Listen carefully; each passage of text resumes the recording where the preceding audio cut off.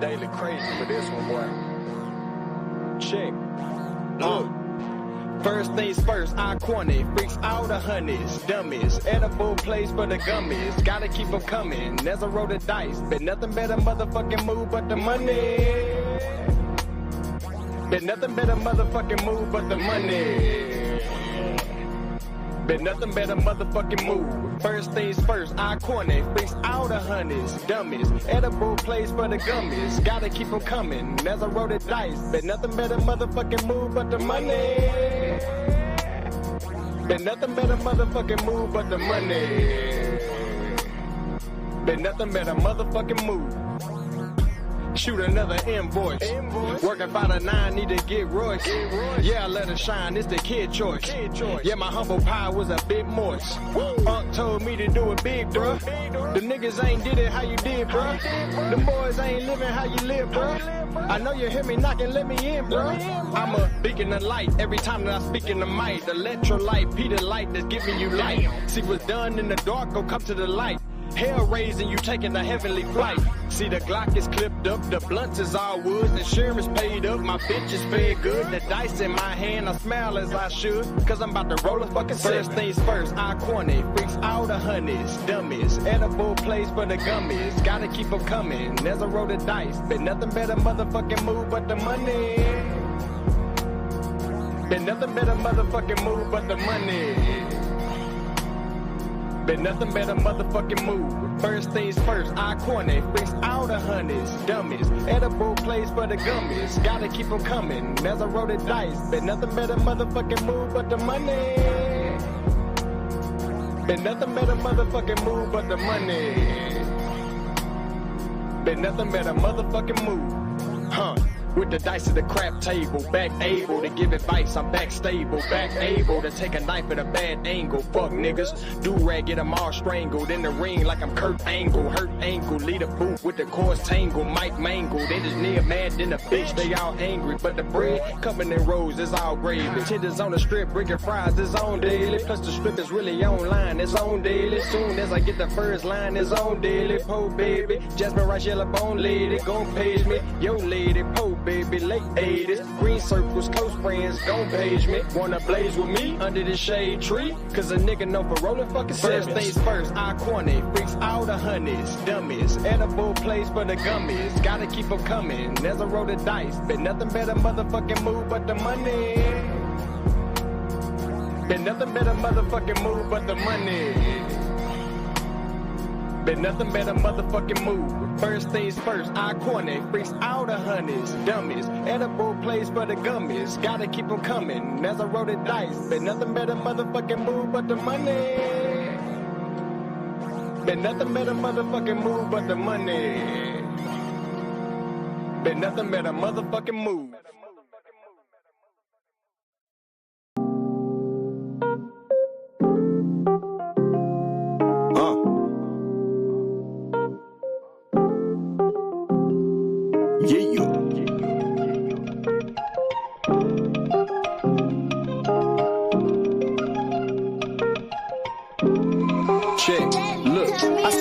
To the edible, that got me feeling that it's quite questionable. The question who the flyest in the session or professional, professionally stepping up the pedestal. Lost the smile shit, it's a testament. Testing is a testament to my testicular fortitude, and I'm obsessed and possessed by the oracle. More or less so let's go. 4 times 4 bars down the boardwalk, and I won't pass go. Alright, keep your mind spinning like tops as I spin on this spinning rock, spinning through the universe, we getting dropped. They kinda hoping that I win and stop, but we keep it going, we just spin the block. Yep, a country boy like good gravy. Boys is good and lazy, coming up slim like Young Shady. But if you're thinking I'm crazy, since a $1.2 baby, my motto been fuck you, pay me. Dig deep, don't scratch the surface. The most important day is the day you figure your purpose. You into it, the universe, so you work it. Cause shit hit different when it's perfectly perfect. The blunt hit different when it's perfectly perfect. Keep the grass, cause stay away from them serpents.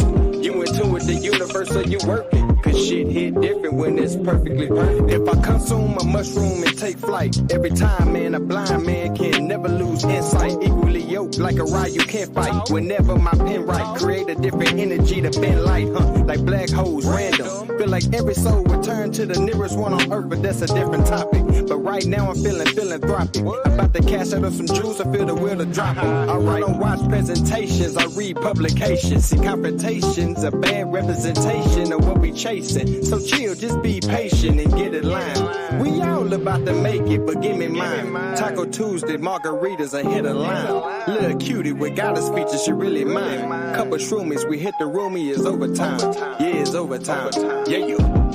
Dig deep, don't scratch the surface. The most important day is the day you figure your purpose. You in tune with the universe, so you working. Cause shit hit different when it's perfectly perfect. Blunt hit different when it's perfectly perfect. Keep the grass, cause stay away from them serpents. You in tune with the universe, so you working. Cause shit hit different when it's perfectly perfect.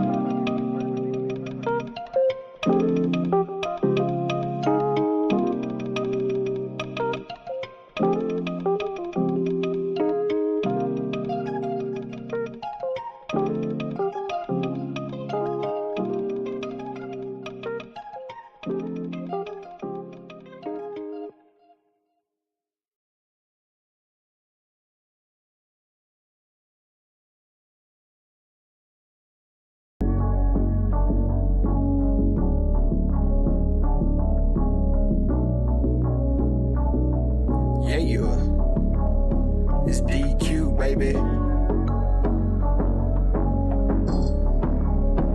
Pseudo killers, what up? What up? What up? Check. Tapping in, what's the subject? Evolution or revolution, we ain't done yet. Laying flat like Sanchez, this a bomb threat. I know my flow like Angozi. Source up and show me, homie. You shut up and mute up a moment. The mad scientist, I'm knowing all the components. We own it, and we gon' off it if it's pseudo. You do know we don't entertain that keyboard judo. That big Bobby banger out of Baltimore. Done it all, shop before. Sold a little something, but I taught you more than your average teacher. I had to reach you at your level to bring you up. No devil can never beat you. With precision of a magi, the information supplied by some guys get debunked on live. CK and Juju, I chill in the cut. But if you boys wanna fade, then I'm chefing you up. I organize live, the beats are disorganized truth every time. Kudos, who those niggas? Decorated pseudo killers. Space sage Africans, back again. Unorganized live, the beats are disorganized truth every time. Kudos, who those niggas? Decorated pseudo killers. Space sage Africans, tapping in. I always been fly, that's an actual omen. You can catch me in the sky, ask Anthony Bowman. He see me with his telescope, I was actually floating off some good kush that Savio is actually growing. See, Gullah and Kent is where the money gets spent. Them boys got some books that cost as much as you rent. The second verse should be smash Rockwell, but I rock well. Underground like Sumerian rock whales. In the ring like I'm the rock whale. Hell, create a different wave that can rock whales. Hell, shit swell like lunar tides. My entendres off Gandra to who describe. Euthanize foolish guys. Scholastically, haphazardly. Turn your camera on and look me in my eyes. And please do subscribe. 8 to 80, blind, cripple, or crazy. You in for a new surprise. It's DQ, a organized lie. The beats are disorganized truth every time. Kudos, who those niggas? Decorated pseudo killers. Space sage Africans, back again. An organized lie. The beats are disorganized truth every time. Kudos, who those niggas? Decorated pseudo killers. Space sage Africans, tapping in.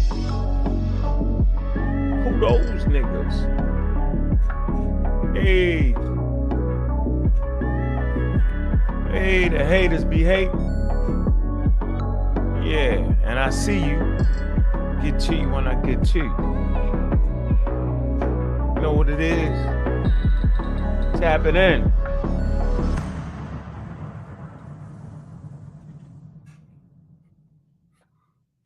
Black African power. What's good? What's happening? A well-organized lie defeats a disorganized truth every time. Woo-hoo-wee. Man, y'all already know what it is, man. It's God killer in the house. And I'm coming to do what I got to do. And I'm going to do what I got to do. I'm standing tall. I'm standing strong. Hey, pseudo killers on deck, man. Look, big up to the community of skeptics, man. We streaming over there. And we streaming over here. Because that's what we doing. Building up the channels, man. Yo, hit that like button, man. Hit that subscribe button, man. We're going to make sure we go live more often, man. It's a great day. All you got to do is wait around long enough and a nigga will show his true colors. You just sit back, right? Sit back in the cut and just watch. Watch how they all fade down the stretch. Hey, man, that science is something serious, man. Have you turn on your friends, man. All day. You know, people just don't want to hear it, yo. And so for me, man, it's been a mission of mine, man, a hobby. You know what I mean? Making sure that I put out that real material. And you may say, how do you know the real material? Because the ground rules have already been laid out. The rules that certain communities have came up don't fit. They fit real safe inside of a cult.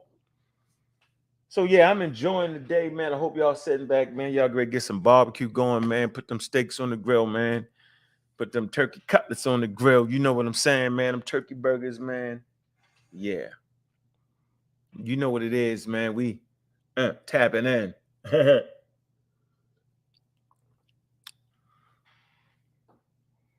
Appreciate everybody that came through, man. Chat is filling up, man. What's up with you? Ross Sanel, what's up with you? Cedric, what it do? Pseudo Killer Filler official, man. I see you, Mika. What it do? Nigga, I ain't losing friends, nigga. I definitely ain't losing friends. Trust me with that. Tony Macaroni. Hey, Kent, Clark Kent, Pseudo Killer official, Omar Reed, John Jones, African World History. What's going on? TNBN, what it do?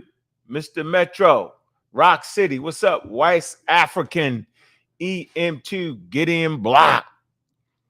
Mika say lose. I ain't losing no damn friends. Y'all tripping. Not at all. Yeah, I'm saying. Gamble, I see you. What's up, Edward? What it do? Yeah, man, I ain't losing no friends, though. I hate to tell y'all that, man. I ain't losing no friends, nigga. Trust me when I tell you that. Bunch of corny niggas. Corny. That's what it be. They be corny, yo. They don't be real with it. What's up, Mr. Marcus? What it do? Yeah, corny people. All right, trust me, man. I'm not wavering in what I'm doing, man. You just don't have to, man. You know, once you get the bug, man, you know that bug of scientific literacy, man, and how beautiful the real world is and the natural world, man. Once you get that bug in you, man, it is what it is, yo. You know, I don't even expect people to really get it. It just takes a certain temperament, man, a certain amount of listening and a certain amount of squashing down your biases for real. And most of us don't have it. And that's just not black people. That's in the white community too. So, you know, that's why it's important to get them young, right? Get them locked in that thing. If you get them locked into the religious thinking, man, then yeah, it's an issue. It is, man. You got to lock them in to fundamentally, you know, understand the natural world. So like when they ask you questions about the natural world, man, and you should give them those explanations. Simple as that, man. Good parents will give, and I'm gonna say it, right? Good parents will give information to the babies that will give them an advantage in the natural world. You know what I'm saying? And then if you're a Muslim, Christian, traditional, whatever it is, traditional app, whatever you think you're doing, right? And then you give them that, yo. But you can't just throw them out there, you know, like most of us. Most of us has got the biblical narrative, yo, and that was it. Then we found out about the Nation of Islam and the Nuwapian shit, and that shit threw us, right? So the parents listening, man, go ahead and give them everything, man. Some real shit, man. And you know, we got these conversations going with the Pan-Africanists and the Black nationalists and all that stuff. Man, we actually had a chance to see all that at work, man. We seen it at work in the 60s, the 70s, the 80s, you know what I'm saying? Clear up through to the damn pandemic, yo. And so by now we got a pretty good snapshot of who everybody is and how organized they are and how unorganized they are. Like we see it, right? And we don't have to, beat them down to the ground, yo. But just be noted, man. I'm linking up with brothers and sisters, man, with human beings that are, literate in science, man. And they put that first. They put that wanting to navigate and understand the natural world, man, where it takes financial literacy and scientific literacy. That's what I'm doing. Now, y'all can choose to do it any other kind of way you want to do it, man. I'm not doing that corny shit. That's just corny to me, yo. You know what I'm saying? You won't have me running around here being a walking contradiction, yo. Yeah, I'm trying to give, not even trying, wrong word to use. I'm pushing and promoting equality amongst the women, right? They deserve they balance. They deserve that. Equality in relationships, man. All this got to be worked out, got to be pushed forward. Just education. Education has to be promoted. Your financial literacy, like we was laughing on the phone, man. Like, I'm not giving you no $10,000, yo, $20,000, yo, if your last name ain't Chase. Or Stanley. You know what I'm saying? Come on, man. Or Goldman Sachs. Nigga, I'm not doing it. Yo, you ain't had me chase you down the street with a gun. Charles Schwab, nigga. Yeah, if you ain't got them names, yo, I'm not giving you my 20,000, 30,000. I'm not doing it, yo. There's only one person, yo, that I gave my 30,000 to, yo, or so, right? And that's to my man, yo. That's my man, yo. The owner of Negas Footwear, yo. Yeah, he was proper with that shit. All right. Yeah, outside of that, yo, y'all done. Yeah, because I'm not going to be chasing you down the street with no guns, man. Yeah, because that's what's going to happen, yo. You take something I got. Yeah, all that flammery back now, I'm coming to your house. Yo, where that bread at, yo? What is in the fun? It ain't no damn fun. Then get my money. See, so to stop all that, yo, let me go. Well, you get the feds on you or something. What is it called? Man, what's the shit? The federal government, they got the program. What's it called in the chat, man? Where you for investments, you know what I'm saying? Like if some illegal shit go on with your money, yo, you can get in touch with them. The brokerage, I forget what it is, man. We was talking about it early, man. The exchange commission, you know what I'm saying? I think that's part of the federal, all that shit. Yeah, come on, man. Y'all ain't running off with my 30,000 and I'm making YouTube videos mad. No. We're not doing that. So if you flim-flam, bam, and you're trying to scheme, you know what I mean, for my money, act like we in the street.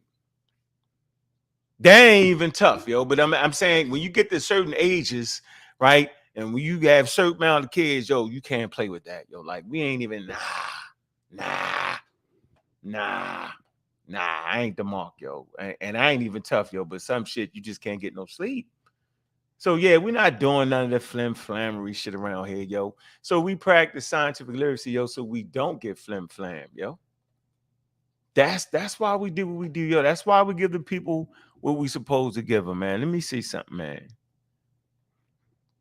That's why we do it. We do it for those reasons alone, man. And no other reason, man, to put us in the right position, right? Let me give you this definition real quick. Scientific literacy, man. I done said it 100 times, man. Scientific literacy is the knowledge and understanding of scientific concepts and processes required for personal decision making. See? Participation in civic and cultural affairs. See? And economic productivity. See? It also includes specific types of abilities. Okay? There's specific things that we can tweak out that we may need for our community, man. And scientific literacy is right there for us. All right. So yeah, and it's not only that. Let me see. Hold on. Yeah, y'all haters. Haters. I'm on you. I'm on all the haters, yo. That's where I'm at today. A lot of niggas hating, a lot of niggas talking about your money, all that, yo. So we also promote financial literacy. Okay, financial literacy is the processes of skills and knowledge and behaviors that allow an individual to make informed decisions regarding money. You know what I'm saying? Raising interest in personal finances is now a focus of state-run programs in countries including Australia, Canada, Japan, United States, and United Kingdom. Understanding basic financial concepts allow people to know how to navigate in the financial system. People with appropriate financial literacy training make better financial decisions and manage money better than those without such training. Nowhere in there do you see the word God or spirituality. So I'm telling you now, whether you like it or not, I can make it off of financial literacy and scientific literacy, yo, and have great behavior and know how to treat my fellow man and fellow woman. Simple as that. So y'all might need the extra boost from the heavens above. That ain't what I need. I don't need pseudo information for that. And I stay right there. So all that, let's unify. I'm not doing none of that. Right? I'm not doing it. I'm gonna keep the main thing the main thing. That's what successful communities do. They keep the main thing the main thing. What's the main thing? The main thing for any African American, Black American, right, should be financial literacy. The main thing for any functioning African American, Black American should be scientific literacy. Put that at the forefront. All right? Put it at the forefront of your life. Use that tool. That's your starting point. You can blockade yourself around from the foolery. And then if you need a little Christianity or a little Islam or a little African spirituality or some pseudo spirituality, you need some running around with the rocks in your pocket, then go for it. But if you ain't leading with that, come on, dog. Then you at default setting. Now you're praying and hoping that you get the rent paid. Now you're praying and hoping that you got this going. See what I'm saying? Right. So y'all can play the game backwards if you want, because it's ass backwards. Right? Get out here and get scammed because the shit sound good. Right? And all you had to do was have some financial literacy and some scientific literacy, and you already knew that shit was a scam. Get rich quick. I'm gonna give them that. Here's a rule for y'all. If it's too good to be true, then it's not true. And don't break the rule. I'm gonna give them 1,000, and in a month, I'm supposed to get 5,000. Sound too good to be true. Too good to be true. Hey, we got a pseudo kill on the panel, man. Must not be barbecuing. Spade Shades African. What's going on, Bowman? What it do?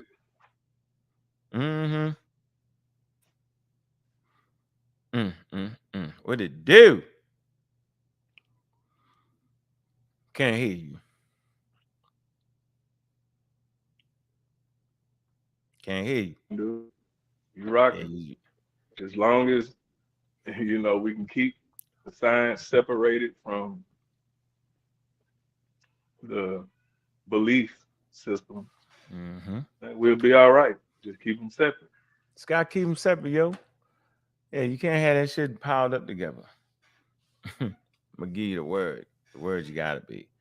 That shit is incompatible with each other. The shit don't fit. One goes in accordance with the scientific method, yo, and one is not compatible with the scientific method. Simple. Ain't even no fight with that, yo. Don't get mad. Don't start hating. It is. And ain't no African science, ain't no European science, man. It's science, man. The shit is a universal thing, yo, that strong, healthy communities use, right, as the foundation for what they doing, yo.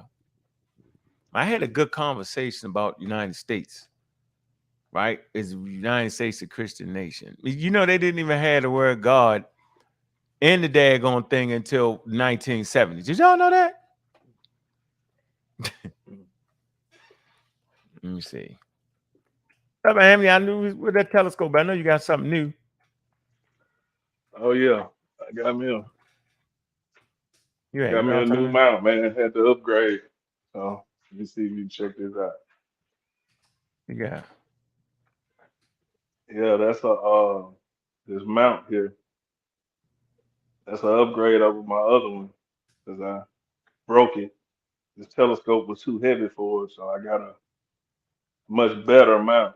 It's a Skywatcher HEQ5 Pro. And y'all can check that out. Anybody interested in, you know, getting into astronomy? It's a pretty good mount. It's been out for a few years, so it's it's got a lot of good reviews, and it's supposed to be the best mount for this size telescope that I have for this 6-inch Smith Cassegrain as far as weight. So yeah, we're gonna try to pull it. We're gonna hopefully the skies are clear up for me tonight. I hadn't had a chance to use it yet, but yeah, we upgrade, getting better with it. So hopefully we can go live with it. I Oh, think I'm set up to go live with it, dog. oh, what So that? Oh, that. Oh, we're gonna get to shoot that. yeah, cause see with this one, I don't have to use my laptop to control it. You know what I'm saying? It's got a hand controller with it. So, like with the other one, I couldn't hook up to the Wi-Fi to be able to stream. But this one, see, it's got a hand controller. So I can use my laptop to stream my camera. So I'm gonna try that out tonight. So yeah, I'm gonna test it Mm, all out tonight. See what I can do. But that's the mm, plan.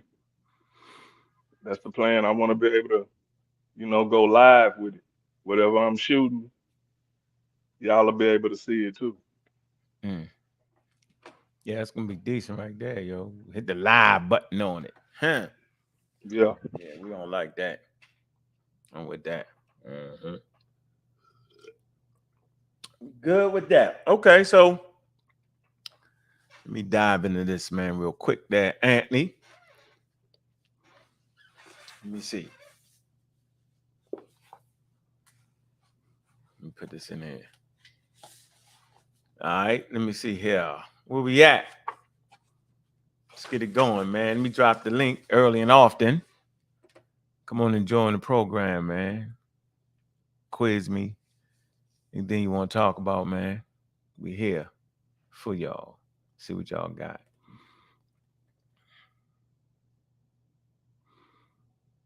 And the game. Yeah, I actually use my telescope. Let me see. Let me show y'all a picture. I use my telescope to hit the blue moon. Let's see. Hey man, hey, we got an early cash app, man. Appreciate you, man. Alexander, man, that's some love right there, yo. Good looking out, yo. All right, let me see if I can show y'all this picture. Let me see if I can show you this picture of the blue moon. See what it look like. All right. I think I can do that. All right, I'm gonna do this. Put it right here. Yep, I'm sitting. Show y'all the joint. Let me see.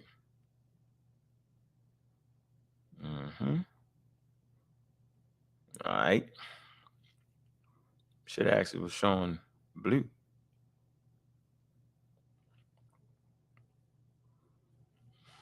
All right, let me put that in there.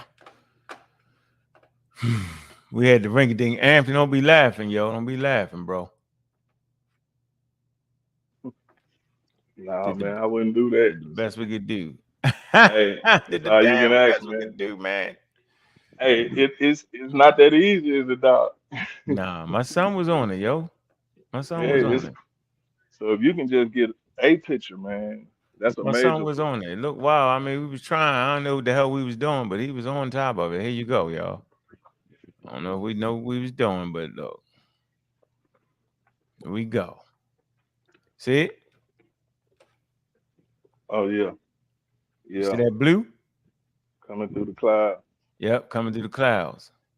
You see that blue, right? Mm. That was interesting to me. I never seen that like that before, yo, in my life. Yep. He stay on top of the type ship. Yeah, the moon gonna be blue. And he run out there and get that. I was like, what the hell are you talking about? There you go. So that's my son doing that. Yeah, Ship is that's what's blue. up, man. So what's the That's phenomenon behind it being blue? Do you know? well, it's really not. It's more or less a a, a tale or a fable, because it was the second full moon in August, and that's kind of a rare occurrence with it being as close as it is in its orbit to the Earth. So that's really what the hoopla was. But it's more or less. I mean, I don't know why it looked blue. you know, that's It's got to that's be a beyond reason. me now. Okay, we're gonna I find mean, out. mine didn't. It didn't look blue here to me. What? Because you got that. No. Wow. Well, I mean, I was just looking at it, with the naked eye. I didn't, Oh, you ain't get to put a take out the telescope. telescope? Psh, that's why. Nah, that's hard to do, man. You got to put a filter on it to look at the full moon, dog. Cause that motherfucker too bright. It'll blind you, just like the So we sun. blinding, yo. If you look at it through a telescope, yeah. I did, yo. I ain't know that. It wasn't that bad. It don't be that bright on my telescope. I can see the craters and shit. No shit. Really, yo? Nah, I can't. I can't look at the moon through mine, dog. I had to put a Oh, filter because on you that got joke. a daggone. You sitting on the damn moon with your telescope. You tripping. You Well, watching the roaches run around on the moon, yo. You tripping. yeah, I Yeah, had to no put a wonder you filter go on that blind. You right. Yeah, I ain't got that. I got the what I got? I don't got that, nigga. Mm-mm. So yeah, man, that's interesting point right there. So yeah, man, why is science so hard for us to get? Right? Listen, so let me put this up too though. All right, this ain't the real. Did I put the real flyer? Where the real flyer? I'm gonna find the real flyer. I'm gonna put the real flyer up too. Remember, I want everybody to remember African spirituality. Some kind of way that the spirituality jumped out the left. All right, let me see. Hold on, let me put the one up we got. I got all the flyers, yo. Watch how this shit just. Let me see, what's this one? Is that it? Let me see. Y'all know it's going down September though. Let me see. Yeah, look. We gonna always got them. We got all of them. Damn, the African left. Now it's just spirituality versus science. Which is better for the black communities around the world? Yeah, they gonna get it right. Don't matter, yo. That word pop up. That word in there, yo, they done. Yeah, anywhere around it. Sniffing anywhere around it, they done. Don't matter. Anyway, it's going down though. September 15th, man. That's in 2 weeks. Yep. Definitely going down, man. Hope y'all in the building, man. Yeah, go ahead and support that, man. And I appreciate that, man. We got a lot of hating going on, and I don't know why y'all hate, right? I'm not even saying this crowd, man, but it's crowds in the community, man, just acting like them. Niggas, everybody that participated in debates. Everybody. Are you just mad because you did it for free? I'm thinking that's got to be you mad because you did it for free. Niggas be hating. I don't understand that. If somebody can make some money off of have a good entertaining debate, right? Then what's the problem? Right? People go to church and put 40, 50, 60, 70, $80 in the pot. Then some people do it. No, God don't need no money. You got people say, I know God don't need no money, but to run them fucking church needs some money. Anytime you spend behind this mic, yo, it's time. Trust me with that. That's why I appreciate any types of donations, yo. That's love for me. Right? Because that show that you putting in, you care. I'm here because I care. I'm here because most of the information is coming to y'all, man. This shit is wow. Ain't nobody got no Anthony Bowman talking to him, yo, with the real shit, man. Educating y'all on the cosmos and what it really is. They trying to take advantage of y'all.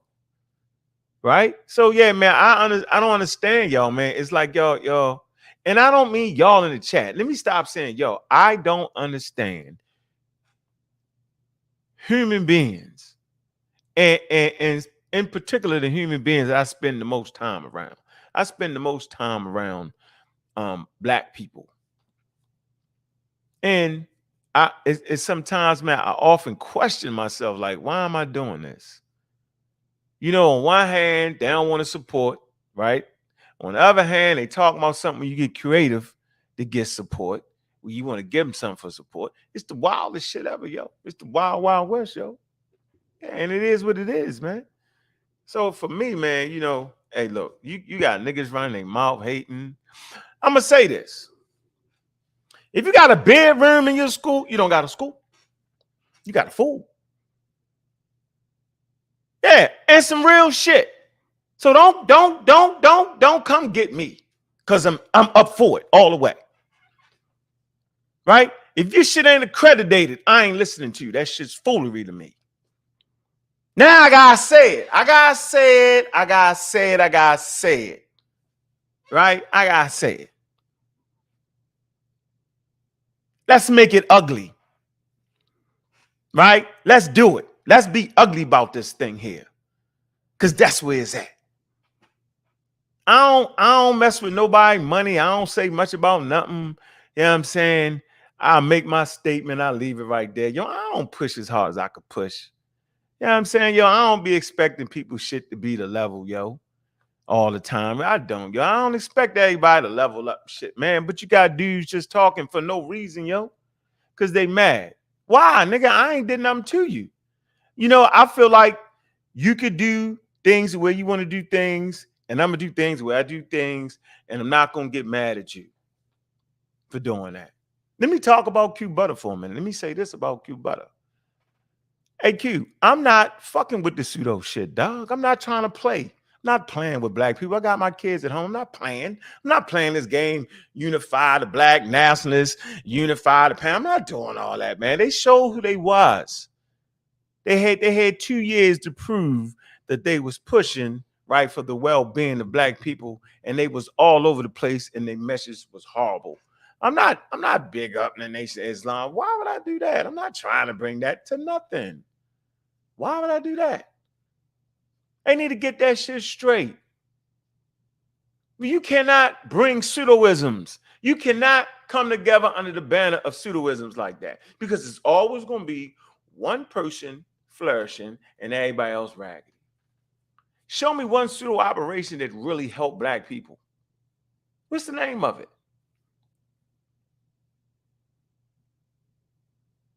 I'm waiting. In the chat, give me the pseudo operation. Malachi York and them niggas had stores all over the world, yo. And how much could you ask? All thing you could do was buy the books, yo. See, niggas will come up with shit that they know they can't do. You ain't gonna never be able to paint yourself in a corner and be prosperous in the world we live in. The world is fucking international, yo. And those who had to trade in ancient times was those who flourished. Like, why you think, what made Kemet great? The fact that it was African didn't make it great. The fact that it had trading partners in inner Africa and trading partners in the Levant and Western Asia is what made it great. The fact that they wasn't stuck, they was in between worlds, that they could get technologies and different things from different spots. Right? And you can see it because when you look to the rest of Africa where they didn't have that trade away from other people, you know what I'm saying, other than themselves, right? Then this shit was lagging. It is what it is. So I give you things so you ain't lagging. It's like we used to do on the corner, yo, niggas, you know, the police, we used to put them scanners. Niggas had scanners. You got people out there without scanners. Y'all know anything about, go back 10, 20 years ago, 25 years ago, yo, used to have scanners and shit. So you knew where you was up on the police radios. You knew where they was at. And those who didn't have that shit, you be locked up because you didn't know where they was coming from. Right? But if you ran into dudes that was doing that type of thing, right, the walkie-talkies and all that, then shit was right. But if you was over in your little corner and wasn't sharing ideas, yo, you was done. So this message that we have in these circles, we're gonna do it all by ourselves, is a message of a loss. Because I'll show you people in the corner, right? And I show you the world has passed them by. For instance, look at the hunter-gatherers. They still hunter-gatherer groups for a reason. Okay? So human beings do better when they got different ideas coming in. That's when you reach the peak. All right? You know what I'm saying? For long times, man, when human beings didn't leave Africa, yo, they had pockets of human beings, right? And the fact that they was able to intermingle, right, be social enough to learn what that other group had that they didn't have is what helped us flourish for 300,000 years. I'm telling you this, right? So all that in the corner, which y'all be talking about, is raggedy. It ain't even real. And we need to stop teaching our people that. What's up, Ron? What's good? Hey, Brother Ankh. How Brother you Anthony, doing? how you guys doing today? Doing pretty good, brother. Glad to have you on. What's on your mind, man? Anything specific you want to talk about? No, just enjoying your platform and conversation today. As you know, I really believe in the priority of science. I mean, I do think that there's a place for religion as well, for spirituality or religion, Of course it is. however you want to call it. I think so. And it can be prioritized. And just maybe a question for you though. And I know that you place a high priority on science. So I would like you to maybe think about this point though. You know, when you look on our planet, it's hard for me sometimes to think that something can come from nothing. Do you believe in the concept of a creator or of a God? No, not at all. Yeah, because they don't, the universe is a closed system, right? And Anthony, I want you to wait on this too. The universe is actually a closed system. You know what that means, right? Maybe you should give me an explanation. Maybe you or Anthony give me an explanation. I think I know, but I would like to understand it maybe from your or Anthony's perspective.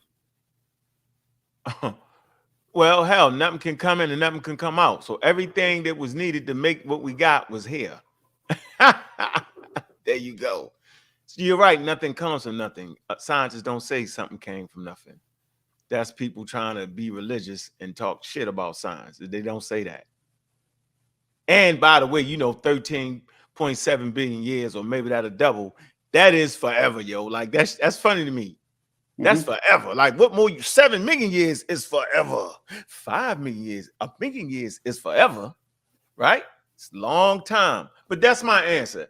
All the material needed to make the cosmos was here. But where did that material come from, though? No, it was here. It's a closed system. It didn't come from nowhere. Remember, think about this. Listen, 13.7 billion years, and you saying where the material come from? You mean before the 13.7 billion years? Yo, that means you're not really accurately assessing how long that is. That's forever. Yeah, 13.7, 13.8 billion years is based on our lifetime is like infinity, right? It's almost like infinity. No, it is not almost. Yeah, not almost. But I guess what I'm asking. I guess what I'm asking though is if you go all the way back to that to what we classically call the Big Bang. Yes, we go back to that point. It's even as a guy who prioritized science, it's hard for me to contemplate that just happened, that it just happened. Well, because when I look around me and on this planet, it almost like on our scale, on our micro or macro scale, we don't see that. We don't see something coming from nothing. So why on the scale of the universe would that be the case? Well, let me this is the way I understand it. Okay. Okay, the Big Bang wasn't a creation of the universe. That was just the the expansion of the universe starts. And there are processes, that we know of, the fundamental forces that were at work. And as the universe expands and cools, these processes, separate and starts to, the things that we see are the result of those processes with the expansion of the universe. Now, that's the way I understand it. So, you go through all these different phases, and, we've done videos on this. You can go back and check them out. But all those different phases of the expansion, which, you know, we think this is all theorized. You know, we have the physical proof for it. I mean, well, a lot of physical proof, you know, observational proof of it, but most of it, you know, it goes back to a certain point in time, and that's, like I say, the expansion. And all these different processes are taking place, and there's byproducts from these processes that are taking place, and that's the things that we see in the night sky. So it was never stated that something came from nothing. I mean, even when you go in the space between the Earth and the moon, you look at it as nothing, but there are particles that are out there, you know, and it's proof of those particles. You know, you have solar particles and all kind of stuff. So there is something there. And like I said, those processes created byproducts, which we know of as matter today, because during a certain point in time, there was nothing but hydrogen. But that hydrogen was created through one of those processes. And everything we know is comes from the most abundant, you know, hydrogen is the most abundant element in the universe. So Yes, it's that's clear. number one on the periodic chart. But like I said, that was created, that was a byproduct of one of those processes. So that's the way I understand the So Big Bang and the beginning. I appreciate your explanation, Brother Bowman. But even in your explanation, you almost talk about something, those things coming from something, the formation of hydrogen, the formation of matter, etc., coming from something. But yet I still think you say that at the beginning, the Big Bang, that came from nothing. I'm still trying to I grapple with this, because even when you talk about the fundamental forces, let's say the weak gravitational forces, strong forces, electromagnetism, those types of things that were there, that were present at the beginning of the cosmos. Mm-hmm. It almost we use the language of common sense. It almost appears to be common sense that it had to come from something. Mm-hmm. Okay. Well, Let me share this though. Let me share the screen for you. I want to get the terminology right. Messing it Okay. up. I don't want to mess it up. So basically, the universe will be an isolated system. Look at the arrows. Exchange of Okay. energy, exchange of matter, right? And so what would the Earth be? The Earth. Mm-hmm. Right? Maybe look, in the stuff center, the close. Yeah, maybe. open. Yeah, Shit can come in and come out, right? yeah. I guess I'm not quite Exchange of understanding this matter, stuff. material, right? Mm-hmm. Exchange of energy. So that's an open system, the Earth Okay. is, right? Yeah. So the universe will be isolated. Can nothing get in, can nothing come out. So there is no such thing as nothing. That's the point. There is no such thing as nothing. So the stuff that now, whether it was I think whether now we just talked about when that quote unquote what you would consider nothing is not nothing just started to expand. You know what I'm saying? There's no quote unquote had to be something. So this is what we do understand when we become scientifically literate, right? That even if we don't know, doesn't automatically we put the God of the gaps in there. What we do know about the world we live in the universe is that it's a natural phenomenon. Because remember this though, the universe is under no obligation for you to understand it. Not at all. So just because we don't understand it, right, then we want to place, like you said, you struggle. Yeah, that's your struggle. We get it. But you can't place your struggle on scientists because But at the end of the day, scientists, Doesn't it? yeah, Almost. they Doesn't it struggle almost? too, though. I know. Relax, bro. Yeah. You want to talk? Yeah. I'm gonna let Ron go. Then I'm gonna let you in, brother. Yeah. It almost. I wouldn't even say almost. It does appear that when you observe the natural world, I personally can't think of something that just appears. Even everything in our everyday use of science and everyday use of understanding of mathematics, it all builds on a foundation from the small, from the micro to the macro. But yet when we talk about the cosmos, the universe, and I'm a believer in the Big Bang theory, but I believe that there had to have been something that originated from it, and I don't understand that even in scientific terms or mathematical terms or whatever. I don't understand it, so I don't. That doesn't bother me, except that if you think about it, it almost begs the question is that maybe there was a creative force, some type of, and some people want to call it God, some people want to call it the consciousness or whatever, but there had to have been something there in the beginning. It had to have been. Well, can I give you a suggestion there, Ron? Yes. Just tweak your thought a little bit. Okay. Don't believe in the Big Bang. Mm-hmm. Trust the evidence that supports the Big Bang. Mm-hmm.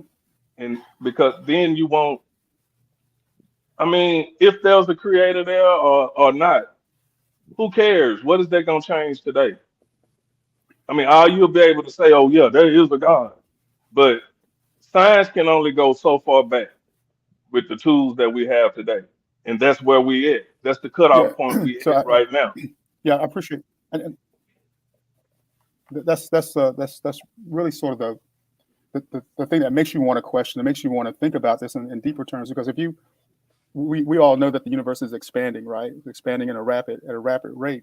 But if you run it backwards in your mind, so a thought experiment, you run it backwards, and you get to that infinitesimal point, you think, okay, so what happens at that point? What is that all about?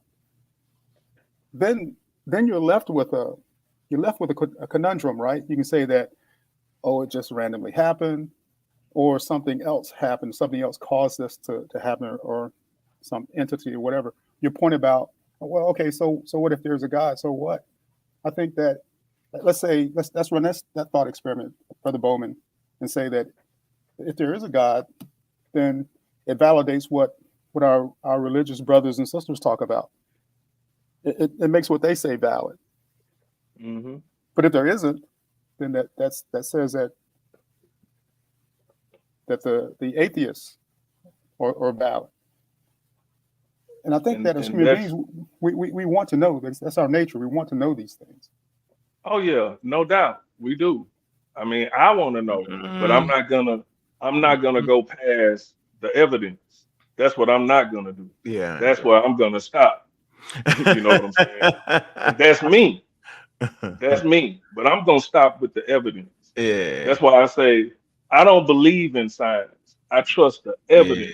And I got these telescopes and stuff because I don't believe NASA. I want to see this for myself. That's why I got telescopes, because I don't believe NASA. I ain't believing nothing. Look, I don't believe nothing from nobody. That's just me. But I'm gonna stop with the evidence. I'm not gonna go past it. Yeah, I mean, I think it's a good thing not to go past evidence. I mean, yeah, I ain't doing it either. If we're driving our car down the road at 100 miles an hour and there's a cliff, we don't need to verify that if we run our car over that cliff that's a mile up, that it's going to kill us, yes or no. We don't need evidence of that. Not going past the proof or what's out there is a good thing sometimes. but that still doesn't stop us from doing thought experiments. No, not at all. That helps us. That helps us gain. That helps us gain knowledge. Absolutely, bro. I'm not against any of that. No, me either. And here's a book. Let me put a book in there for y'all, man. This is a good book for y'all, man. Let me see. What I said. Universe. Yeah, no, that's not it. Damn it. Put y'all on some Lawrence Krauss for a minute. All right. Let me do this. All right, go to the Wikipedia page, man. Mm-hmm. Universe from Nothing. That's a good read for you. Good read for you. And then you can actually go to his podcast. Go to his podcast, right? Let me see. Damn. What would that be at? Right here. Go to the official website. Lawrence Krauss. Get a lot of your questions answered right here, right? Listen to the podcast when he's talking about the universe from nothing. That's a good one. Yeah, that was like one of the best ones for me, right? And I swear, yo. So yeah, these questions, these deep philosophical questions, man, this is what humans do, man. And in the same vein, yo, that's when it becomes a problem, yo. And it becomes a problem where you say, okay, it came from something, right? And then I say, well, what's that something? Well, I don't know. Well, hell, and if we don't know, we don't know. And it's okay to say we don't know. Nothing wrong with that. The issue is when we start formulating these different religions, then the question remains, well, how come everybody got a different religion and a different idea and a different concept? Why ain't that unified? Right? And so for me, that's a hard choice, yo. There's thousands of gods to pick from thousands of cultures, yo, and each one claiming to be the one. You know, that's when it messed it up for me. See, in science is organized to the point where I can say, yeah, I'm dealing with that. And I see why. But there's a lot of stigma that occurs in our community. Okay, amongst the Christians, the Muslims, right? In our community, yo, they all claim to be pious and have these things. Like there's some kind of moral code that's reached through religion, like human beings didn't make religion. Like some kind of way the thought went by humans 100 miles an hour and popped up in a book. Like humans didn't write the damn book and write the moral code. It's funny. You wouldn't have your morality if not for spirituality. Wait a minute, bro. Human beings wrote that, right? See, we forget that. There's no room for acting like humans didn't write the morality code. So obviously humans don't need the writings to have a morality code because they wrote the writings. Now, if you think the daggone sky cracked open and the Quran fell out the damn sky, then peace be beyond to you. And if you think that the heavens cracked and the angel came down with the book, the Torah, then Jesus Christ to you. I ain't tripping off that, but you can't trick me. So science is a human endeavor and spirituality and religion is a human endeavor. I just choose to go with the human endeavor that can put me on equal playing field with everybody else around me. Because religion and spirituality sure as hell don't do that. Because we can talk about the more spiritual people on the planet Earth and we can see how they fare. The shit ain't always lovely and sweet. You can find certain pockets of people that do certain things. You know what I'm saying? But at the end of the day, yo, it's those that advance in science, right? And financial literacy, yo, that are able to protect their communities the most. And I argue, right, that this shit been happening since the dawn of time. You over there, yo, my 10 people figured out how to throw rocks at your ass. You ain't figured out how to throw no damn rocks. You halfway doing. You don't know which rocks to pick up. You pick the rocks that's too damn heavy to throw. We got the right size one, yo, and we keep picking them right size rocks, and that's how we do it. You know what I'm saying? That's how we do that. On the other hand, another tribe comes out of nowhere. They not only got the rocks, they got a shield for the rocks. So you either get with the advancement or just be the dudes throwing rocks getting picked off, or be the dudes that got that and can block the rocks and throw the rocks. Then we organize around that and then move on. Then we find somebody know how to make the rocks move faster than the arm can throw it. And it keeps going on and on and on and on and on. So at the end of the day, it's human beings who do this, man. Can I ask a quick? Yeah. Hey, I heard you. I heard with the conversation.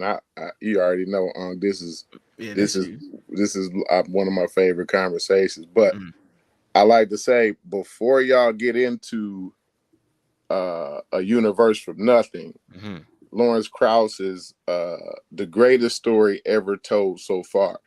This will walk that brother step by step where he's trying to get. He jumping too fast going to a universe from nothing. Okay. This is going to walk you up to that. And this is going to help you understand, because the universe from nothing, he really was trying to correct and throw shots at the religious community. Yeah. You know what I'm saying? Yeah. And so that's more, in your face kind of bravado or whatever. But this right here, this is his because Lawrence Krauss is one of the best communicators I ever heard. I agree with you. Yeah, and so like this right here, this is where he's taking the step to, you know, be a communicator, where he's communicating those things that those physicists, those theoretical physicists and particle physicists, the things that they talk about. He put that in layman's terms. He walked with you step by step. You know what I'm saying? Like to get to a universe from nothing. So, you know, Let me see it again. Put the title up there. This is the greatest story ever told so far. Yeah. Lawrence Krauss. Yeah. Let me make sure I got that. I know y'all got your Audible, the greatest story ever told so far. Yeah. Get that, listen to that. Peace to you, Cora. Peace. What's going on, Anthony? But did the doggone tribe of Mali also use the word primordial waters? And the scientists today still use the same term. Huh? What you mean, huh? I got that. I got that on my phone though. I'm gonna listen. They're using the same term as the ancient people today. And making the same. And the reason why they use that term, because they had to get it from somebody else who already did the calculation. It's to help. You won't hear actual particle physicists discussing the matter using the word primordial soup. You heard that term from a scientist trying to communicate what they talking about to you. You see what I'm saying? He was trying to communicate that in layman's term, in some term that you can grasp a hold of. The same way the ancient Egyptians did. Without going through the training that he went through. You see what I'm saying? It was the same way the people from doggone the ancient Egyptians did. So what is the difference? How do we get listen, bro. I'm saying they use the term. How come when somebody else is using their terms that they are not the people originating? Maybe they people get fine. If the Egyptians is the first person that say primordial soup's fine, but that's not the point. The point is they use that. Hold on. Why is that not the point though? I'm finna tell you what the point is. The point is they use the term so that they can communicate what they meaning when they talking about when they talk about. So you give me the other term. And you know, when you're talking about at the Planck time, right? They also use the term cosmic dust. So what other term do they use to layman's term for us? Scientific term, bro. Nobody knows about cosmic dust. In ancient Egyptians don't know about cosmic dust, that, bro. Though, yo. No matter what term they use, they don't know. You gotta knock that off. Hey, Ron, see what I'm saying, Ron? See? Yeah, I'm sorry. Yeah, I'm sorry. I missed some of the conversation. Did you? Let me help you out. Kick me off for a few minutes. Let me tie conversation Brother Corey. hold on. Yeah, First of all, maybe you can. Hold on, Ron. Go ahead, and I'm gonna let you go, Corey. If you look at, I swear, I lie to you not, yo. Humans are very intelligent, yo. Before science, before anything was organized, they very intelligent. And so type in water in creation stories. Oh man, all humans around the globe got water. They shit come from water. And why would that be? Because water is essential for them living. So why not say we came from the water? It's an easy connection there. It don't take a whole lot of groundbreaking shit to know if I ain't drinking water in 3 days, Tommy done fell the hell out. What I'm saying is, bro. So hold on, let me finish. I'm simply saying that so what if we're refurbishing terms? That's okay. But what we do know is certain things they just do not understand because they don't got the tools to understand. And see, that's what science is. You know what? Let me shut up because I'm about to get into the goddamn debate. Not only that, that's crazy. If you figure certain things out, you get a byproduct out of the thing you figure out. Right. So, like, I don't know what he's saying that they figured out, but I'm willing to hear. Cosmic dust without inventing shoes and shit.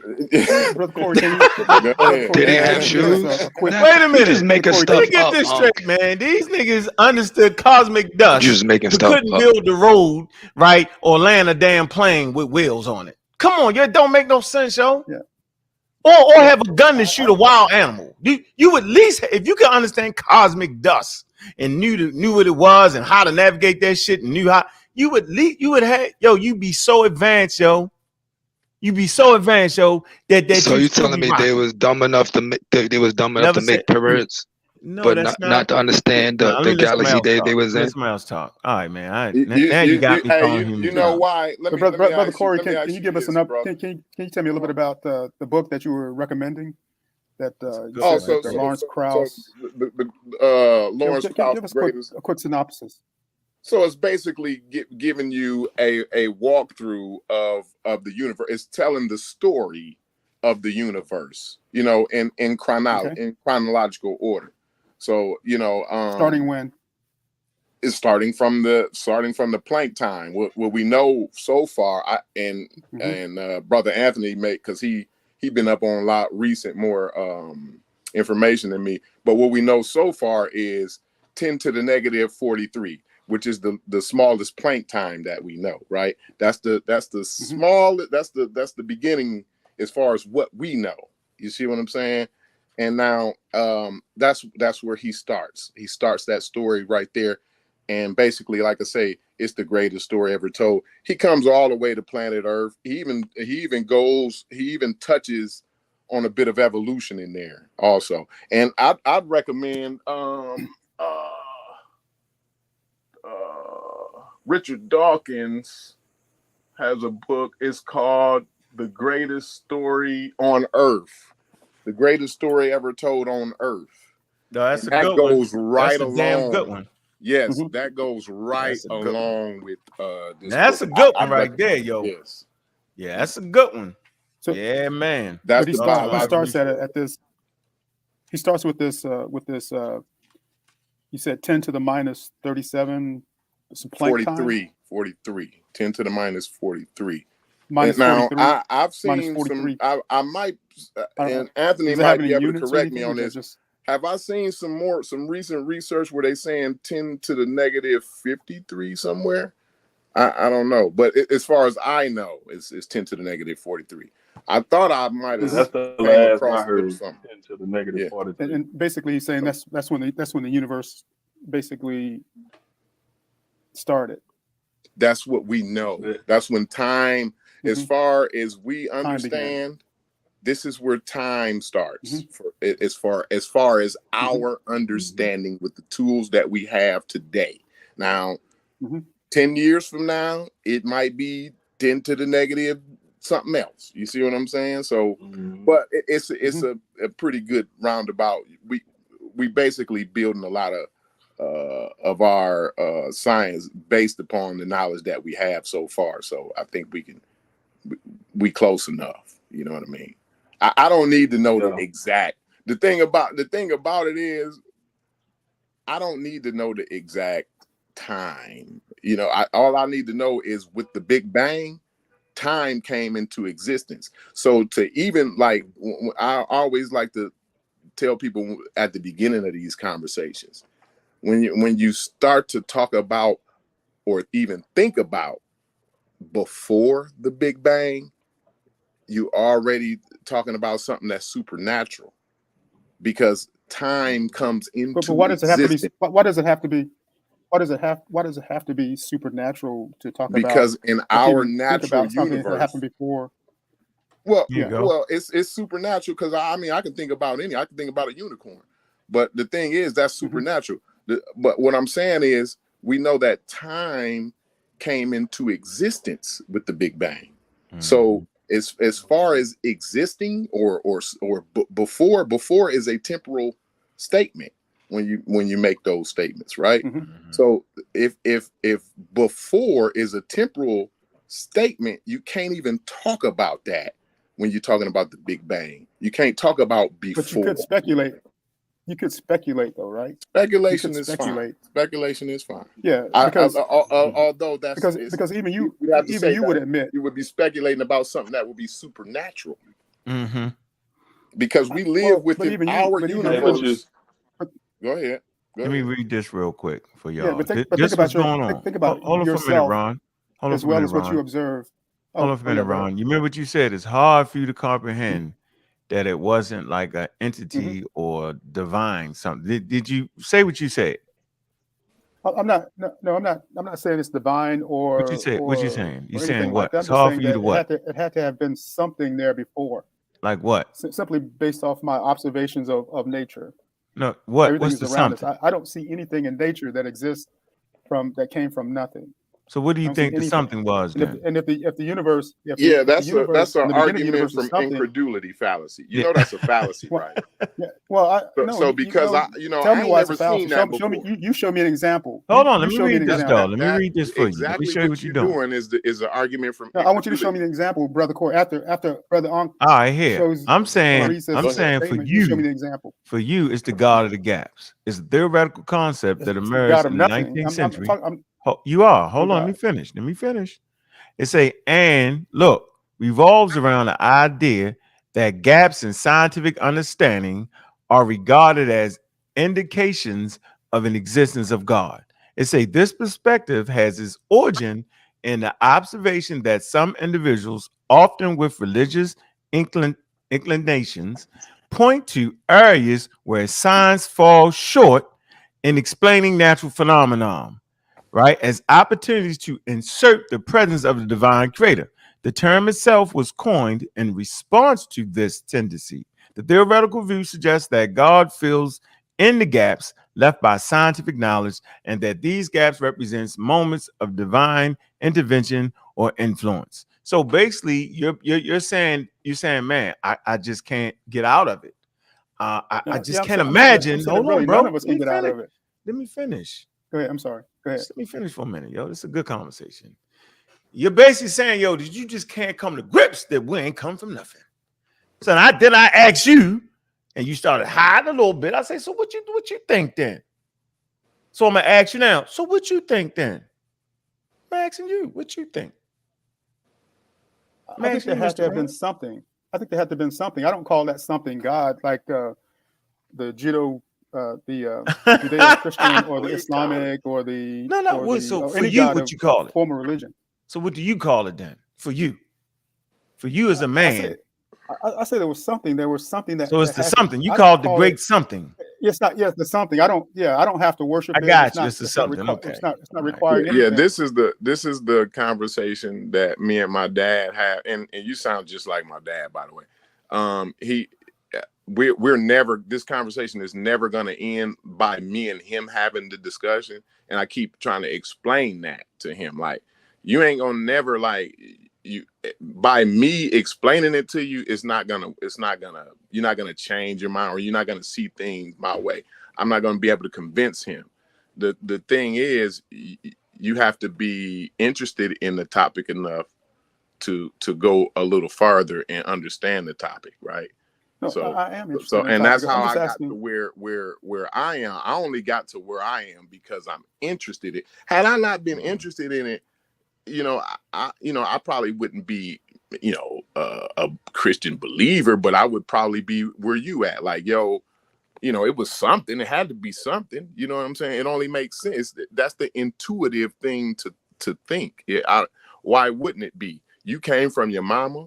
Your mama came from your grandmama. You see Right. what I'm saying? Like, it's the intuitive. So you agree with it then? I Right. agree with So your you agree with thought it. process. I understand your thought process, is what I'm saying. I understand your thought process, but what I'm saying is that process. But why can't you take it to be, that next level? No, I'm saying I But why can't you take it to that next level? I did take it to the next level because I actually So we're in became agreement. interested in answering to the no, we're not in agreement. I was interested in having answers to those actual questions. Also, I became comfortable with not knowing. You see what I'm saying? I became comfortable with just saying, well, maybe we just don't know that yet, or maybe we'll never know certain things. You know what I'm saying? So I've became comfortable with that, and that's why I have the understanding when I read books like Lawrence Krauss, A Universe from Nothing. That's why I can read it with a certain understanding, because I've came to terms and came to grips with some of the things that were holding me back from actually understanding it. You see what I'm saying? So I think that's what you. I mean, that's. It's not going to be a discuss. These discussions are going to be helpful, But you're from these discussions, Mm-hmm. you know, you're not going to change your mind or nothing like that. You're going to have to go in, like I said, grab this book, bro. This is a challenge to you. The greatest story ever told so far by Lawrence Krauss. That's a Ron a challenge. reader. Ron definitely a reader, yo. He right there. You know what's funny? That you say that, Corey, because ain't no getting out of this easy. You cannot get out of. You gotta actually read some material. You gotta actually listen to some experts on this. You either gonna listen to the experts that's dealing with physics, or you're gonna listen to people that's experts in biblical information. You know what I'm saying? Like, the choice is yours. You know what I mean? Like, it's okay though, because right? I understand both. Go ahead. No, I'm not to cut you off, but philosophers, they can make it comfortable. You see what I'm saying? Like, they can. The way philosophy goes, like, I mean, they have a lot of answers that's satisfactory. You see what I'm saying? The transcendental argument, the Kalam cosmological argument. These arguments are not for Jesus Christ or some labeled religion, right? Those arguments, the Kalam and the tag argument, those arguments is for the God that you're talking about, that generic God. It's no name, it's just a being. You see what I'm saying? Those arguments make sense, bro. You know, until you delve into the science, right? But it sounds like what you've done, though, brother. Go ahead. Oh yeah, I've accepted that challenge, but it sounds like what you've done, and I'll say this, I hope you don't take it as being offensive. You said, well, we can only go back so far, and I accept that. So and I don't worry about what happens until somebody can find out, because like Brother Ankh said, the universe is 13.7 billion, almost 14 billion years old, and our knowledge grows at a even if it grows at an exponential rate, it's still infinitesimally smaller. It's still very slow. And you're saying that every so often we'll learn more and more and more and more and more and more. It may not even be in our lifetimes, but we'll learn more and more and more. So every time somebody tells me something, I'm going to say, well, that's enough for me. It sounds like that's what you accept. And what I'm saying is that because it's good enough for today. I mean, every time the pushes. But you strike me as a person who has a lot of intellectual curiosity, and you can go beyond what you can go beyond. Yeah, I understand that, and that's how we got to where we at. But let me tell you this: back in the savannas, 70,000 years ago, right? It was best that you believe that every time them bushes rustle. It was best that you believe it was a lion every single time. You was gonna be the winner if you believe. Now, the ones who was curious, sometimes they win, but most of the time they don't. You see what I'm saying? And so it's those it's those people who believed is how we got here, bro. You see what I'm saying? But we're not, it's not about belief. We're not on the savannah now. How we transform that. Yeah, we're now in a different day. Now. Yeah, we ain't in the savannah. So now it's about understanding. So we can be safe in speculating. We can be safe in saying that we can be safe when we say that maybe there's something beyond. We can be safe by saying it because nothing's going to eat us. We know that. That's fine. I love the multiverse theory. I'm a big fan of the multiverse theory. So you know that talks about multiple, but this is not something that I can prove, bro. This is not something that no one has any kind of data at all on this. Period, bro. Yeah, right. The multiverse is very highly theoretical. Yeah. Yes. So what I believe is, to me, as far as I'm concerned, is plausible enough to me. You see what I'm saying? That. This didn't happen. It seems to me, from my judgment, that I would have to be awful conceited to think this happened only one time. You know what I mean? So that's kind of my. Why? I understand, but why would you believe that highly theoretical statement, but not believe that there could be something that started the universe? Why would you believe that versus what I'm talking well, about? because the thing is, we have a lot of data, and we understand quantum fluctuations. And see, this is the point, and when you go into the Planck time, when you read about Max Planck, because I'm not going to do a very good job of explaining it to you, but I can lead you to some of the answers that you're talking about, right? So sure. You give me some good references, so I appreciate that. So you're talking about these quantum fluctuations. Now, if you want to call quantum fluctuations God, by all means, have at her. That's fine. You can give it whatever name you want it, but in the scientific world, they call it quantum fluctuations. You know what I'm saying? So I that's just where I'm at. I'm just satisfied with the answers that people that know more than me have given me. You know what I mean? I hear you, and I understand you. That we depend it seems on. like you and your father had very good conversations, and it's ongoing for years. A lot of my relatives they don't get into reading these books by astrophysicists or theoretical physicists, and that's why me and my dad keep having the conversation. Not to cut you off, because he don't want to read what I'm reading. That's why we never gonna end. That's why I keep telling him we're never gonna end this conversation. It's never gonna end.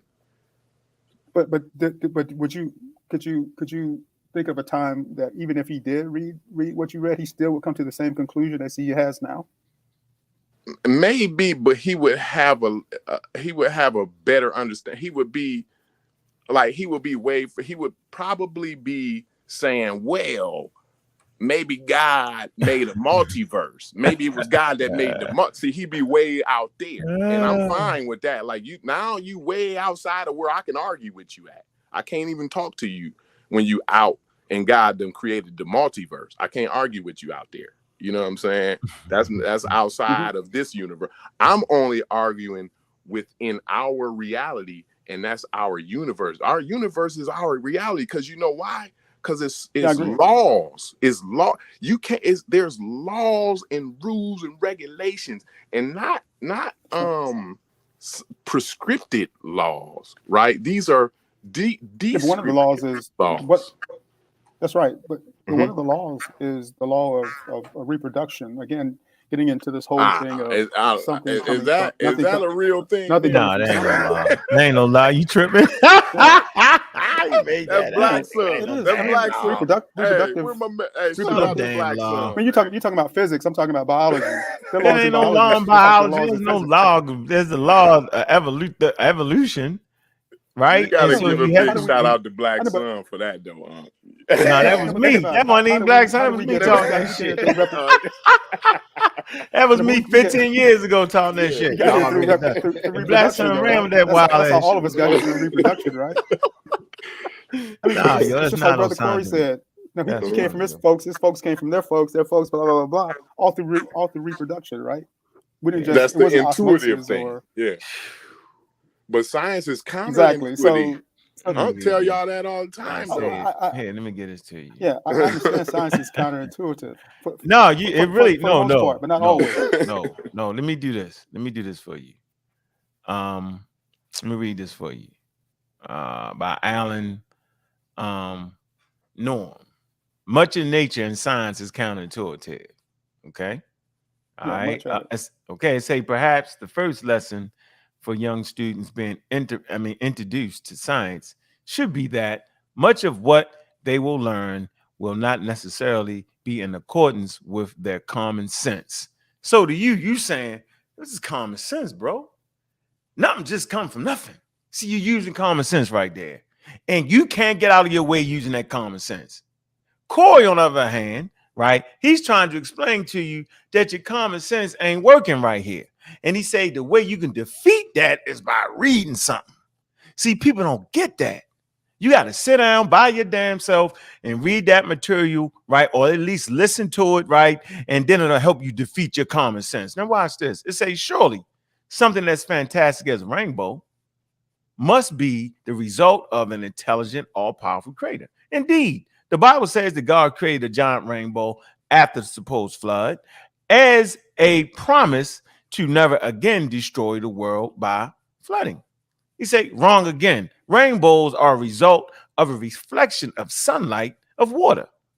Now, who the hell would know that in ancient times? They wouldn't have known it. They put some mystical understanding to it. Now, watch this. The light separates into colors.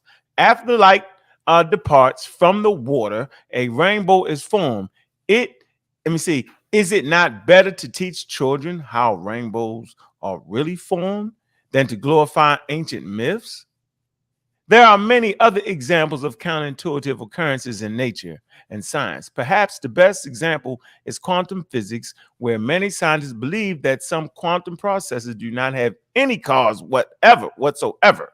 The Big Bang has a quantum. Hold on, man. I think hold on real quick. Thing cut off. It say the Big Bang was a quantum event, and the universe at one time was as tiny as a quantum particle. The universe might be uncaused. For these reasons and others, we should not expect the findings of science to always be in line with our common sense. If we ever discover the origin of life, it should not surprise us to find that it is counterintuitive. So there you go. And so we up against it, bro. We up against our Stone Age brains here, man. This is not, the conversation itself is a high level conversation. And I feel you, bro. Like you saying, yo, everything in nature I see, right, comes from something. But see, you forgot that there's things that your five senses are not aware of. Simple as that. Undetectable to your five senses. I understand that my five senses can't detect everything. That's why we build machines, telescopes, like Brother Bowman, microscopes. We have measuring devices. We have micrometers, all sorts of things to be able to enhance our senses. That's an intelligent statement, bro.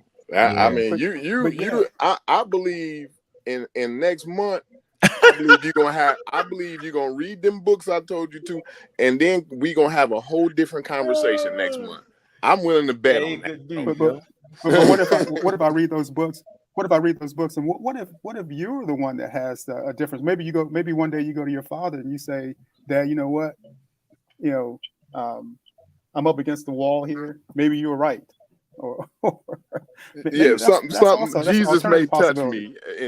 No. I'm not saying that. I'm not saying that at all. I'm just saying that your reasoning faculties, your brain, you may say that, I've observed millions of things on this planet in the universe, and I have yet to see one that came from nothing. I can't bring myself to see that. So let me take it to the nth power and say that maybe on a leap of faith and say, hey, there had to have been something there. Now, I don't call it God. I don't call it some intervening creator or whatever. I don't call it any of this stuff, but that just makes sense. Hey, Ron, let me show you why we stay away from this. Watch this. Watch this guy prove my point. Oh my God. Prove my point. He's going to prove the point why we don't do that. Go ahead, Lex, and prove our point why we don't do that. Go ahead, Lex. Hey, man, I seen the atheist church going on. I just wanted to step into the congregation and y'all been some good evangelizing, good preaching. Well, man. We're going to get the collection plate going around here in a minute then. You know what I mean? Yeah. Throw that cash app out there, man. People can pay their tithes, man, and get their blessings. I'm a guest preacher. Now, for the record, I don't believe in a divine creator or anything like that. I'm just saying that I'm simply saying that naturally I don't see something coming from nothing. So that sort of begs the question. Something. Believe in a divine that's the only. No, I'm not. And that's why they keep brother. It ain't nothing to be ashamed of, man. No, you call it the great something. It's the divine creator, bro. That's called the great something. I mean, there had to have been something. Let me show you. That's what I'm talking about. The difference is, go ahead, Lex. It's not something that I worship. It's not something that let Lex do the shit for real, nigga. Go ahead, Jack. Yeah. For real. I've heard of the Kalam. Do shit for real, Lex. argument, Lex? Don't Or the let tag them argument? don't let them divine shame you, brother. You scared to say it. I'm Scared to say it. I'm not ashamed. I'm not ashamed because What the hell I is know the that there's a great place for something? science The great and I something. know there's a place for science The book of the great and something. spirituality. The great mother. The great mother is just like, No, I'm not saying that. I think you're going too far. Water, man. My man, no, he said he went too far, Sosa. Yeah. That water warm, nigga. They got you scared. They can't. Yeah, dipping his no, toe Ron in. ain't He always get that out water there. warm, Ron, Scared to Ron say where it. my dad at. I already know where Ron. He ain't Scared to always say out it. That there. nigga said the great something. No, I I'm not out pushed there. him I'm to not that out there point. like that. I'm not out there like that. Hey, DQ, I pushed him to that. Yo, he was saying something. What though? The great something. Yo, say you divine shaming. Yo, don't let him divine shame. Hey, he don't know what it is, but it's great. It's great. It's great. I think the people who don't believe that are sort of Really, divine really shaming good. because Really, really They good stuff. refuse to allow But you don't know. You themselves got him. to speculate. You got him, though, What's that? brother. You got him. You just tiptoeing through the I think they're there. I think they're there. They just don't want to. I think we get so invested Hold on. sometimes in the scientific method that we can't. Right, we just can't let Ron, go. let me tell you why I don't do it, Ron. Okay. The same reason I don't smoke cigarettes, because then I won't go sniff a bag of dope. The same reason I don't drink no beer, yo. You know what I'm saying? Then I want to sniff some cocaine. Like I stay away from that stuff, yo, because it's wild at the end of the day. It ends up to nowhere for me. So if I start placing names on shit, then I might as well just I'd rather be a Christian. At least I can read about the shit in a coherent manner, whether it makes sense or not. At least it's thee, thy, thither, thee, thy, thither. At least it's right there for me to read. So I'm not gonna float out this motherfucker with y'all. Just start making up shit. That's even worse. At least a Muslim, Christian, and Jew, Hindu, and all. At least they can read their shit. I'm not diving out there. The divine, what, the who, the what. That's not important. It's important for me. So I stay away from stuff and just say, you know what? I actually don't know. Simple. I'm gonna go as far as science allows to go. That's my point. I know, but so you're not really an atheist. You're like an agnostic, though. No, I'm just a human being sitting on Earth studying scientific literacy and enjoying the study of the natural world, yo. Like I don't need supernatural in my life. I'm good. Same here. But yeah, I'm straight. But I think though that. But I think that, great something. These conversations are really important. They're really good. And they're really agnostic people don't talk about the great something. That's not a conversation. Well, I'm here to represent the great spirit. We don't have that conversation. Scientifically, without no tiptoeing through the tulips. Science. Man. You know what I'm saying? Ankh just said that there are things that we can't. That's beyond our five senses. Did y'all hear that? Yeah. Right. Yeah. Now, like quantum particles. Is there consciousness without the five senses? Nope. Okay. So there's no consciousness without the five senses because we can't detect things. Now, the things that exist that our five senses can't see, do they exist? Yeah, there's a lot of stuff that exists that our five senses can't understand. Absolutely. Yep, a lot of shit out there that we didn't know about. But we got tools. My man Ron explained that earlier. Go ahead and explain it to him, Ron. All right. Tell him why we don't need why we tell him again about the five senses, bro. No, I understand. It's clear, five senses are limited, but I think he heard it. But the five senses. I'll let Lex go ahead and. I like your explanation though. It'd be different hearing it from you than hearing it from one of us. If you said that to him, his argument might change. The five senses come from the brain. I'm not trying to change anybody's arguments. I'm trying to make my own way in the world and understand it from my own observations using the tools of science. All right, hold on, yo. Can I just help the brother out a little bit? Hey, earlier I was listening to the conversation with the brother that was in the basement with the telescopes or whatever. That's Anthony Bowman. He said that anything beyond the Big Bang is supernatural. That's what he said. But then he said, we know there was things that existed before the Big Bang. So by proxy, he's saying the things before the Big Bang are supernatural. I don't know. Anthony got to speak to that. Oh, you got me bent up. What the hell is going on? Yeah, boy, you got me bent up, homeboy. You didn't ain't say, said nothing. you didn't tell that man that if we go, but you didn't tell that man that if we go beyond the Big Bang, we are going into the supernatural. No, I said that. I said that. I'm the one saying All right. And I knew what you meant by that, yo. I know exactly what you meant by that, Cole. You didn't mean what he trying to say. Hold on. Now, it definitely don't mean now what he he's didn't trying to mean. say. Now, hold up. Now he didn't mean what he said. So now, who's confused, me or him? I'm only going by what he said. No, because we listen. Anything outside of our reality and our nature is supernatural, and we don't have anything to prove outside of this universe, bro. All right. So if you can prove something outside of this universe or before this universe, you go ahead. I'm listening. I'm all ears, bro. Yeah, we can't. Hold on. So is the Big Bang the beginning of the universe? The Big Bang is when it's the expansion. Everything when our reality comes to. Hold on, one at a time. I want to talk to Anthony. Is how our reality comes into. No, I will say up, brother. no. I'm asking you, is the Big Bang? Brother Uncle is saying no. And I'm asking Anthony. Is the Big Bang the beginning of the universe? No, it's not. No, it's not. So the universe existed before the Big Bang. I don't know. So now we got it done. Hold on, now let me show you how y'all catch a priest.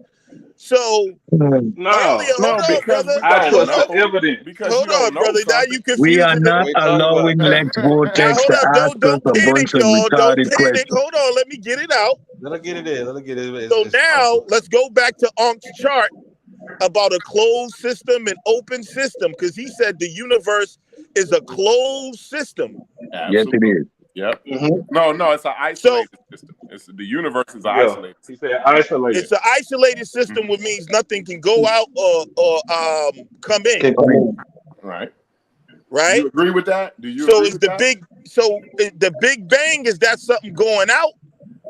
No. So what? So the Big Bang is not the beginning of the universe. It's the expansion. The expansion of talking space-time. about the phenomenon. The Big Bang is a phenomenon, bro. I don't. I get that. Okay, what does that got to do with what I'm asking? A singular event, the expansion of space-time. We still have space-time. It expanded at that point. That's the Big Bang. That's when it started. Got you. So before the Big Bang, time did not exist. Before? No, that's when time started. Yes. That sentence makes no sense. Before time started? Okay, if it doesn't make sense. That's what I've been trying to explain. All right, hold on. I got you. So before the Big Bang, there was no time, right? Before time started, there was no time, right? No, I understand. The Big Bang. Wait a minute. Hold up. Lex. The Big Bang is the start of time. That's what I'm at. That's what I just said. So no, there was no time before it. Okay, great. Your first question. So whatever existed before Big Bang, something did exist before the Big Bang, right?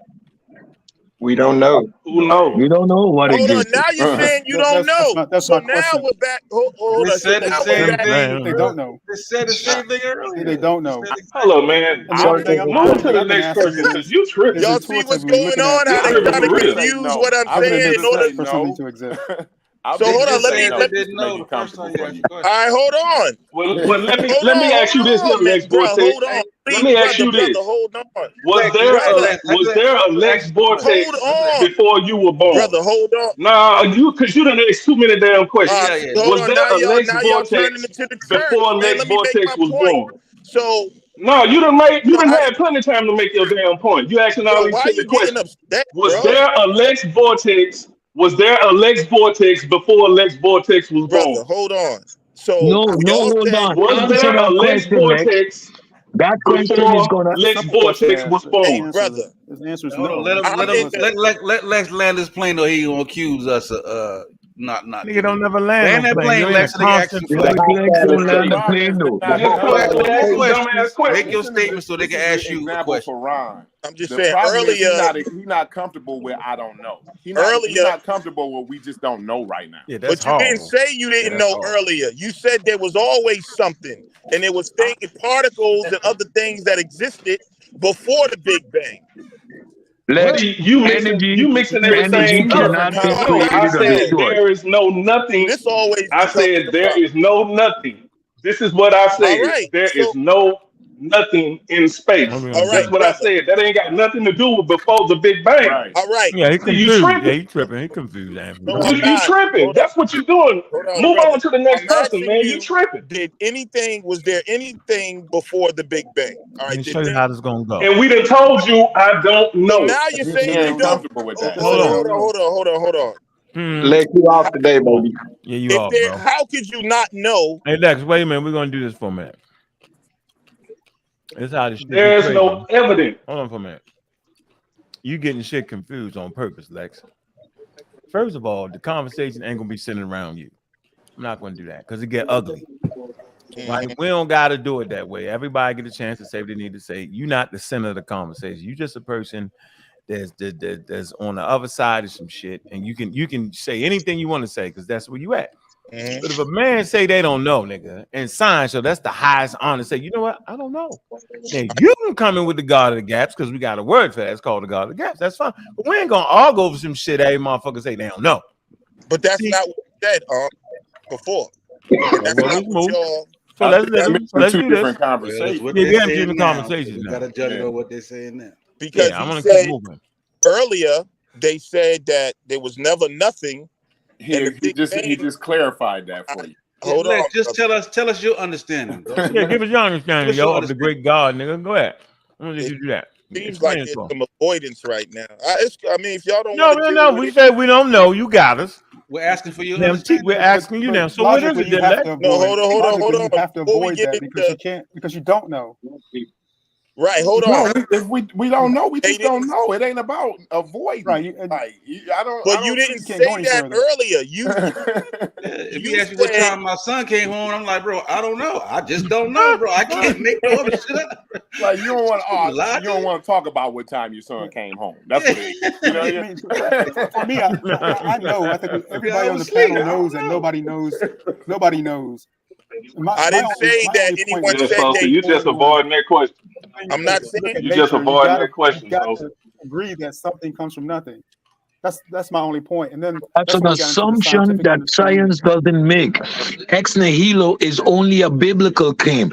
God did it out of nothing. Poof, the magic dragon. Science says energy cannot be created or destroyed. So when we ask the fundamental, what is there fundamentally prior to the Big Bang, we would have to conclude energy, right? But factually, we don't know. Our science breaks down, our calculations breaks down at the smallest Planck time, and beyond that, we would have to sincerely say we don't know. Conversation stops there. That's what I was saying. And the fact that they keep refining use your common sense.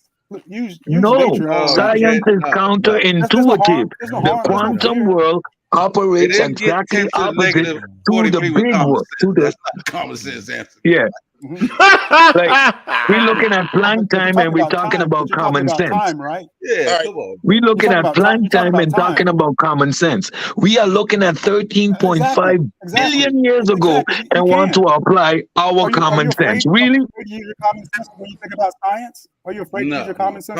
No, we don't use common sense. From one single set. They will match up. We don't use common sense. The more you know, science is counterintuitive. You would actually think that the sun rises in the Senate. You would actually think that the moon rises in the Everybody stop. Everybody, hold on, Cedric. Man, let's Cedric talk, Ron. It's a good conversation, yo. We don't want to fight for time to talk, yo. We got time, yo. Go ahead, Cedric, and then Ron, right? I Then I'm said, gonna go Wikipedia on y'all niggas. based on common sense, Y'all straight. we would assume that the sun rises and sets. Science teaches us that we move around the sun. That so common sense takes you but so far. In the quantum world, where we're talking about the rapid expansion of our universe, common sense gets you absolutely nowhere. That's why these people engage in high-level astrophysics. These calculations are so immense and so difficult, it is hard for us to even contemplate them.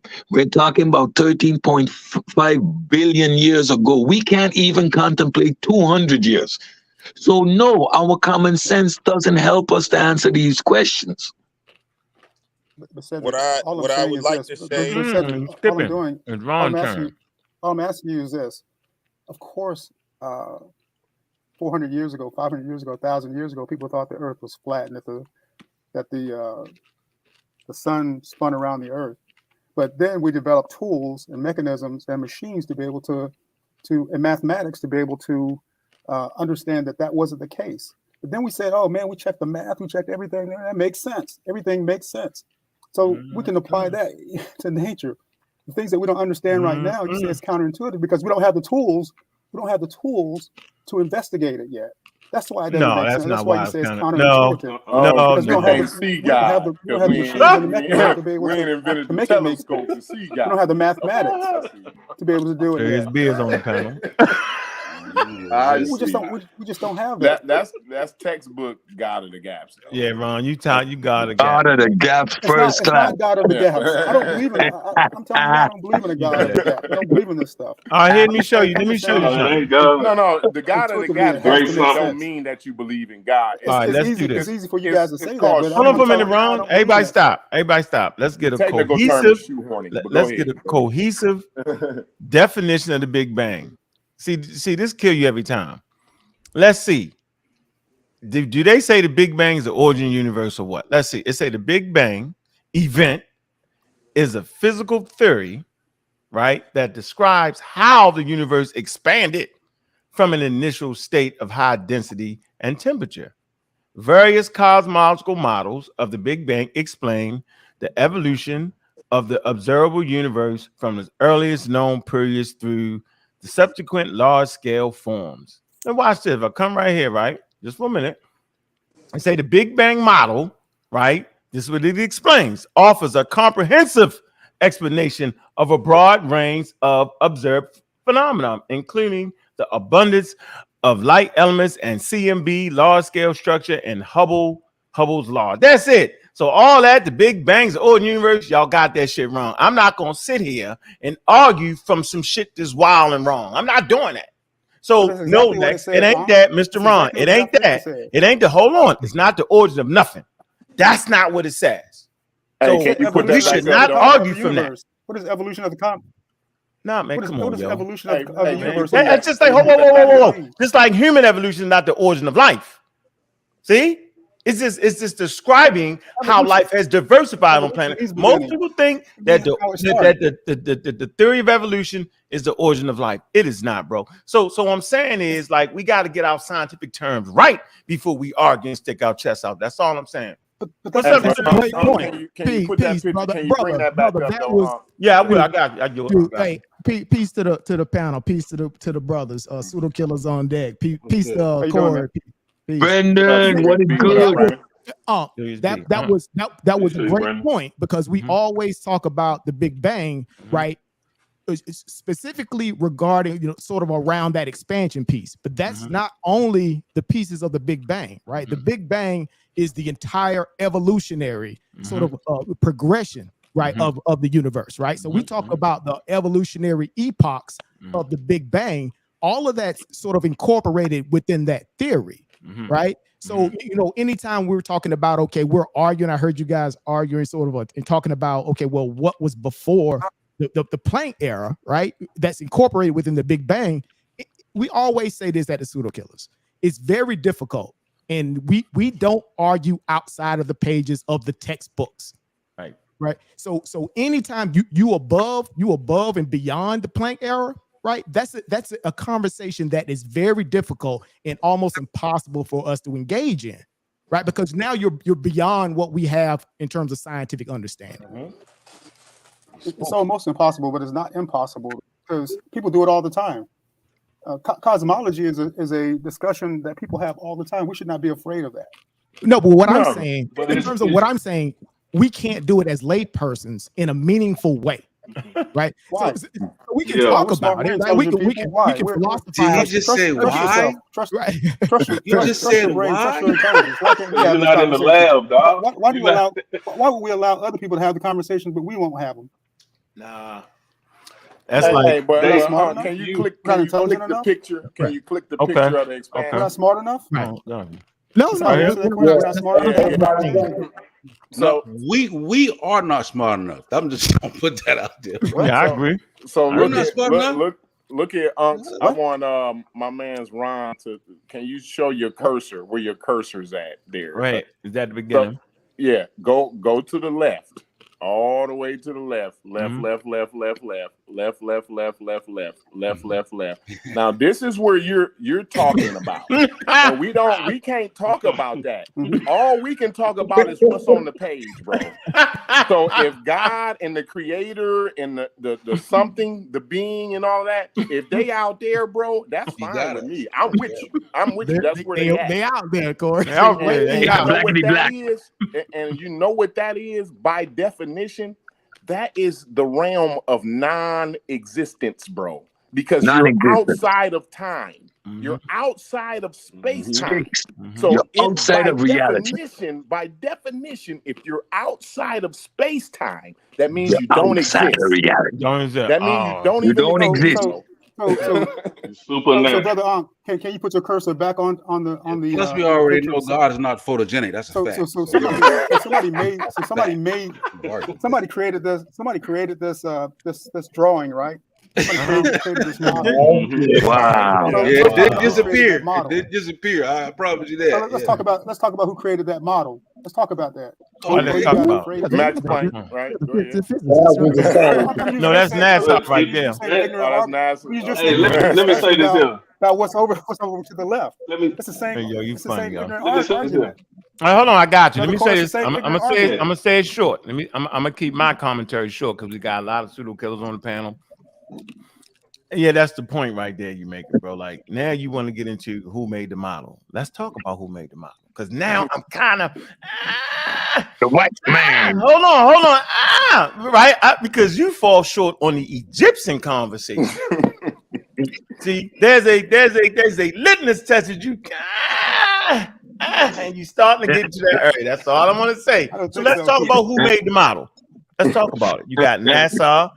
The brothers on the panel. You misunderstand what I mean by who made the model. I mean that as sort of an allegorical discussion because Brother Corey said when you move your cursor to the left, he said that's in the realm of nothingness and all this other stuff. And so not nothingness, non-existence. Non-existence, nothingness. So I'm saying that you guys are afraid to talk about who made the. I don't mean literally. We're not afraid. We're just not qualified to do something. He ain't talking about who made that. That's not my literal. That's not my literal meaning. The Big Bang. Who made the expansion? Exactly. What the model's talking about, right? Exactly. That's what he's talking about. Exactly. No, that's the evidence. That's the evidence. The person you're talking about don't exist because he would be outside of that. With our definition, see, the thing is, we are stuck in our own reality, bro. And our definition of existence. Hold on, bro. Go ahead. We stuck in our own reality. No, you fine. We stuck in our own reality, and we have a definition for what it means to exist, bro. So now now what it means to exist, you have to be within space time. So what you're talking about is outside of that. So by definition, by your reality that you're living in, bro, that means it don't exist. But I fine if you want to imagine. But Corey, it doesn't exist, Corey. Go ahead. How can you imagine something that doesn't exist? All of existence is within space-time. How are we having a conversation of something that is outside of 13.6 billion years?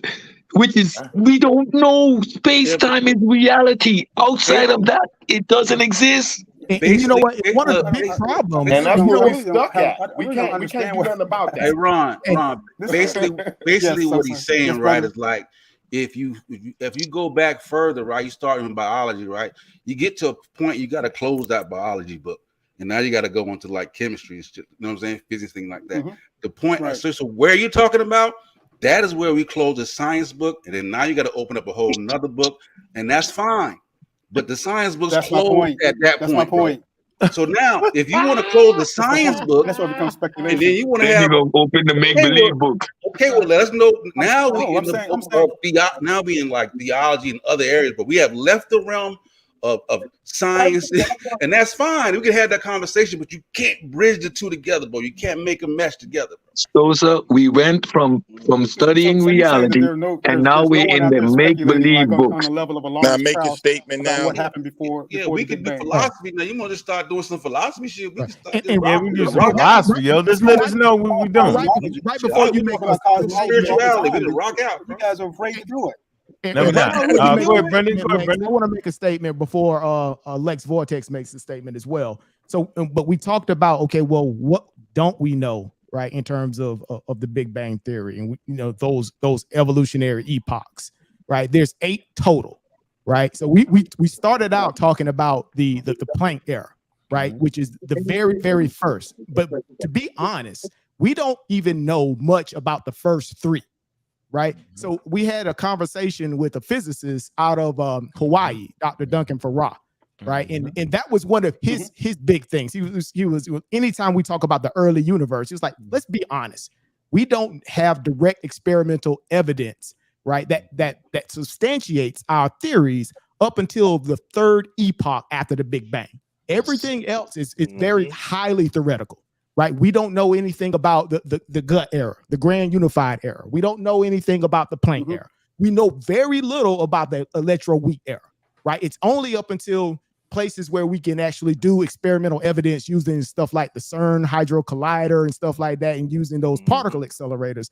That's when we really understand, when we can replicate those conditions. Anything beyond what we can do there, we have no direct experimental evidence for it. Only thing Brandon is missing is the piano music. Let me say this: y'all say philosophy. First of all, science, science came out of philosophy. Even the atom was a theory from a philosophy called Democritus before it was even verified. We agree with that. Now, in terms of brother. Now, okay, so let's not start trying to separate philosophy from science. Philosophy plays every time I begin. You're right. But we're not gonna let you run with a false narrative. Every time I begin. All right, do me a favor, Lex. See, I swear to God, yo. I swear to God. Why is it with me though? Listen, I'm gonna tell you why. Because it's 1, 2, 3, 4, 5. I know, 6, and I 7, just waited 8, for 9. 10 minutes. Hold on, it's 10. Hold on, yo. It's 10 people, yo. You're not the center of the conversation. You just. I know I'm not. I'm just joining. So hold on. I'm gonna let you go. But I swear to God, bro, if you go long and start that extraordinary shit, yo, I'm gonna cut you off. So measure your statements and measure your time, right? Be respectful. It wasn't even 30 seconds. Hold on. I'm saying, but you was taking that second breath. You was great. Keep going. Go ahead, bro. All right. Second, y'all keep talking about existence. Things don't exist out of time and space. And Cedric just said energy cannot be created or destroyed. So does energy exist? Absolutely, energy exists.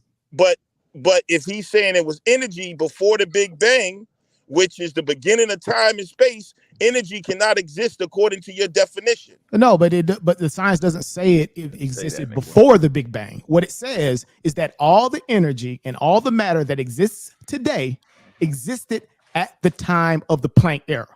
It doesn't say anything about before. It doesn't say anything about that. So everything that you see today is very straightforward. All the matter and energy that existed still exists now. Complete conservation. Yeah, you're preaching. Are you saying that? Yeah, man. See, you want us to let you talk. As soon as he talk, you start throwing in shit. That's why I dives in on you. All right, so hold on. You do the same thing. Let that man finish. We let you finish. I'm not going long. So energy was created. No. No. After the Big Bang? All of the energy, again, all of the energy and matter that exists today existed at the time, right? At the time of the Planck era. There was nothing created, nothing has been destroyed from an energy matter perspective. Everything is still here. All right. Before the Big Bang. It does not say before. It does not say before. Bro, before the Big Bang, was there energy? It doesn't say that. The I didn't theory ask does you not what it says, man. Stop being a robot. I'm asking you. But we're talking in the context. We're talking in the context of the Big Bang. Brother, I can't step outside of that paradigm. All right, fine. Is anyone else willing to answer my question? Then I got to open up a Bible. I got to open up something else. No, see, I can't do it. Because you ain't got to open. I have to argue within the confines. How can I argue outside the confines of the theory, though? All right, so here's the contradiction, y'all, and I'm going to be brief. The brother Cedric brought up energy in order, because I asked, was there anything that was in existence before the Big Bang? Cedric brought up energy to answer that question and said, we know that energy cannot be created, destroyed, and he was inferring that energy, some form of energy had to exist before the Big Bang. Then y'all said there's nothing outside of time and space because you define existence within time and space. So now you are preaching in order to get around the fact that if energy cannot be created to destroy, it had to exist before the occurrence of the Big Bang, which would make it non-existent. But the theory doesn't say when that. we talk, I'm almost finished. Theory doesn't say I'm almost finished, Brendan. So, and the attributes y'all are talking about is the attributes of God, which is eternal, which is something that exists beyond time and space. So all the questions, hold on, brother, hold on. That's the only way you can justify your logic.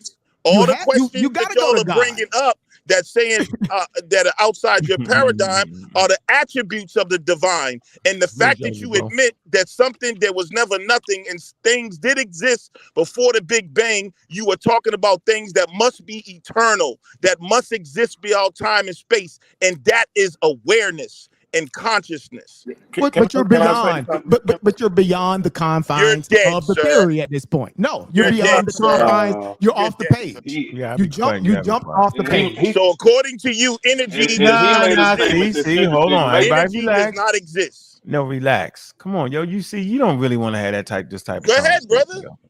Right. So here, let me do this for you. This is my issue. See this right here? This is the European Space Agency right here. That's the cosmic background radiation right there. And guess what they're calling it? It says the cosmic microwave background, CMB, is the cooled remnant now. We're looking at byproduct, right? Of the first light that could ever travel freely through the universe. It say this fossil radiation. So we're talking about a fossil radiation, right? The furthest that any telescope can see was released soon after the Big Bang. So I'm saying, bro, if you don't got some type of fossil here in your conversation, you're introducing the God of the gap. So where's the fossil evidence of what you're talking about, bro? We're measuring this. This is science.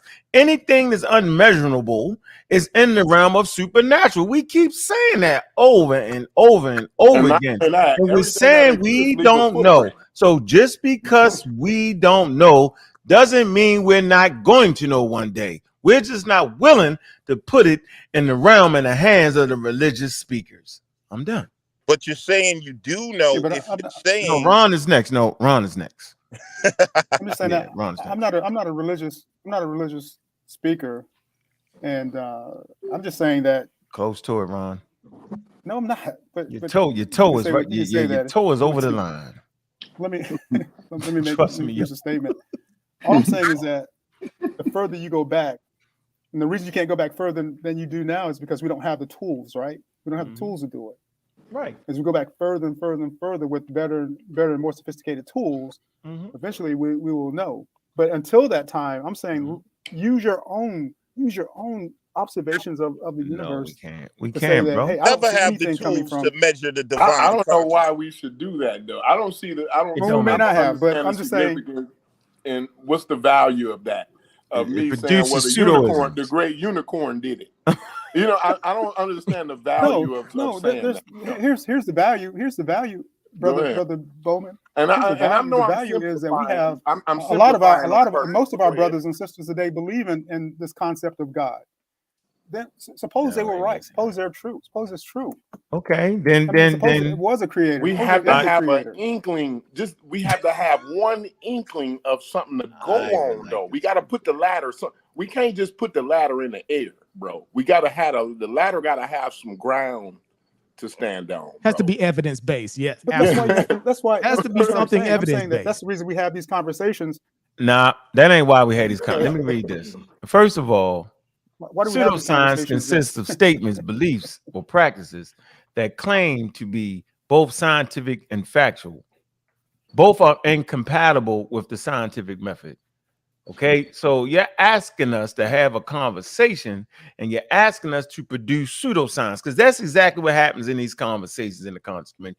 They're actually just talking nonsense. You kicking pseudoscience. Don't even know it. You giving you saying that you suppose that after the scientific data has been produced, then we can have another conversation. Well, either we're having a philosophical conversation, right? Because we sure as hell ain't having a scientific conversation without no damn data that can be tested and verified. So you're really saying, let's have a philosophical conversation, and then I would appreciate that more. And then the problem, and see, within the pseudoscience, I'm saying that science, the science that we know today, the science that we all talk about and that we all appreciate that we have today, it had a foundation and it started. So we all understand those basic sciences that we talk about, but we can only get to a certain limit. I'm saying use your own. Then you can look at how. We understand that. We know early science was rooted in philosophy. Yes, but we're having a modern science. We're having a conversation about modern science. We actually have foundation to build on now. Right. Throw the foundation out. Hey, Brendan, does modern science say that anything existed? Dove in, yo. Was there any particles that existed? I need to get in there too. Yeah. Come on, Lex. So wait. I'm not a proponent. Hold on, Ron. Hey, Ron. Say what? You said something about particles. Go ahead. Does science say that there were any type of particles, quantum particles? Lex, stop carbon, brother. I'm just asking a question. No, you being greedy, yo. You diving in. You got. Everybody's diving in. No, we not. Y'all going in circles. No, we not going in circles, bro. Everybody getting a chance to go. Come on, yo, relax. Come on, man. Conversation ain't just about you, Lex. Relax. Come on, man. Well, yeah, we know when particles came into existence. Man, I'm gonna ask you this question. We know there's a particle era, right, within the chronological evolution of the universe, right? There's a particle era. I want to ask you, does modern science, not pseudoscience, say that any type of particles or quantum particles or whatever existed before the Big Bang? It doesn't say anything about before the Big Bang. What existed? Hold up. Brother, hold on, because I want you to be clear about what I'm asking you, brother. I know. Before you throw a million things at me, can we Google and pull up something? Because this is what y'all want to avoid. Pull up right now, modern science. You run the conversation. No, because I want to get to the nitty gritty. Can we pull up anything in science that says what existed before the Big Bang? What does science say to that question? Not pseudoscience. How many times you got to tell this Negro that we don't know? I think. I don't know. Don't tell me what you know. Show me scientifically I want to do a point of clarity for Lex's question. Are you saying before the expansion, before the Big Bang, That's singularity? What the Big Bang is, right? Right. So again, right. The Big Bang has more than it discusses more than just the. I know all about the Big Bang, Brendan. So are you talking about, are there particles prior to the expansion? Yes. No. Absolutely not. Because brother. There's a particle era. There's an era in which the first particles come into existence. Any type, whether you call it particle, quantum particle, whatever it is. Ankh uses Google a lot. Google what existed before the Big Bang, and I want to know what science says about what was the something. Was there a something that existed before the expansion? That's all I'm asking.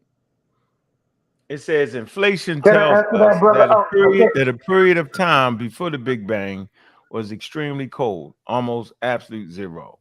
And it was empty of everything but empty space. And that empty space carried energy that stretched the universe out to this enormous size and into an initial state before the Big Bang. Now it said right there. It's coming from, hold on, bro. It's coming from the University of Buffalo. I didn't finish reading the rest, but it was a question asked. All right. Does that say that energy was there? Yes, energy was there. Now, a moment ago, Brendan, this is what I'm trying to show. This is why they don't want me to talk, y'all. No, you're Brendan said, Brendan, hold on, Brendan. No, you said a moment ago that energy did not exist before the Big Bang, brother. I didn't say that about anything before the Big Bang. I said that science says nothing about what happens before the Big Bang.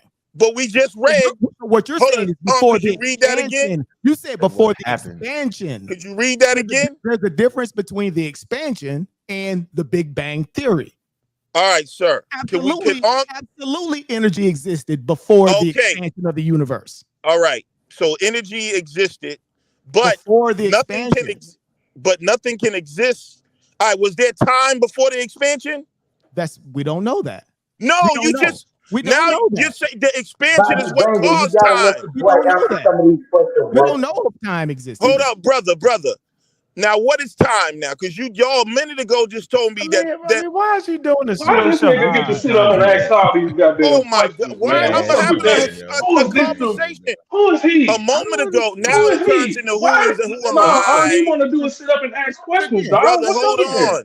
I think we're having a logic. We're having a problem with logic here. Oh, right? Now we're gonna come with the the issue is that the laws of physics don't have to follow your philosophical logic. Brother, I'm not talking about the laws of physics. A moment ago, I asked you the energy exists. Talking about the laws of physics. All right. We're talking about the laws of physics. But brother, a moment ago, y'all told me that nothing exists beyond time and space. Now, what brings about time and space? I make no claims about anything beyond time and space. I never said any of that. Hold on. So what is existence? So what is it, Brendan? Science says nothing about things that exist beyond time and space. Brother, will you just talk to me, man, without being defensive? I'm saying listen, brother. I think you don't accept. No, now I understand everything, brother. I've studied this for 15 years. I'm asking you the confines of physics and science. All right, brother. You don't accept those. Brother, what I'm asking, listen to what I'm asking you. Right here. Hold on. This is a statement right here that I read. Let me read the whole damn statement. It's actually coming out of a particular book, I believe. What came before the Big Bang? UMB physicist new popular science book explains one leading theory. Okay, let's not play this game. In the book, you talked about how the classic concept of the Big Bang is an incomplete theory. Okay, what does it leave out? So this is a person, one particular physicist, having a conversation and writing one goddamn book.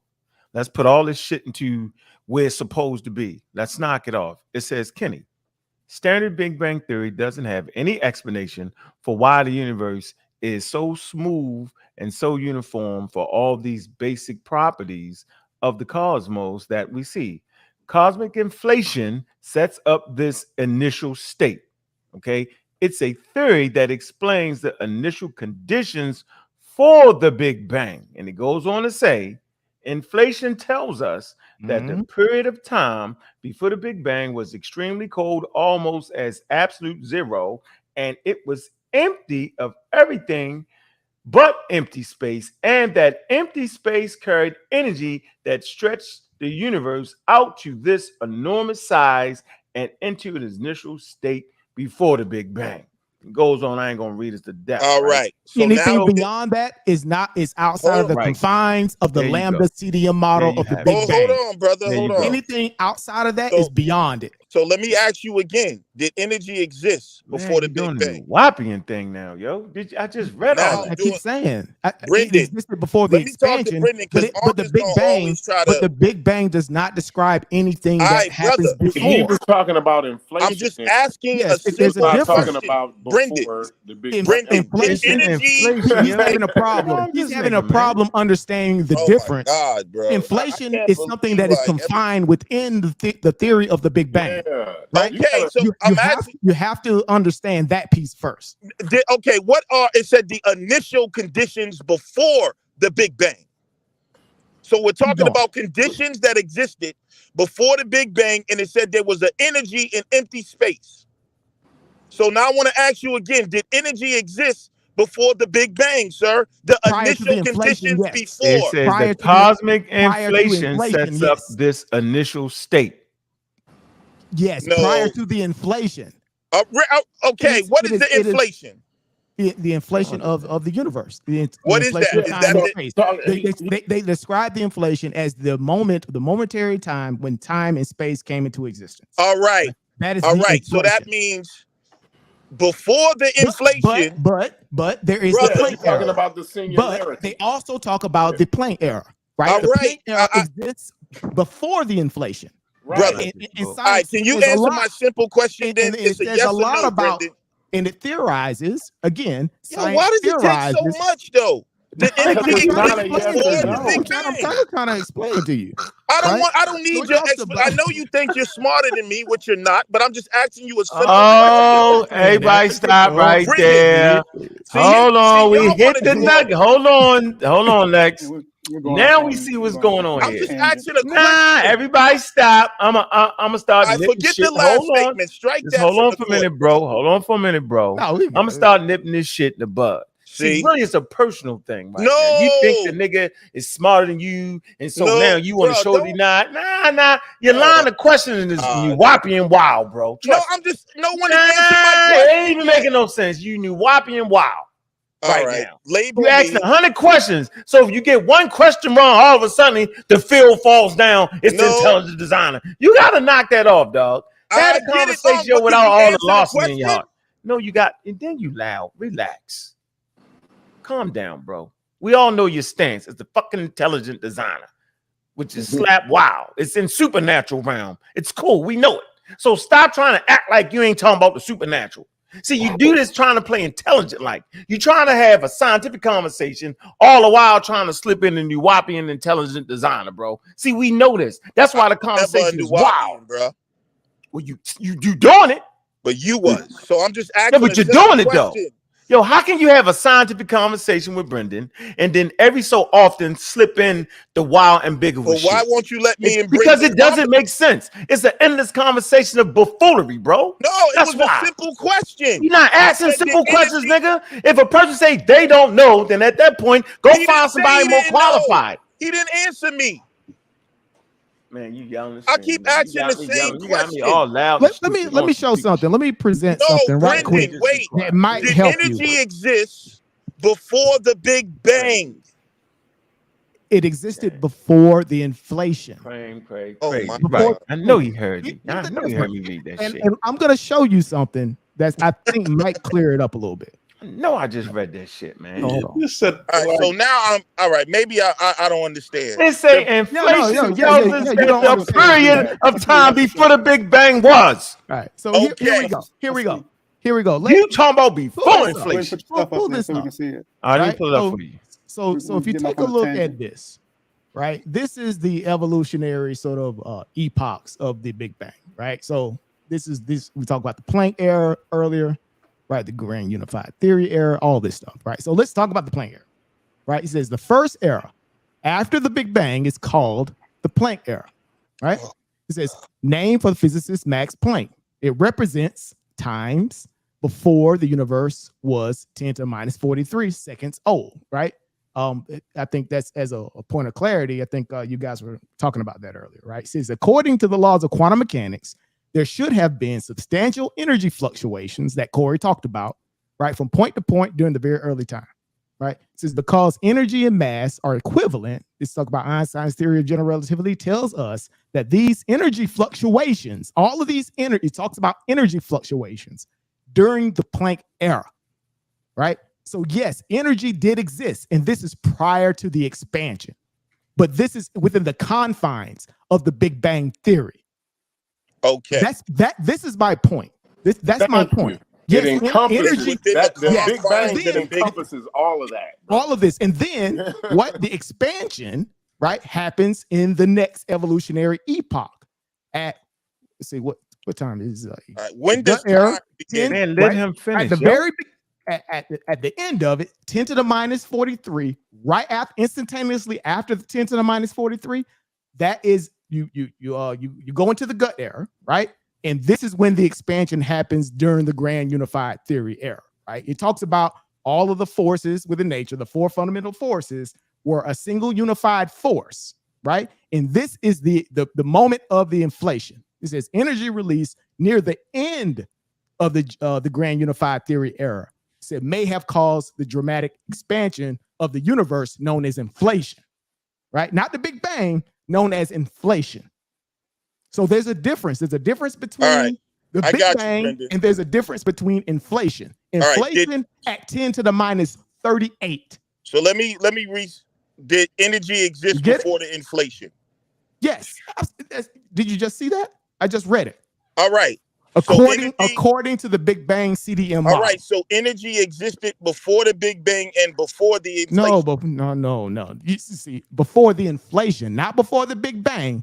Right, because the Big Bang, the Big Bang is a theory of the entire evolution of the universe. Brother, not just it's beyond just the expansion. I understand what you're saying, but what Ankh read before, it talked about the initial conditions before the Big Bang. And now you're saying energy also existed before the inflation. Before the inflation, yes. All right. So now, what is the big? Can you teach me, please? What is the Big Bang, and what is the inflation? Just so we're clear. What's the Big Bang? The Big Bang theory is the conception of the theory. It's the theory that talks about the evolution, the cosmological evolution of the universe. Right. All right. So what is the first? All right. At time zero. No. You asked me. You just told me. You just told me. Time zero, right? And then you asked me, what is the expansion? The expansion is the moment in time where the universe underwent a dramatic expansion and cooling. Right. All right. Period. And that happened at 10 to the minus 38 during the end of the grand unified theory era. All right, and it's also speculated. Let me finish, because more than just us are listening. We got an audience listening. Right? Man, that's that man. So that man can talk as long as he wants to talk. We got an audience listening. Come on, now. And it also speculates that during the expansion, this is the point when a lot of the forces, right, froze out from each other. Right. This is when gravity became distinct from the other forces. This is when the electromagnetic forces became distinct from the other forces, right? So that's what it is. All right, sir. Yeah. What is the first movement? Wait a minute, Lex. Lex, you know what? If I just say, you know what, yo, it was the intelligent designer. Hold on, bro. If I was to say to you right now, you know what, dog? It was the intelligent designer. You would shut the hell up. No, I wouldn't. Why not? Because I'm not. This is not just me talking about. No. If I say, yo, you know what, yo, I thought about it, yo, it was the intelligent designer. No, that's not what I'm getting at. No, but I'm getting at it. You're right. It was the intelligent designer. Conversation over. All right, fine. No need to talk about it. See what I'm saying, man? Why we had to talk about it? I said you're right. It was intelligent design. No, that's not what I'm. But that's what I'm saying, though. What I'm trying to. But that's what I'm saying, though. Can I get a? So you're not going to agree with that? Do you agree with the intelligent designer, Lex? Do I agree? Yes. I don't. Okay, so what are we arguing for then? We're talking about. Okay, but that's what we're talking. We're actually saying before that time, but it was actually the intelligent designer, and he looked just like you. No, but what we're talking about is what science says. You're going to argue the hell with science. We going to the intelligent designer now. The hell with that. You don't want to talk about science. Can I get is it all right if y'all teach me? So because maybe it was intelligent design. He's unknowable. So what I'm trying to understand is what was the first movement in this expansion? Was there designer? Hold on. Disco dancing, nigga. That's what the first movement was. What I'm trying to ask is within the Big Bang theory, we're talking about the expansion of the universe. So that means it something started expanding. I'm talking about before the expansion began. Is there a such thing as that? Yeah, nigga, God sneezed. See what I'm saying? That's what it was. See what I'm saying? And the mucus made the cosmos. All right. Without the jokes, can someone answer that? Yeah, when it said in the article you read, it talks about the quantum fluctuations. They can't answer it. All right, is there a time? No. He said they can't answer it. Ron. I can't answer it, but, Right, but Ron. the Big Bang within the lambda CDM model of the Big Bang, it does have an answer. But it does have an answer. I think we just read it. What we talked about is what it says. Yes, I can. You don't say I can't answer it when I can answer it. You can't answer from such. Don't say I can't answer something that I can answer. Okay, answer this question. And what happened between time 0 and no. I'm talking about Lex's question. I'm talking about now you pushed it way back. You pushed asking the question though. I'm the one asking the question. No. Let's ask the question. It says what the lambda CDM model says, right? It says that according to the laws of quantum mechanics, right, there should have been, because this is highly theoretical, substantial energy fluctuations from point to point during this very early time, right? That is a very sort of you don't get energy fluctuations without energy. I told you that energy existed during the Planck era, prior to the expansion. All right, prior to the expansion. All right, is that now? What's the difference between the What I'm getting at is you don't even understand how to answer the question. Ask the question, brother. The basic question is from time 0 to 10 to the minus 43 seconds. Nobody knows, right? No, you guys, there's no. I said it was intelligent design, yo. Within the Big Bang I'm not theory, talking it about doesn't intelligent design. I'm just saying there's no Bro, information. they are avoiding what I'm asking them purposely, and you're allowing them to do it.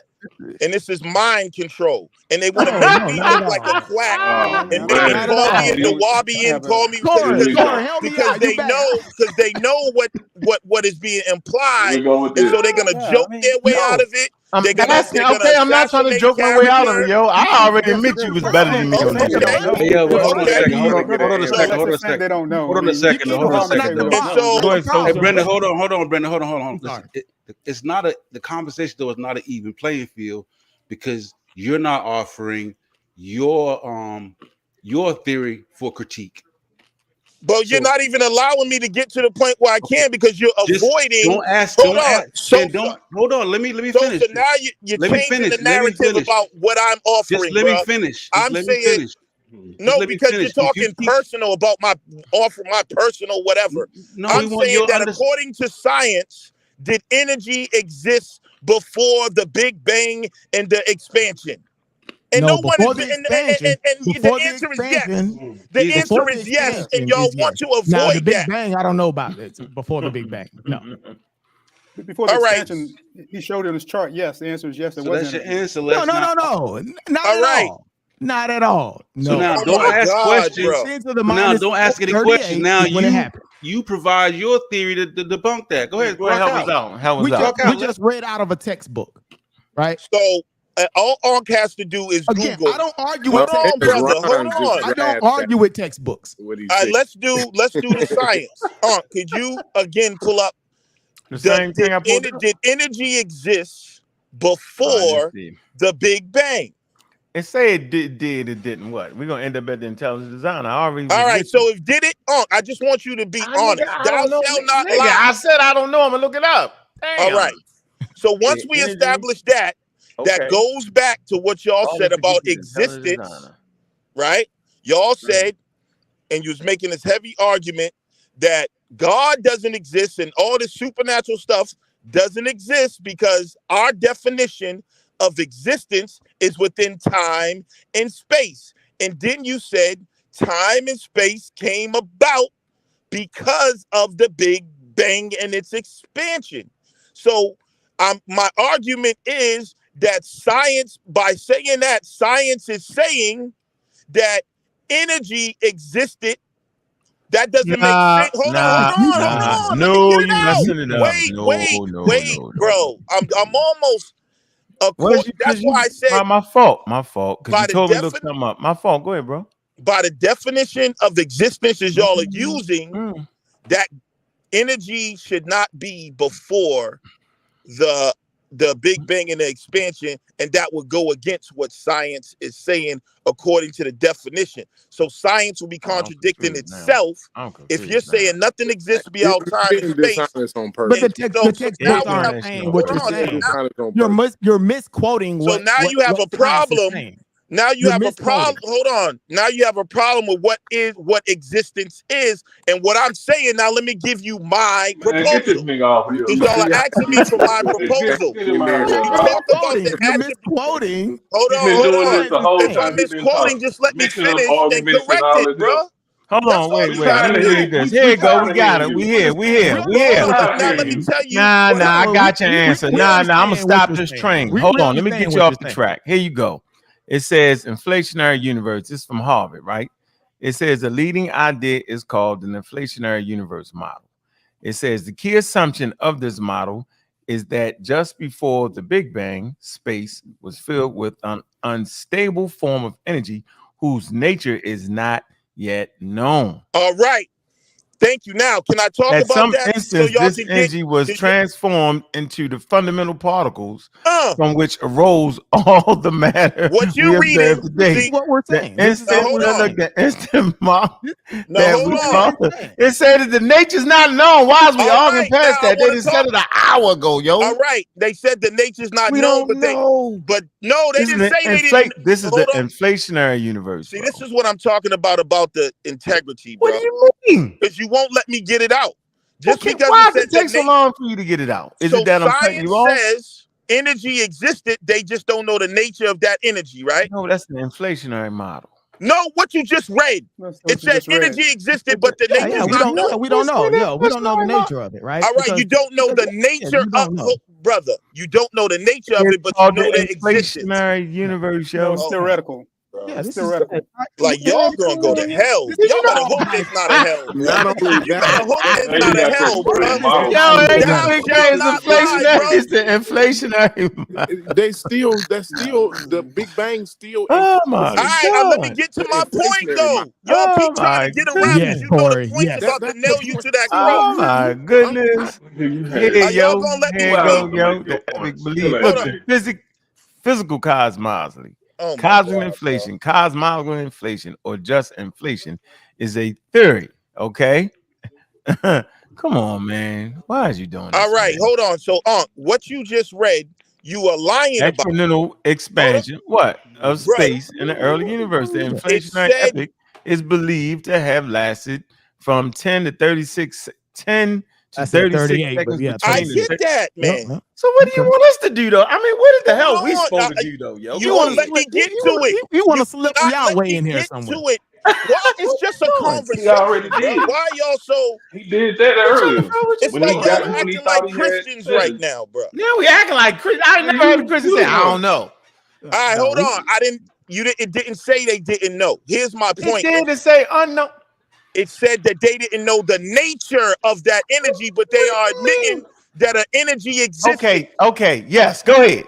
All right, now get it out. So an energy existed. Are we on the same page? Yeah, go ahead. I don't know if I agree. I want to hear you out because you've been trying to get it out. So now you don't know if you agree with science or not. No, I don't. Go. All right. So for those listening, this is what y'all got to pay attention to. Now, y'all can read for yourself. You have reading comprehension. It said an energy existed, but they don't know the nature of the energy. I can accept that. That is those are the same attributes of what we call God or the divine that you read in religious texts. The Quran tells you. Did he just do that? We don't know the nature of the. Did he just don't know the nature of the unicorn? Why are you interrupting me though? Wait a minute, man. Did you just go to the daughter? All that? Yeah. I know you're not going to agree in the church, but I'm giving you a different. Because this is what we getting to, bro. This is what we waiting for the whole time. Exactly. Get it out, lad. You could have said that an hour ago. The great that is something. the same description that our ancestors knew of that energy, and they even said they didn't know the nature of that energy. Now, when you get into religion, a lot of politics and everything got added to it, but a lot of the fundamental concepts in terms of, like when you read the Quran, it tells you that no one knows what a law is. When you read the Bible, it'll tell you that God is beyond your comprehension and all of that. So what I'm telling you is that energy is beyond our comprehension, nigga. So why are you trying to comprehend it then? That man, you see what I'm saying, bro? Yeah, I got enough. I don't do my point now. If it's But beyond what I'm our saying- comprehension, then why so are you here's- so comprehending here's it? what If I'm you're trying to saying. explain it to us, then come So on, now, dog. but hold on, but now, How's it but hold on now? You said our ancestors said it's beyond our comprehension. So if it's beyond our comprehension, how the hell do you comprehend it to explain it to us? good question. Yeah, answer that. Because science just told. I didn't say I comprehended it. You did. You explaining it. That means you comprehend it. I So you're trying to explain something you don't comprehend, Lex? No, what I'm explaining What? is that we know it's there, just like Wow. science. Hold on, bro. The scientists know the energy is there. They just said they don't know the nature of it. That's no difference from someone saying the divine consciousness. I know the energy's there, but here's what it is. It's not made. Hold on, bro. That shows you there's a difference between what you call the Big Bang and the creation of the universe, right? That's happening through evolution, and what existed before it, and what exists before it is beyond, bro. Goddamn, man, is beyond space and time, and we don't know the nature of it. But listen, just because you don't, getting you out of here, yo. You ran your mark. You've overran your mark. Now you trying to really prove it though. Wait a minute. That's Okay. why you All get right, all Lex. upset, Okay, bro. Lex. I'm not upset. Lex. You said that there's no difference between saying that the energy existed and the divine consciousness existed. No, what I'm saying is that now we're getting into semantics. We know Listen, squarely what energy is. Bro, well, no, you don't. The divine consciousness is something. Wait a minute, very Brendan. different. Brendan, This you divine don't know what consciousness energy is. Very different. How could you know what energy is and tell me you don't know the nature of the energy that exists? All right, hold on. Calm very down, different. Lex. Calm down. We're having a very different conversation when you're talking about energy. All right, so and what divine is that consciousness. energy, Brendan? Since you know what it is, what is that energy that existed that they said they don't know the nature of? Yo, you did all You that. can't equate it to a divine consciousness. Thank you. You cannot. I'm calling it that. That's semantics. You can say it. You can say all it. of that. You can just say it. Yeah, I did all of that, and you can try to discount it, but you can't. Okay, that's fine. But you did all that just to come to the conclusion of an intelligent designer that I say, yeah, you can have. That's what you're saying. Yes. What I'm saying is you can try to make it about intelligent design versus evolution. I'm telling you that that's the gap. That's the y'all call the God of the gaps. It's not a gap. Down. Lex, relax. It cannot be measured by tools. Lex, listen. You did all that to try to convince us that somewhere in 150,000 BCE, some human looked up in the sky and said, I can't comprehend it. You equate that with all the mathematical equations. Oh, nigga, you have lost your mind. The fact that you came to that conclusion clearly shows me that you tripping right now. That you can't see the difference of 350,000 years of human beings looking at the cosmos that culminates in 2023 explanations for scientific answers, yo, and you just throwing all that shit out the window? I can explain. No, I'm not throwing it out the window. Serious?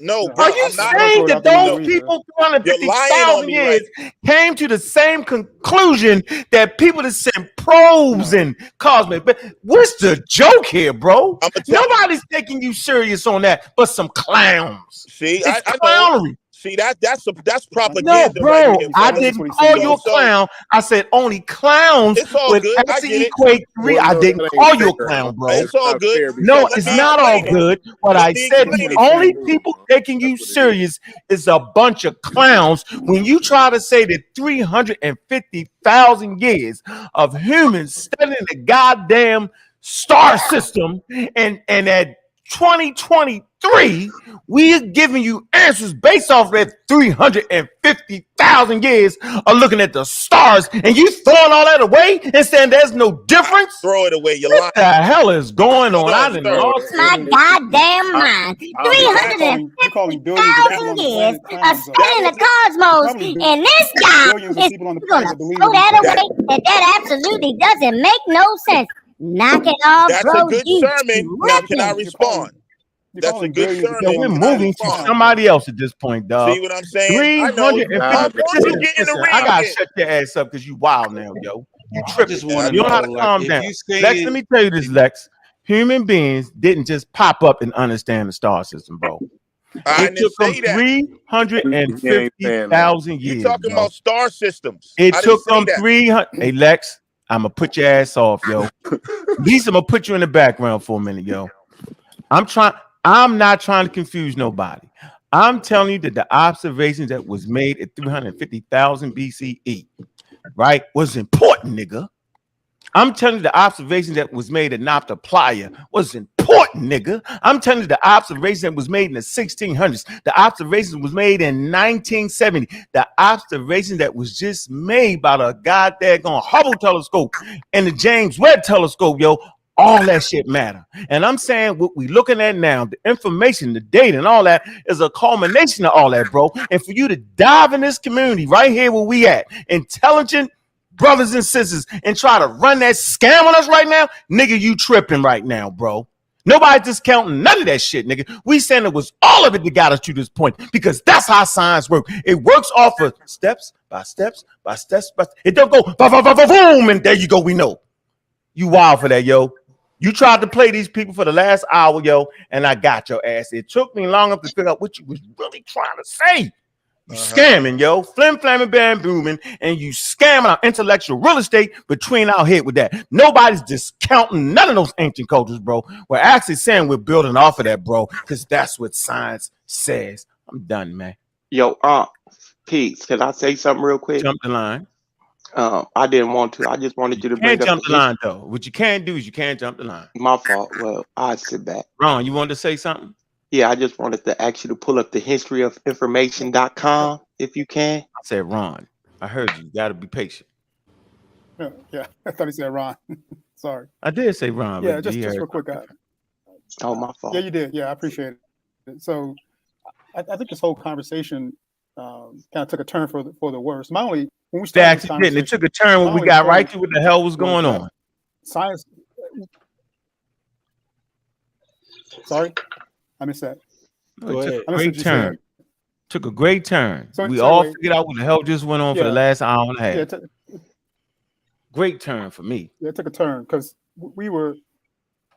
I'm interested in the science of cosmology. I think we all are interested in that. I don't try to inflate that with religion per se, but it's a scientific discussion as far as I'm concerned, and it gets back to what happened at point zero. You guys enlightened me about the Planck time and all these other, the gut time and all these other things, getting down to the micro level of seconds. But what happened between point zero and before point zero and up to the Planck time? That's what I'm interested in. You guys say, well, we don't know, so therefore we can't have this discussion. I'm saying, why can't we have that discussion? What's stopping us from having that discussion? You guys say, well, the textbooks. We don't have no empirical that data to stop us support because somebody had to write the textbooks. But what I'm saying is that we can vote. How we know where we're wrong? They're no smarter than you are. No, yeah, they is, man. What is wrong with you? They can't empirically prove everything. They tell you they can't. What's your highest level? What's your highest level of mathematics? It doesn't stop them. But you're saying it stops you because you don't have confidence in yourself to be able to have these discussions. What is your highest level of mathematics, Ron? What's stopping us from learning it? Are we that dumb? Ron, what is your highest level of mathematics? Well, what's the highest level? I had differential equations. That's the highest level. I had differential equations. What about you? Yeah, I'm saying it goes deeper than that. What type of tools do you have? What type of tools do you have in your home? It goes deeper than that, bro. So I'm saying like we don't have. We can have a discussion, but we won't know where we're wrong at to even. We don't have any data to support either. They don't have the tools. A lot of the tools haven't been invented. They don't have the tools. What do you think they're doing? They're trying to invent the tools. They don't have them. I finally got you, Ron. I got Lex, and now I got you, Ron. Hey, Ron, I'm gonna tell you like this. You can't be serious. Yes. Ron, it's the Dunning-Kruger effect right now. Yeah, it take a minute, and then you hear it. You be like, I heard it 3 times now. I got you. You said it too many times, Ron. We're just smarter. Yeah, yo, you actually sitting up on YouTube, acting like we can get with the goddamn physicists, yo, and contemplate some shit and get that. Really, yo? At this point, yo, we run the risk of promoting pseudoscience. Is what I'm trying to tell you, bro. Speculate, why don't we speculate? If they're going to speculate, why can't we speculate? Can I add just a piece? Yeah, of course. Well, gotta ask speculate. And here's the scale of the problem that we're dealing with, right? Before we can even sort of entertain what happened before then, right? We have to have that unified. They talk about we have to unify quantum mechanics and general relativity, right? We have to have that unified understanding of across what happens at the very large scales of the universe, right? And the very small. The problem why, and one of the reasons why it's so difficult is that the mathematics that we have don't work out, right? When you're talking about at the quantum scales and dealing with mass and with the energy levels at the quantum, right?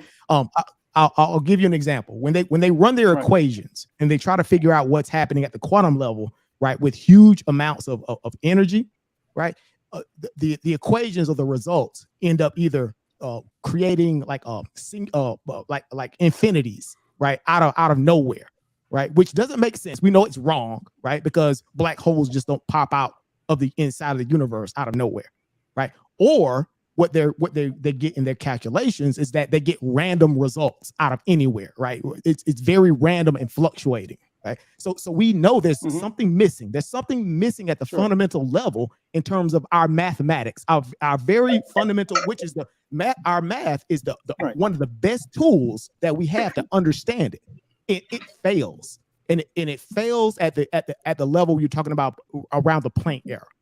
That's why that's the limitation. Until we can figure out that until we unify, until we can have that unified theory of everything, right? We may not never know what happened before then. Yeah, that's step one. Hey, Brendan, I agree with that, right? But I don't even think we're at that point of the conversation yet. Like, you don't say you just educated me on the Planck theory and the 10 to the negative 43 or 36. Now let's talk about the zero. You see what I'm saying? That is so crazy. I just got educated on the Planck theory, 10 to negative 43. So let's talk about beyond that. Let's have a like, how do you? What we do know, right? You got to at least come into the conversation at that level first. But somebody's talking about it. You obviously don't have enough. No, they're saying they don't know. The plan now. I'm gonna test you now. And that's what the physicists said. Duncan Farrar. Remember, you're afraid to have conversations because you don't trust yourself. You don't trust your intellect. Remember, we had the conversation with the physicists out of Hawaii. You don't trust yourself. That's why you're not the plan with you. Very tempting. It's very tempting to jump all the way into what we don't know. Hold on. Can you read this paper right here, bro? I'm tired of playing with you, nigga. Now you do it all the time, though. Nah, I'm tired of playing with you, yo. Mathematics in school. You didn't I'm tired of playing with you now, yo. Now you're doing too much. You out there. Can you read this Redshift survey? Do you understand any of this data right here? Seriously. All jokes aside, yo, be honest. I can't really see it. No, you can't. I'm gonna make it real big for you. I'm gonna make it super big for you. I want you to interpret some of this data for us, since anybody can just do it. Hey, the data. Can you what is this chart? What does it represent? What is it talking about? Histogram, velocity differences for galaxies observed.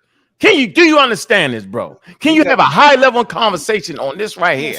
Because if you could look right at, oh yes, that's such thing. Or even the theory of general relativity. Oh my God! We're not doing this. Really understand that. We're looking at the cliff notes of the cliff notes. Yeah, yo, we ain't doing this. I'm gonna start clicking shit. I want you to explain it. What's this? What's this chart right here, yo? What's this?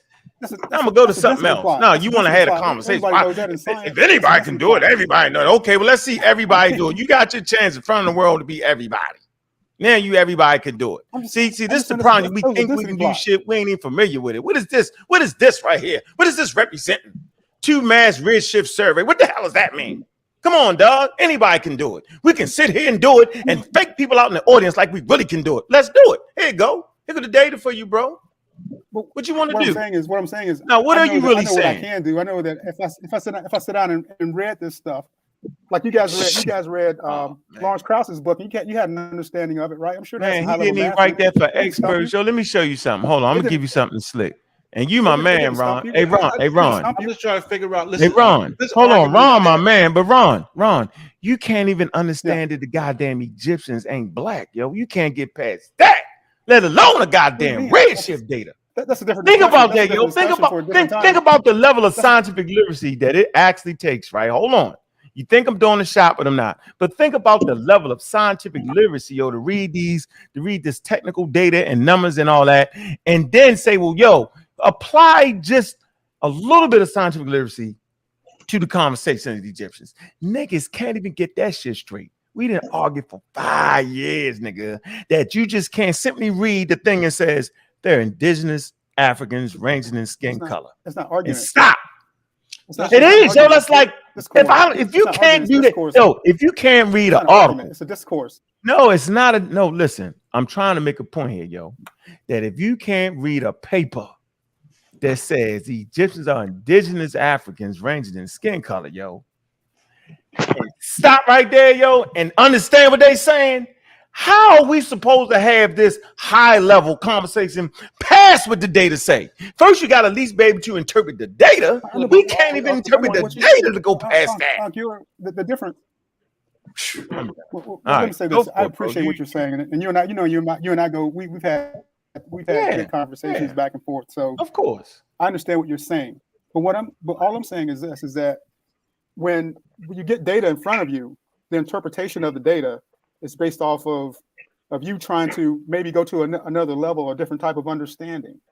You can't just take somebody's data and say, well, that's the end all. Well, you can in some cases, but when we start talking about cosmology and stuff like that, you have to be able to say, wait a minute, does it really mean this, or can it mean something else? And you can't be afraid to make those type of statements. The brother with the emoji, with the grimacing emoji, he's telling me that he's afraid. He's saying that. As long as Krauss didn't say it, then it's not true. No, if somebody else didn't say it, then it's not true. I know that's what he was getting at. Isn't that what you're saying? This is exactly what you're saying. Hold on, listen. This is exactly what you said. If your argument that's not what you're saying. That's what you said. If you're gonna let me respond, if your argument is that we are intelligent enough to get into that and learn about that, then that's what we push for. Of course, but in order for you to offer a counter theory, you have to have the tools and the mathematics to back up your position to counter that position, bro. You can't just use logic and common sense. I know, but I'm not trying to convince you. You can't reason your way into empirical data. Right. I'm not trying to get you to agree with me. I'm not trying to do anything. I'm just trying to get you to expand your thought, your thinking. Beyond the pages of what you have parameters there, Ron. This is what happens. You have parameters. No, hold on. No, wait a minute. Call somebody a Satanist, yo. Nobody talking to you. Yeah, Aaron Raw. Ron, you have parameters. You have parameters.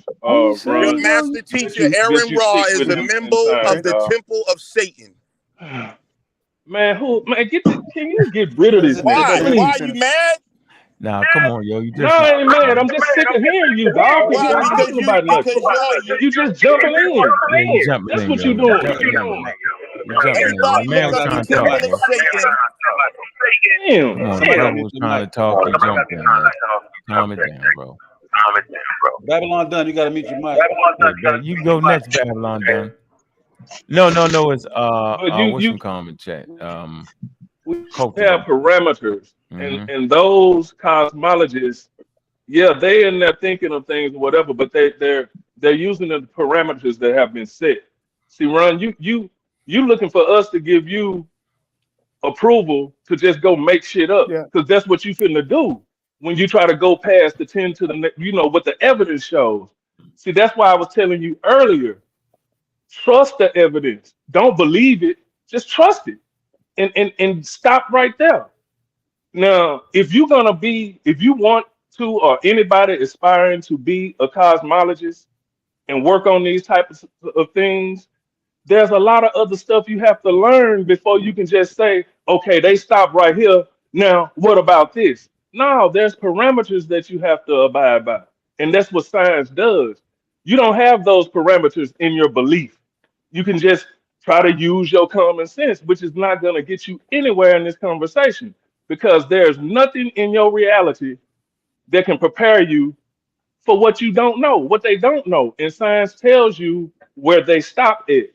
Now, all this other stuff about energy before the Big Bang and all that stuff, that's theoretical. Don't nobody know. But you got people out here trying to make it seem like, oh, that's what it is. So this is the creator and all that stuff. No, they don't know. Everybody out here that talked about a Lawrence Krauss book has told you we don't know past that point. Everybody said that. And that's just what it is. That's where the evidence stops. It's not about believing it. It's just trusting the evidence. And it's all there. It's all there. Now, when you get into trying to make up what you want to make up, that's on you, dog. That's on you. Yeah. But there are parameters that are set that have to be abided by. That's all I'm saying. No, sometimes you got to draw outside the lines. Okay, well, it ain't your turn. It's not your turn, man. Come on, Culture Vulture. Come on, Sabio. Yo, what up? What up, man? intelligent people on the panel?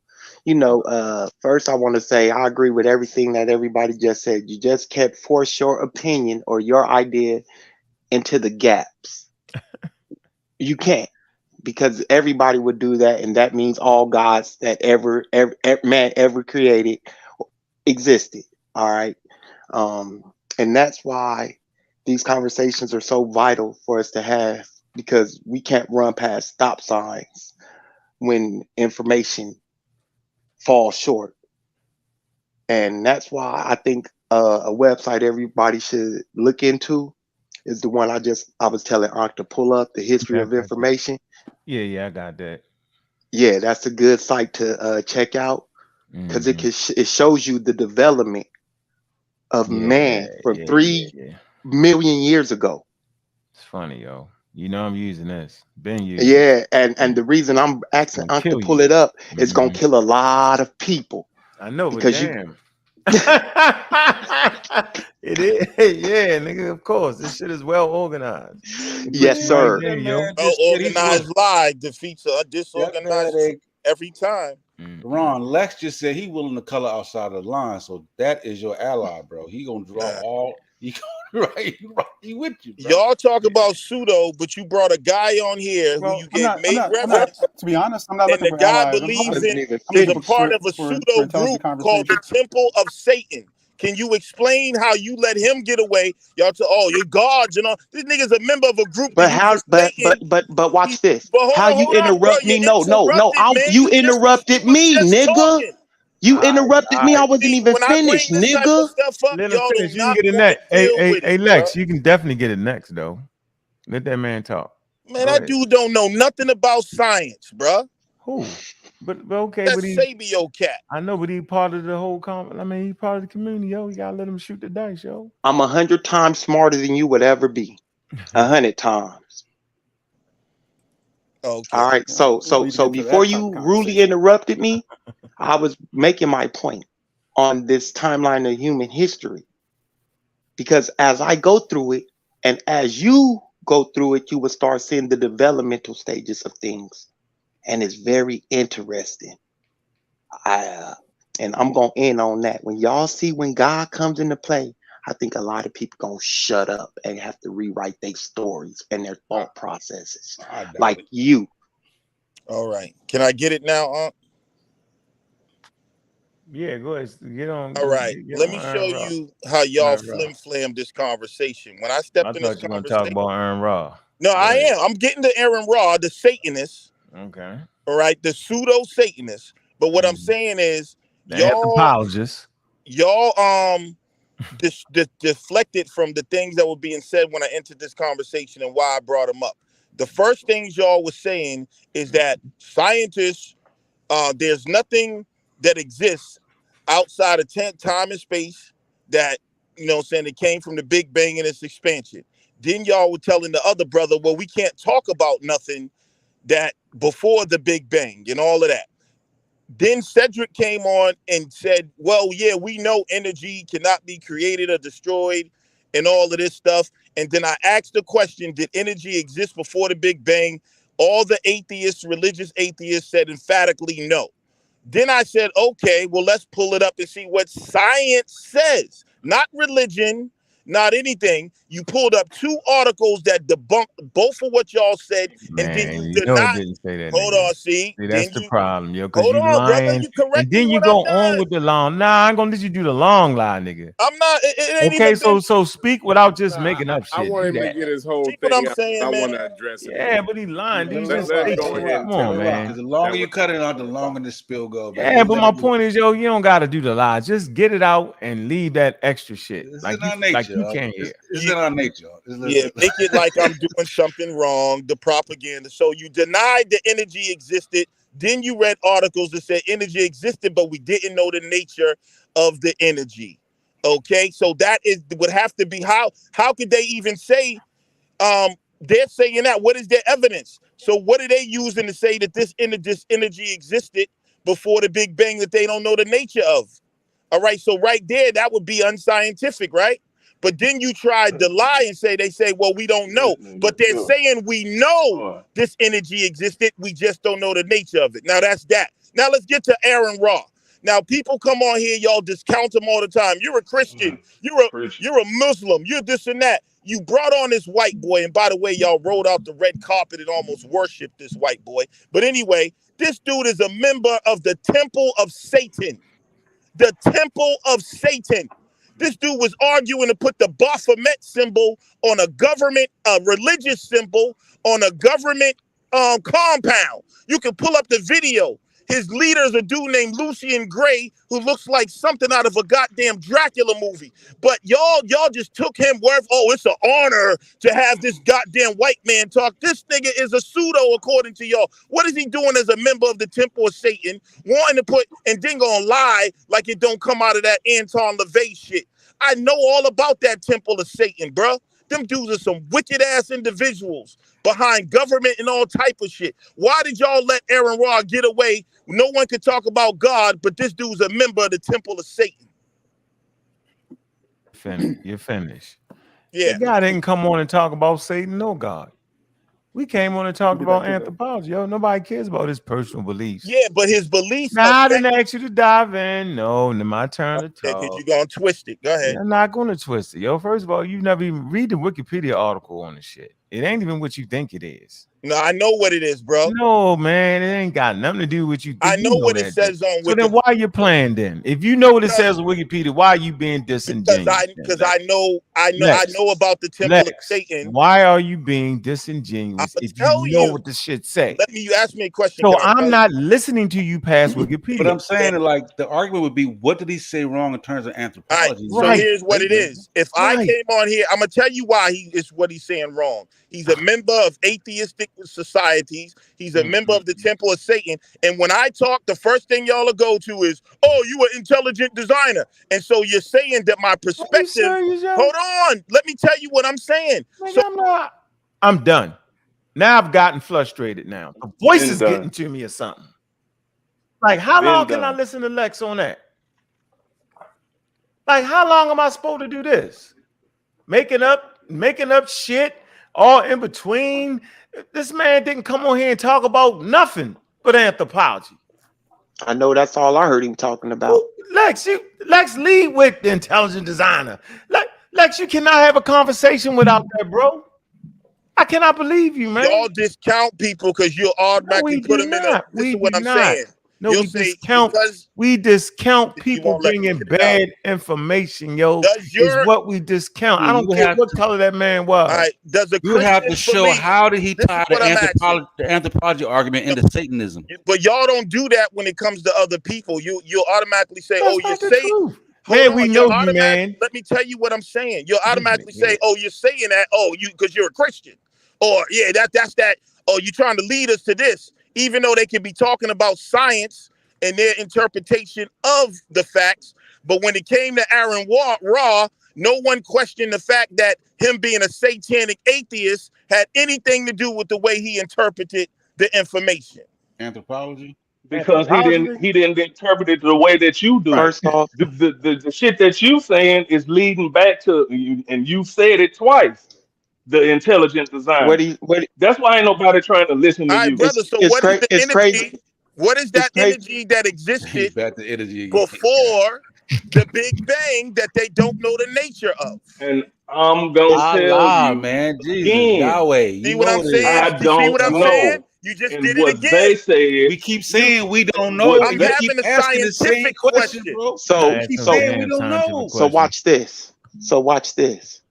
So in order to answer his question, we have to ask him who created this energy. Energy That is not existed. created Hold or up, destroyed hold up, according hold, to don't, science. hold dummy. up, stop. See what I'm Stop, saying? He don't know stop, science. Stop. I know science very well. I don't Is need you to energy yell it. created Stop, or destroyed? stop. I don't need you to try to tell me anything. I need you to listen to the things that I'm saying, bro. Because we're talking about the Big Bang Theory, and you're talking about energy that existed before the Big Bang Theory. So who created the energy that existed before the Big Bang Theory? Good question. The law of thermodynamics says energy is not created or destroyed. It So only you just shot yourself in the head. We don't even know if the laws of intelligent thermodynamics. designer Hold on. We got to See, now stop. you're gonna try to switch it up into another direction. We don't even know if the laws of thermodynamics, No, as we he asked me understand a those question, today, Brendan. even Why don't you existed during attack him those for times. asking an ignorant question about science? He asked me, was energy created? I actually You're addressing biased. a very Correct him specific first. statement. I am Correct his addressing a ignorant very statement specific first. statement Man, are you about the serious law right of now? thermodynamics. We don't even know if the laws of I did it on thermodynamics purpose, Ray Black. existed at the time of the Planck era in the way that we understand those today. Oh, so now, we don't even know if we can apply those. All right, right? so and one of the reasons, and we talk about the energy, and one of the reasons why we talk about the or science, well, not we, when science says that we don't understand the nature of the energy, right? You have to go back to what is energy, right? In terms of energy being measuring the differences or the changes between states and physical systems. We don't understand the nature of physical systems at that time. Let's know understanding the change between physical systems. Brendan, in terms of what energy really is. Do you know what energy is? I just explained it. No, you didn't. That's why I be trying to tell y'all. These guys don't. Look up what energy is, bro. The ability the ability to do work. No, it's not. No. That's not. It was not. It's actually a measurement. Energy is actually a measurement. Yes. Yeah, but what is it? What nah, is man, it? it's not it's a measurement, bro. It's the change. The change. What is wrong with physical systems? Right. What are you measuring, You're measuring the change. And he also wrong. The exchange between physical systems. Yeah, that's what you're measuring. Yeah, that's what you're measuring in terms of energy. And 10 times, bro. I know, Brendan, right? if you just listen to what Brendan energy is. Right? See how Brendan slickly switched? That's called a bait and switch, y'all. Because I'm recentering the conversation. That's back why to he don't want me to scientific. reveal it. See what I'm talking about? He did a he bait clarified it because you messed it up. It wasn't the law of thermodynamics. Hold on, bro. Now you We don't know relativity that tells you if this. that applied during the Planck era. Because you keep throwing that in. The point I was making was that y'all said nothing exists. God daggone much, yo. You sitting here acting like energy is some type of entity. We telling you it's not. We saying it's a measurement, bro. You made that mistake for the whole 3 hours. Ain't nobody just like correcting you, yo. Energy is not an entity, bro. It's a measurement, man. Then how don't I don't care what you say. It's a measurement, bro. You like frustrating at a certain point, man. If it's a measurement, I cannot believe you, yo. We Like you just wrong. You're lying. If it's a measurement, again, we talk about physical systems. If it's a measurement, then how don't they know the nature of the energy that existed? Because we don't know the nature of physical systems at that time. Right. We talk about change between physical systems. All right. We talk about okay, the ability to do work. Okay. You're switching the argument, the though. work is done between two physical systems. Two physical systems. The ability to do work. We don't understand the nature of the physical systems at that point. You said nothing exists outside of time and space. I didn't say that again. I didn't say that. I don't know who said that. In physics, energy is a quantitative property that is transferred to a body or to a physical system. There you go. Who's reading something? Somebody's reading something. Recognizable in the performance of work. It's recognizable in the performance of work. And what did I just say energy was, though? The ability to do work. So did I say something different or wrong there? Did I say something wrong? What is the property? that's being measured. Fool. Bingo. Oh man, You dumb Now idiot. this nigga just said soul. No. This nigga just said soul. Okay, That's through the just whole like saying hold on, through the whole conversation, nobody called nobody no names, yo. You just threw your gun. You just called us dumb idiots, man. I let you talk. I let you whopping yourself to death. I need you. And come on, yo. We trying to get away from last year tactics, yo. We ain't even got to do all this, yo. Soon Like, as the soul and comes you know what, no way in the Fabio, I world, like, yo. This shit ain't funny. Nobody got time for that, yo. What up, Brendan? I sort of like the definition about energy as the I guess the ability to do work, but I even take it to a more fundamental level, right? Yeah. Because what does that mean? Right. The ability to do work, right? The ability to do work. What they're really saying is the ability to impact change between two physical systems. That is really what energy is, right? When you can't make a change between two systems, does energy really exist at that time? Right? Think about it.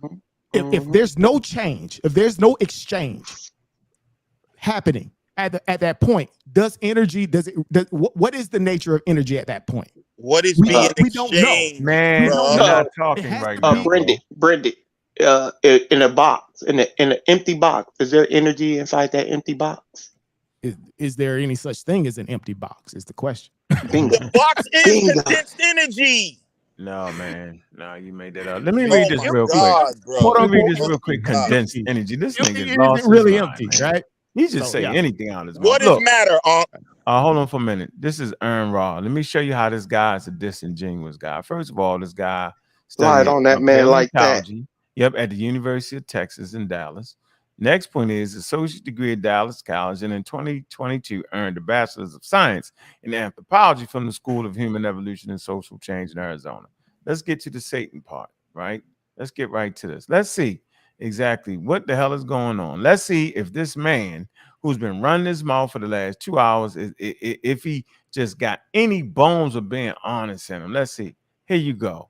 Ra identifies as feminist and as what? Satanism. Let's see. The Satanic Temple. Okay. The Satanic Temple is a non-theistic religious organization that is primarily based in the United States with additional congregations in Canada, Australia, Germany. The co-founder, let me give a spokesperson. Let's get ready. Okay, let me see. Okay. Organization spokesman Malcolm Jerry. Organization uses satanic imagery to promote egalitarian social justice and separation for church and state, supporting their mission to encourage the benevolence of empathy among all people. Empathy, among all people. The Satanic Temple has utilized satire. Do we know what satire is? Oh my God. Comedy. Okay. Jokes. Theoretical ploys, humor, and legal action in their public campaigns to generate attention to promote people to what? Reevaluate fears, right, and perceptions, and to highlight religious hypocrisy, right, and encroachment on religious freedom. It says the Satanic Temple does not believe in the supernatural Satan. Instead, it employs the literary Satan as a metaphor to promote pragmatic skepticism, rational reciprocity, and personal anatomy and curiosity. Anatomy and curiosity. Come on, man. See, you came on here, yo, and you just outright said anything about that man, yo. Lex knows and that. you said it. Lex you know that, yo. Lex argued for Satanism, but he understands that, though. Lex understands. Wow. Wow. I didn't know. Bro. Yeah, yo, he's a wild guy, bro. He's a wild guy for that, yo. You played. See, you play. You wild with that, yo. Okay. Yeah, we got you, Lex. We got Lex you. knows that. Lex knows Yeah, that. you supposed to know better, Lex, but see, you do it on purpose, yo. Okay. Yeah, but I don't understand why you would do that, yo. Fall for that. Lex There's must nothing I can do about it. Sumerianism before. I know we off on a tangent talking about Amun Ra. Who cares about Amun Ra? I cared about him because he was one of my guests. Because he built an intelligent, high-level conversation platform. That prior to that, wasn't nobody bringing to the community. That's why. If you read about anybody's organization, they will promote. We're gonna get off your conversation right now. Yeah, we're gonna change the dynamic. So we had 3 hours. Relevance to this conversation. Yeah, it doesn't. But he brought it up, and I'm saying I'm not gonna bring guests on here, yo, and let people just bash him, whether they white, green, or purple or orange. I'm not letting it happen. See, he don't care. See, he doesn't care to bring guests on that the community don't usually get a chance to hear. He doesn't care. He wants the community to hear his damn ass. See, he don't want us to bring Chinese physicists, right? White physicists, black physicists. He wants us to. He don't even know what the hell he wants. He just wants to talk. And this is the problem with the conscious community. See, we're trying to see over here at the pseudo killers community of skeptics, bro. We're not locked into your crazy box of the whole world is black and that's it. We're not locked into that. I'm not locked in that either. Okay, well, I don't know what you think you locked into. What we're saying is, yo, we can have different individuals with different subsets, right, and different belief systems, yo, talk about and transmit science. So get I don't know what you're talking about. What we can have is a pseudo sophisticated running their mouth. Why I ain't never had what? I don't even want to hear what he's saying. You're trying, Lex. Like he talking about why we just started, bro. So we trying to get other people on, bro. Like, what do you mean? We done had 4 high-level guests on this show. Why you got Neil deGrasse Tyson on, bro? Hold on, can I say? Why you ain't got? Oh God damn! No, I didn't say that. I'm just saying y'all notice, and this is how he's so triggered by this Aaron Raw guy. That's we're fine, not triggered, yo. We saying I'm not gonna let you bash a person that's been on my show, yo. I got they back, dog. That's what I'm saying, dude. I don't care what color this man is, yo. He can be a Satanist, and it don't matter to me. It matters to you. It matters to the have-nots because you can't get that interview because you're a hater at this point. Why we let him come on? Because this conversation was high level and very educated. Is why. I never said why you let him come on, bro. Right, I let your wild ass come on, Donna, and you wow. You don't got no credentials and nothing but running your mouth. You claim to be the smart. Did you realize you told me you was the smartest person in the world, Lex? What I'm saying. You realize I'm not nigga. I got the handle. You realize, yo, you claim to be the smartest person on earth, yo, and ain't got 1 degree in nothing but running your mouth. So if I let you on, surely Aaron Ron could come on this motherfucker. Surely. The 2 physicists we brought on can come on. Surely. Come on, man. Knock it off, yo. We trying to do this thing right, and the haters always coming with the bullshit. We can compare degrees, and we can put some money on it, and my degrees against yours. Put some money on it, nigga. Yeah, right now. How much you want to put on it, nigga? $1,000, nigga. $1,000 right now. I know the scam. That I have a degree and you don't. Let's make it 5. A degree in what? Computer science. Oh man. Let's put $5,000 on it and see if you have one. Put $5,000 on it, nigga. Put 5 on it. All right, it's on then. Bet. It's on. When you want to have like show, if you're talking about a guest that's on the show, though, and the man's not here to defend himself. But anyway, this is what I mean. You make it all about this nonsense, and because I said something about your little white master, you got all in your panties, bro. Now you on the one Dougal shit. So all I was saying, no, I'm just saying, like, all I was pointing out is saying he made it all personal and all this other stuff.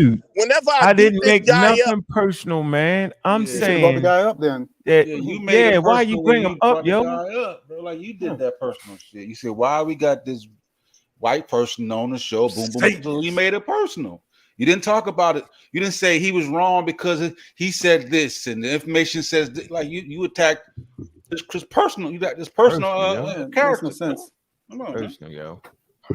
Yeah, then the man's not here to defend himself. So like how we look and not defending the man. Like, come on, bro. Come on, man. Like we wasn't supposed to have interviews like that, yo. This is what the pseudo killers is for, yo. We made to bring a diversity of talent on a situation. You know, the community deserve that. The community don't need to hear me. I would love to get Sorkiata on here. That'd be dope. Yeah, we're gonna get him on here. Yeah, we definitely gonna get him on here. I promise you, yo. Yeah, we need that. This I guarantee we get. We need that for the Black Egypt. I swear to God. We're gonna get him. Yeah, we're gonna end that. Yeah, definitely. We're gonna see everybody quiet. See, when they have him on, Asar be quiet as a mouse. Don't say none of that shit. I know, right? That nigga be acting like they agree with that. As soon as he leave, they can be. As soon as he leave, they start talking. Yeah, here's where we part ways. Like, I swear to God. Yo, we ain't had a guest yet that I didn't ask them guests, right? The questions or say what I normally say when I'm telling everybody something, yo. Ain't one guess. And I asked him, yo, this is my stance. I can vouch for that. He will throw the gauntlet down. Come on, yo. So, Can you get somebody with cosmology experience or expertise? We had him. We can get him back. We had two. We interviewed two astrophysics. Oh man. We had, oh my God, we had Moy Mateo, right? We had what's the dude name? Dr. Duncan Farrar. Right. Dr. Duncan Farrar. And he's a practicing astrophysicist. Yeah. You know, he specializes in black hole research. Yeah. So yeah. Part 2 coming up. Yeah, part 2 coming up. Yeah. Yeah, man. Come on, man. We not right. We He's the one that told us, in terms of like going all the way back to the very, very beginnings, the very beginning instances of the cosmos. Yeah, we don't know. Right. If he said, we don't know. Who am I to go past that? Right. Oh, I don't think you know what you're talking about. And he working. Right. He working in the field every day. Physicist. Right. Well, no, he's actually an experimental physicist. He's not a theoretical. That's why he doesn't get a lot into the theoretical pieces. Right. He only really talks about what he can demonstrate experimentally. Yeah, he just like Lawrence Krauss, like he a particle. He actually a particle physicist. Really, that's what you really want to call him. Yeah, right. I don't think that's a technical term for it, but that's what Lawrence would refer to himself as. Clarify what, Kyle? Nah, and peace to everybody, man. Peace, peace to y'all, man. I'm just saying it's good to clarify that there is a difference between theoretical physicists and particle physicists. They have different purposes in the field of physics, and so like it's good that we understand that these people don't have the same beliefs and the same objective in their studies because they're not studying for the same reason. Absolutely. Hey, but I stepped away for a minute. Peace to you, Kyle. I wanted to clarify, especially for Brother Ryan, but also to Lex Vortex, right? Like all of those things that, like what Ankh read, as far as the energy and whatever else he was talking about with the energy, right? Yeah. All of that is encompassed by the Big Bang. There's no, like, he's like, the way he talking about it is like the Big Bang as just the event of the phenomenon of the expansion, you know. But all of those things, even those theories about the energy, that we don't have the knowledge about the nature of that energy, even that theory is encompassed within the Big Bang. So that's what I was trying to get Lex Vortex to understand when he was, you know, because he was conflating, like, as if like these were, you know, separate things or separate ideas or something. So I just wanted to bring that clarity. Oh yeah, I would agree with you on that, and I think that with Lex is he's dealing with the subset of energy, which is called potential energy, and where he kind of gets triggered at is because we don't necessarily know a lot about potential energy, but he's accrediting the potential energy to a particular godhead or a god figure that caused it to come into existence through his understanding of, not artificial intelligence, but intelligent design.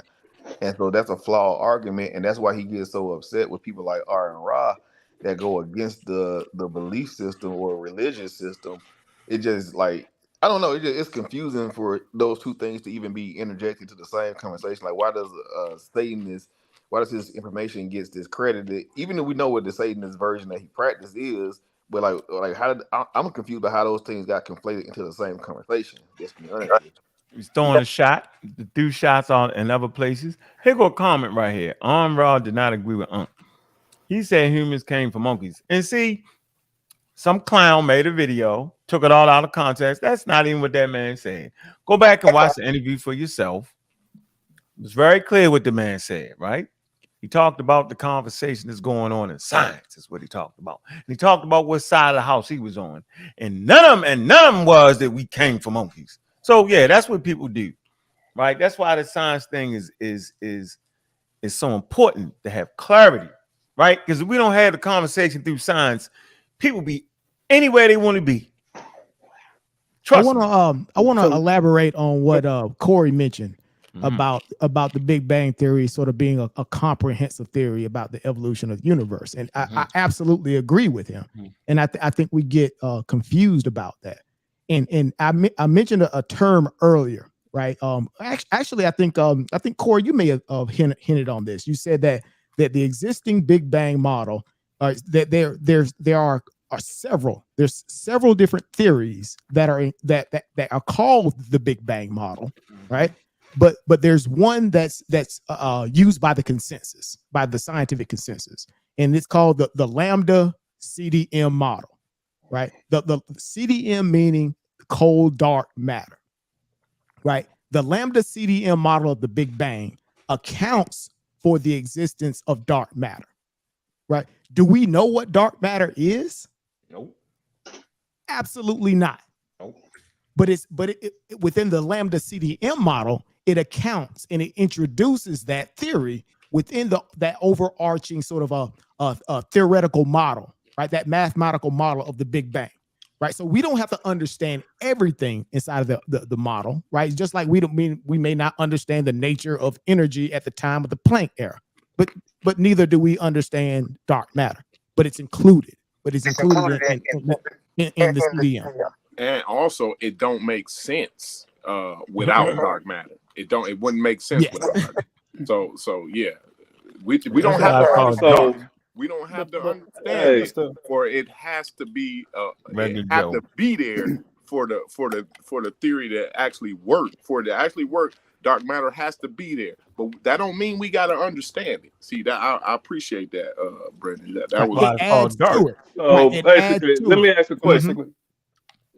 Let me ask you a question. So basically, what you, Brendan and Corey, what y'all saying is the Big Bang Theory is a scientific theory because it organizes the facts that we have. Absolutely. In a nutshell, that's beautifully. So I understand that. I understand that you guys have done a great job at explaining that today. But I think what I'm hearing from you is that you right now, you guys.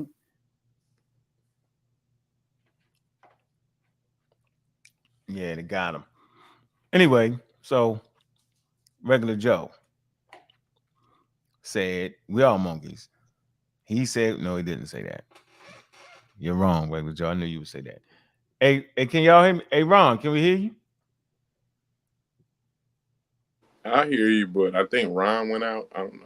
Yeah, Ron. He was I think he dropped out. The Holy Ghost came and got him. You know he was going that way. I seen him turning left at the corner. The sign that say "Turn left for the ghost." Wow. So, what was I trying to pull up right here? I'm trying to listen to him. I guess he phased out. His thing went out on him and shit. Anything y'all want to add to the conversation, man? Yeah, just maybe just a little bit about, about the Planck era, right? Okay, so, because again, right, these are highly theoretical pieces. And when we talk about it, right, we theorize that matter and energy, that there's no difference between matter and energy during the Planck era, right? So we, again, I love the idea when you talk about, or the concept when you say that science is counterintuitive. Right. So the idea that there is no real difference between energy and matter, right? And they existed in a simultaneous state during the Planck era, right? So these are things that you have to sort of wrap your head around. These I guess you would say these issues, right? You're sort of trying to understand those things, right? So how, when you say, okay, well, there's no, this happened during the before time existed, right? Or a moment where we don't understand time. Like, for instance, we don't even understand space, right? During the Planck era. So our concept of space might not even make sense during the Planck era. And here's a clue why, right? So if you take a look at quantum mechanics, you guys always we talk about the quantum entanglement, right? And the concept is within quantum entanglement is that energy can be exchanged between a quantum system faster than the speed of light. And we actually just proved that.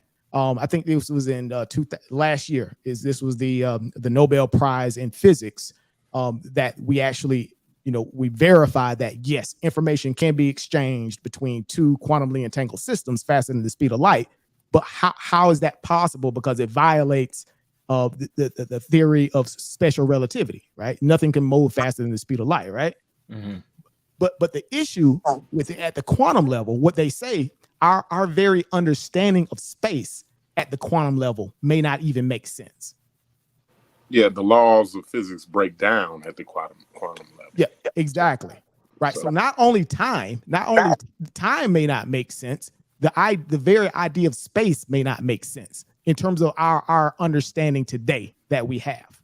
Yeah, I agree. I appreciate you guys taking the time to answer to make those statements and answer those questions. I understand that our known physics today breaks down at the micro level in terms of the quantum mechanics, and most of the people in the world don't understand it. And even the ones who understand it will immediately say, "I don't understand it, but this is what I understand." But what I'm saying though is that my simple question at the beginning of this conversation 2, 3, 4 hours ago was that does it make sense that something came out of nothing? And what you guys are saying that we choose not to deal with that because there's no statement about it. Well, no, we say Ron just lied. How do you do that, Ron? I think they're using the word because the misnomer. What came from something come out of nothing? Philosophical nothing. Yeah. I'm not religious. Philosophical nothing to describe the scientific. That's fine. Say it again.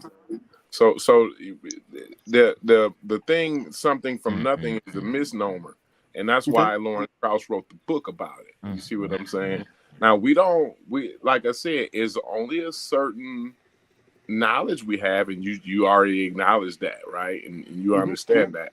So like that's why when we talking about these quantum fluctuations, you actually talking about particles popping in and out of existence. We can't even put the finger, like, what is that? Did it exist? For how much time did it exist? Did it, you know what I'm saying? Like, where did it exist at? You can't even put the finger. It's not predictable. No, there's no predictability about it. Like, I'm saying, like, our knowledge only goes so far, and so we can only talk about what we know. Now, can we theorize? This is the question you're asking. Can we theorize? And that's fine. And I always like to mention the multiverse. If you want to do some serious theorizing, look into things like the heat death and the cold death. Look into things like the multiverse, the great bounce, the great crunch, all of these different theories of how it all ends, and you know what I mean? And it's a lot there, but it's actually those theories stand on the foundations of what we already actually know, the facts that we already actually have. So you can't leave, and this is what Brendan keeps trying to explain to Lex Vortex, and why he's frustrated with Brendan, because Brendan will not leave the foundation. See, we can't change the foundation, bro. We already depend on the foundation. The foundation is how our reality is built. So what we know about our foundation, we can't throw that out the window when we go to theorizing. So as long you can theorize, right? But there's a trained way to do that. The people are trained to do that. They understand the foundations of why these equations don't work, or why this equation might work, or the potential or probability or the likelihood of something. You see what I'm saying? They're going on a foundation. They just can't jump out the window and say the great unicorn did it. You know what I'm saying? Right. And I'll even jump on the back of what you're saying, Corey, and sort of maybe dial in just a little bit of science in terms of what might clarify what Ron is saying in terms of this whole idea about things coming from nothing, right? there's an entire field of physics called quantum field theory. All right. I don't know, Ron, if are you familiar with quantum field theory? No, right? not really. So, yep. So what quantum field theory says is that all of everything that you see in the physical world, we're talking about the photons, the protons, all of the atoms, all the physical material, and even some of the energy itself, right? It comes as a result of an interaction between fundamental fields within the universe. So, like for instance, a fundamental field would be the field of gravity, the gravitational field, or the electromagnetic field, or have you ever heard of the boson, the Higgs field, right? Yes. So all these particles, even photons, and all these quarks and all these things within the standard model, right? Those come as a result, right? So they don't exist within themselves. They are the result of an excitation or an interaction between these fundamental fields inside the universe, right? So I'll give you an example. You said that the interaction between the Higgs field and the gravitational field is what could actually give matter mass. That's why the Higgs field is extremely important, because we don't understand why matter has mass, right? Quantum field theory gives us a hint or a clue in terms of answering that question, right? So this is when you're talking about things popping in and out of existence, what quantum field theory talks about, right? Everything within the natural world, right, is a result of the excitation or the interaction between all of these fundamental fields that exist within the universe, right? Have you ever heard of virtual particles? Right, no, a virtual particle. I think Corey just mentioned. He talked about particles jumping in and out of existence. Mm-hmm. Right, a virtual particle is not even really considered a real physical particle. Right, it's something that comes into existence using our math within quantum field theory. Right, it's mathematically possible. Right, this is something that we never. Yes, we have never observed. It's something that we have never observed. Right. And one of the things about quantum field theory, it's the most extremely difficult level of math that exists on the planet. Right. Only a handful of people on the planet it understands the mathematics behind quantum field theory. Mm-hmm. So and this is where all these things come. When Lawrence Krauss talks about something from nothing, right? That's what he's talking about, the excitation and the quantum field theory and those very fundamental sort of interactions between, like, gravity, right? Okay, we see gravity as like, you take something, you drop it, and it falls, right? Okay, well, there's another explanation of gravity that talks about general relativity, right? It's being the warping of space-time, right?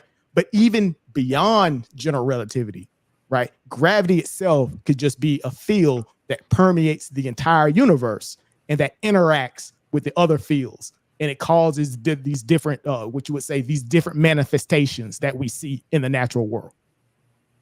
Yeah, I don't, and I appreciate the explanation. So really, I'm trying to learn this stuff.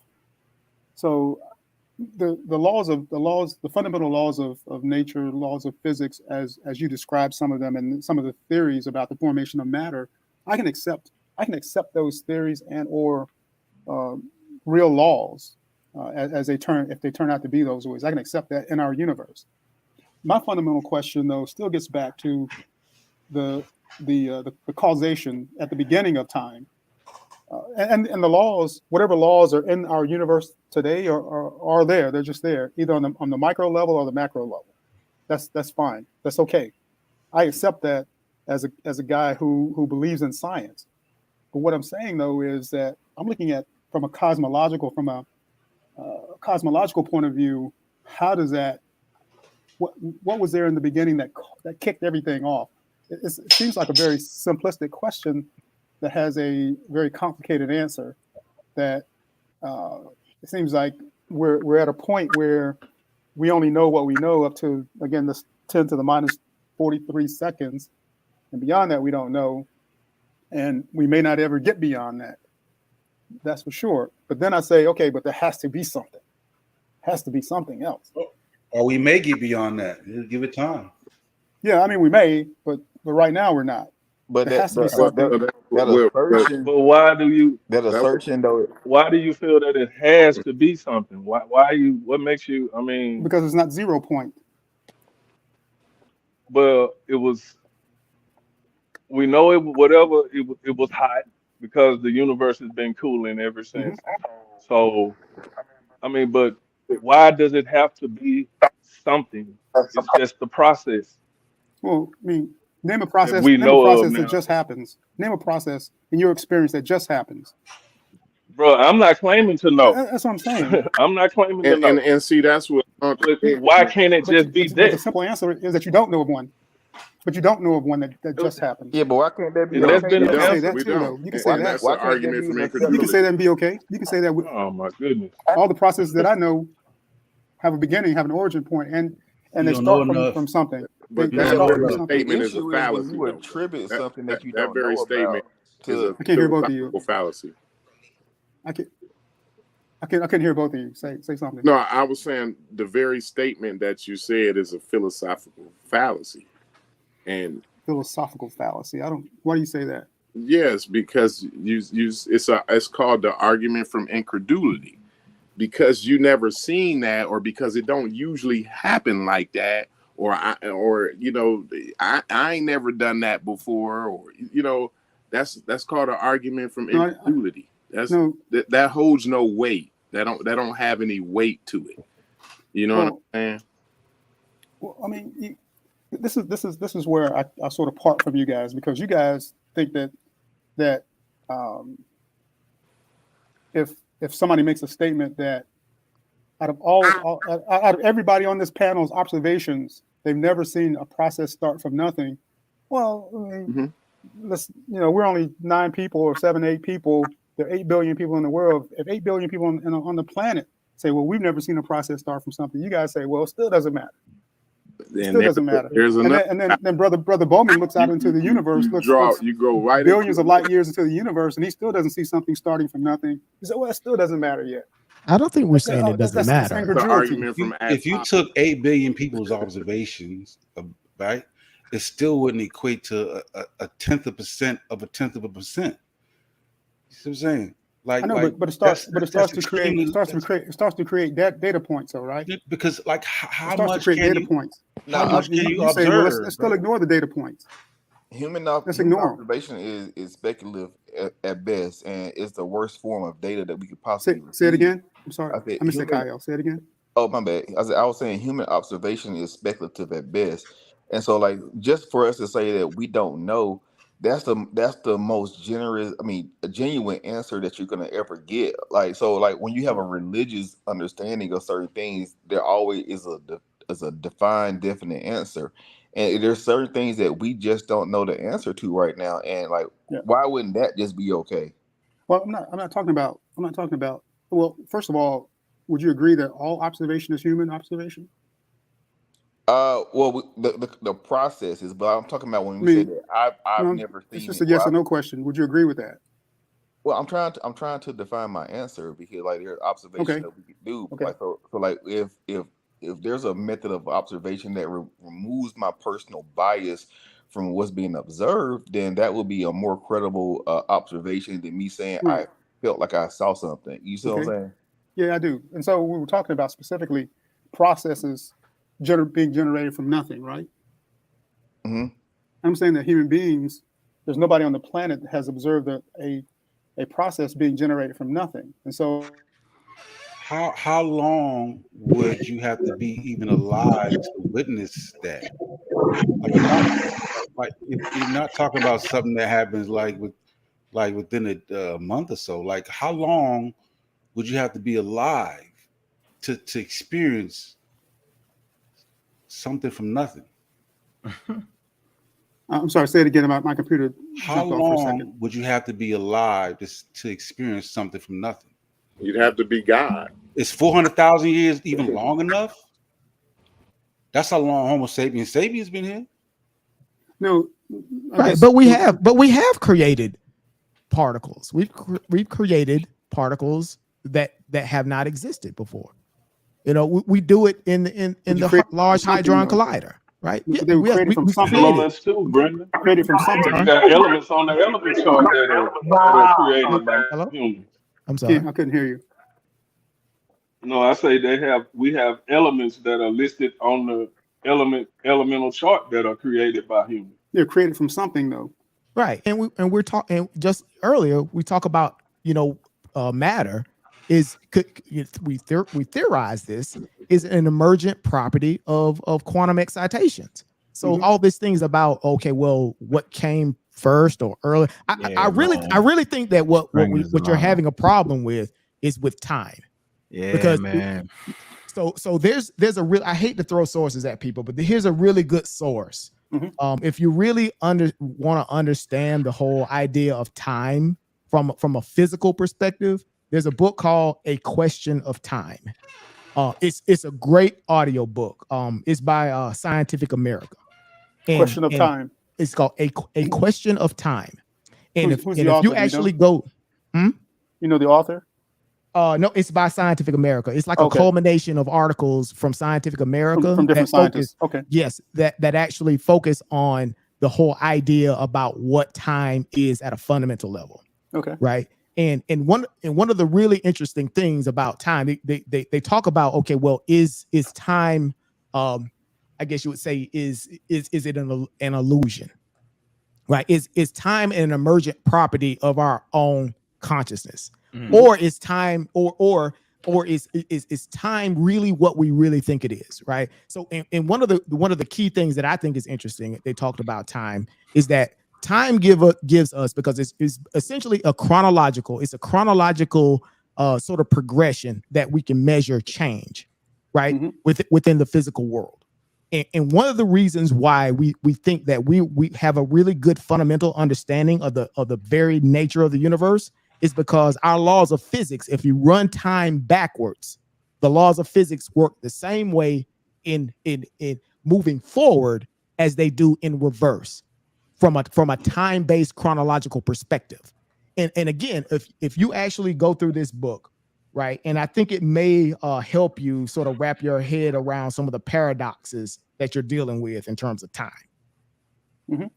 Right. I love it because I'm an engineer by trade. It talks about, timekeeping. It talks about, the early timepieces, how it was done throughout history, the creation of clocks. And it also goes into the very theoretical nature of time and about what it is. Because those are things that we think we really understand, but I don't really believe we do until you purposefully really, study it.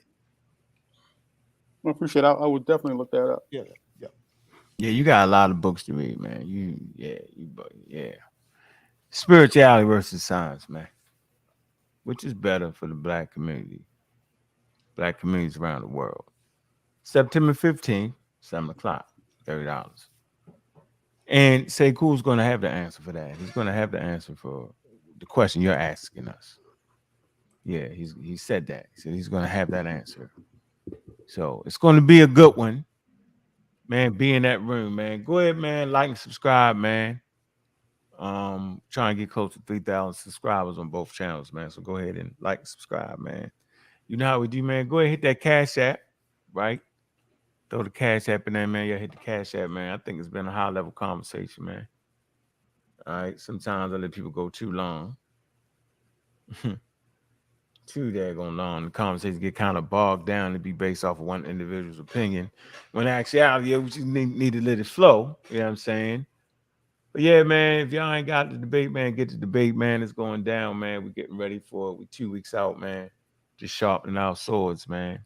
All right. And you know what it is, man. Y'all y'all got some closing remarks, man. Appreciate the bros in the building, man. It's a good, great show, man. I know, Sunchild, you ain't said nothing. I know you wanted to say something. Especially. Yeah. I have a question I'd like to ask Brandon. There you go. Hey, peace, Sunchild. Peace, brother. I'll try to make it as quick as I can. I think I remember the last time I heard you speak, you spoke the best evidence for the Big Bang. And if I'm correct, the best evidence is the cosmic microwave background. Is that correct? Yeah, there's several huge pieces of evidence in terms of why we think the Big Bang is true, right? One of those is the cosmic microwave background, the CMB.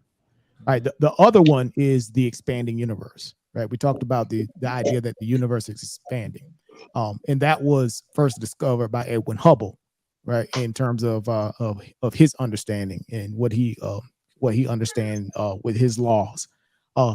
There's also another one that's less talked about, which is the distribution of matter throughout the universe, right? When you look at throughout the universe, right, the consistency of matter in terms of the amount of hydrogen, helium, lithium, and where matter is actually situates inside of the universe, it coincides with the mathematical model of the Big Bang, right? So those are the three big pieces there, right? Expanding universe, the CMB, and the distribution of matter. Right, and that brings me to my question. If you're familiar with the logical fallacy that states that it's the affirming the consequent,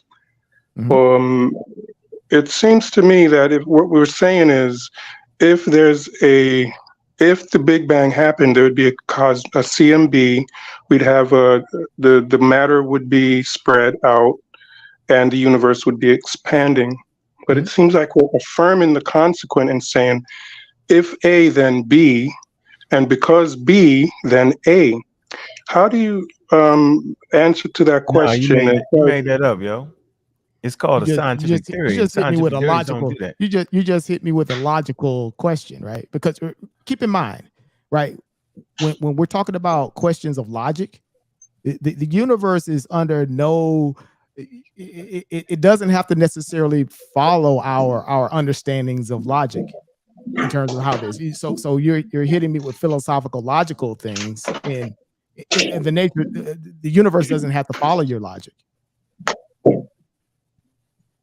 No, I'm hoping you understand the question. What I'm saying is, these are I think some of the very fundamental problems or stumbling blocks that we hit. We try to throw logic at science and the natural world, which the best tool is observation and scientific data. Not logic. Logic is for the realm of the philosopher. Okay, I'm hoping you at least understand the question. Well, do you know what the scientific method is, though? I do, but I'm asking you about the logical fallacy. Think about what you said, though. Let me just ask the question. Logical fallacy when they use the scientific method. The scientific method produced. Hold on, the scientific method, right? Either produce an hypothesis, a scientific hypothesis, right, or a theory that can organize the facts. Where is the thing that you're talking about in that? You get it? Well, I'll restate. I do. Let me restate the question and see if I can restate it this way. Is there another explanation? Could there be, outside of the Big Bang, another explanation for the CMB, the spreading out of matter, and the expansion of the universe? Could that be explained in another way? Or are we assuming because these things are happening that it's because of the Big Bang? Now, I would say in terms of the Big Bang model that we have, it's the best explanation that accounts for everything that we see in the physical world today. Yeah. Right. If I throw out the Big Bang, I have to replace it with something. Right. Yeah. That fundamentally, that's where your dilemma lies. If I start throwing out big pieces of scientific evidence and all these things, you're going to have to come up with a theory that encompasses everything that the Big Bang model describes. Right, and does so very successfully and more. Right, so we don't have anything today that's better. I think when it happens, then you have an argument. Then we have an argument. Could it? Coulda, woulda, shoulda. Yes, could it? Yeah, absolutely could. The aliens come and expand the planet. But more than likely, any new scientific discovery, any new mathematical discovery will just be swept and encompassed into the Big Bang model. It's more than likely it won't overthrow it. It's like we keep pushing past what we know to something that can come in time. That we, you know what I mean? Like we're talking about something that could replace it. Versus, let's just wait till something replaces it. Then we can have a real good conversation. All right. Until then, for instance, if someone falsifies the idea that the universe is expanding, right? Yeah, look at this man. Then right at that point we have to make okay, maybe what we're understanding isn't necessarily in line with what we see today. But I don't necessarily think so, because we've got Hubble's law, right? It's the reason why Hubble's law is a law. It's a law, man. It's going to be very difficult to overturn a scientific law. You may add to it, you may refine your understanding. They never overturn that shit. No. Look at and you could remind me again, Hubble's law is hold on for a minute. The universal law of balance, there's no such law of balance, will destroy them when the pendulum swings back to balance out the evil. They will be destroyed. That's just song religious. That's just songs. I'm scared. That shit just scared me. I don't want to be destroyed. That evil. The evil sign. That evil sign show the law. Say made up a law. The law of balance. I just a nigga on YouTube. I ain't trying to incur the wrath of goddamn the law of balance. I ain't signing up for that shit.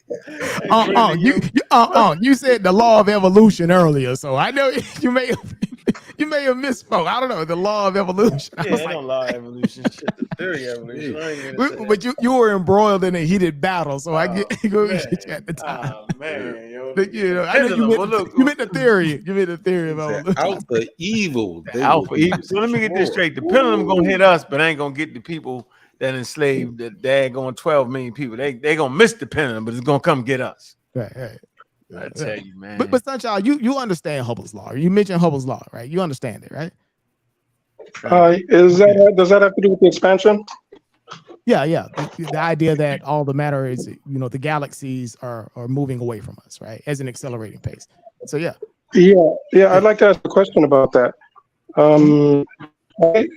Because the universe is expanding, are we assuming that I'm sorry.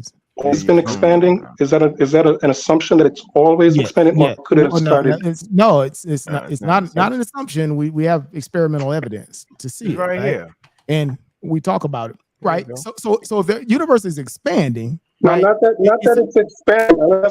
I'll agree to that it's expanding for now. What I'm asking is, how do we? It's always been expanding. It's right here, because it's right here, yo. Do you see the screen, right? Yeah, always is a long time. Yeah, so I don't know about always. Because we talked about the inflation, right? There was a moment of inflation, right? Entropies. No, it's right in front of your face. Hold on, whoa. No. We ain't doing that. We is not gonna sit up here and do this. Right in front of your face is the proof that it expands, bro. So I'm not gonna run around and do this. I'm not doing it. They can do it with you. Well, I'll give you that. I said I'll give you that. No. You're not giving me anything. The universe is right here. 13.7 years is always, yo. How long is 13.7 billion years? Do you know how long that is? It's just ridiculous to reduce these astronomical numbers to it's always. Yes, that's always. That's forever. And this right here, that's not my question. That's not my question. That's not my question. Whatever question you think you got, this proves the point here. You just asked the question just to ask the question. Does it prove it always was expanding? We answered your question earlier. Yeah, we talked about the inflation, man. We talked about the moment in which the expansion began around 10 to the minus 38. Yeah, so your answer is no. That the universe has not always been expanding according to the Big Bang Theory. The answer is no. I know what to do. What do you have? Okay. This is what I'm gonna start doing. Don't ask no more questions for right now. What do you think it is? What do you think about how the cosmos expanded, or what do you tell us? That's always. Yeah, I'm not doing this no more, dog. Like I'm not doing it. I want to ask you, bro. Gotta balance it out. Go ahead. Go ahead, brother. Explain what you got. No, I don't. No, I had a question, and I appreciate, Brother Brandon. I accept your answer. It helps me, so I appreciate. I don't. That's why I'm asking questions, because I don't have the answers. But I appreciate your answer, Brandon. No. What do you think? I'm asking you a question now. So, what do you think it is? What do you think's going on in the cosmos? What are you using? Are you using philosophy? Are you using science? Or you just, what are you using?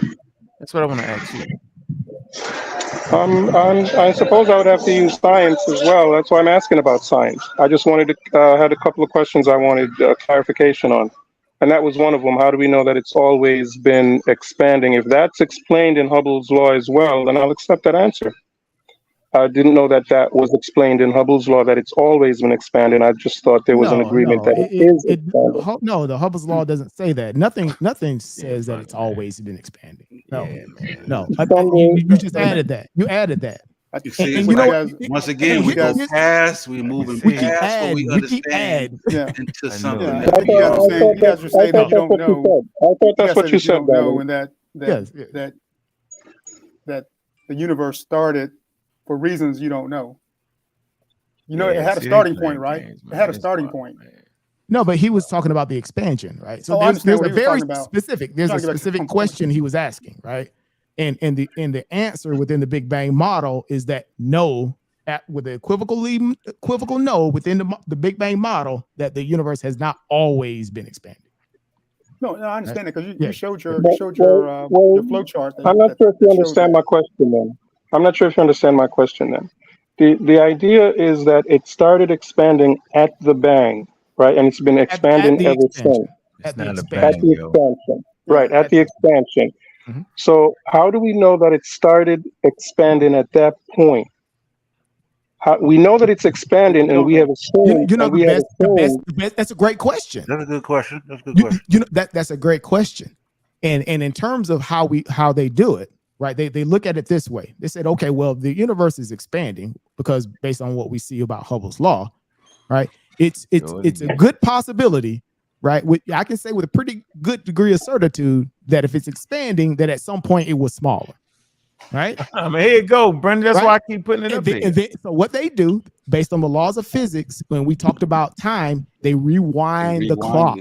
Right. They rewind the clock all the way back, right? In terms of what we understand, and that's how they actually speculate what the conditions of the early universe may have been like during those early moments, right? During those early moments of the seconds, right? Yes, that's how they do it, right? Like for instance, if you take a look at a piston in a car, right? A piston in a car has like a gas in it, right?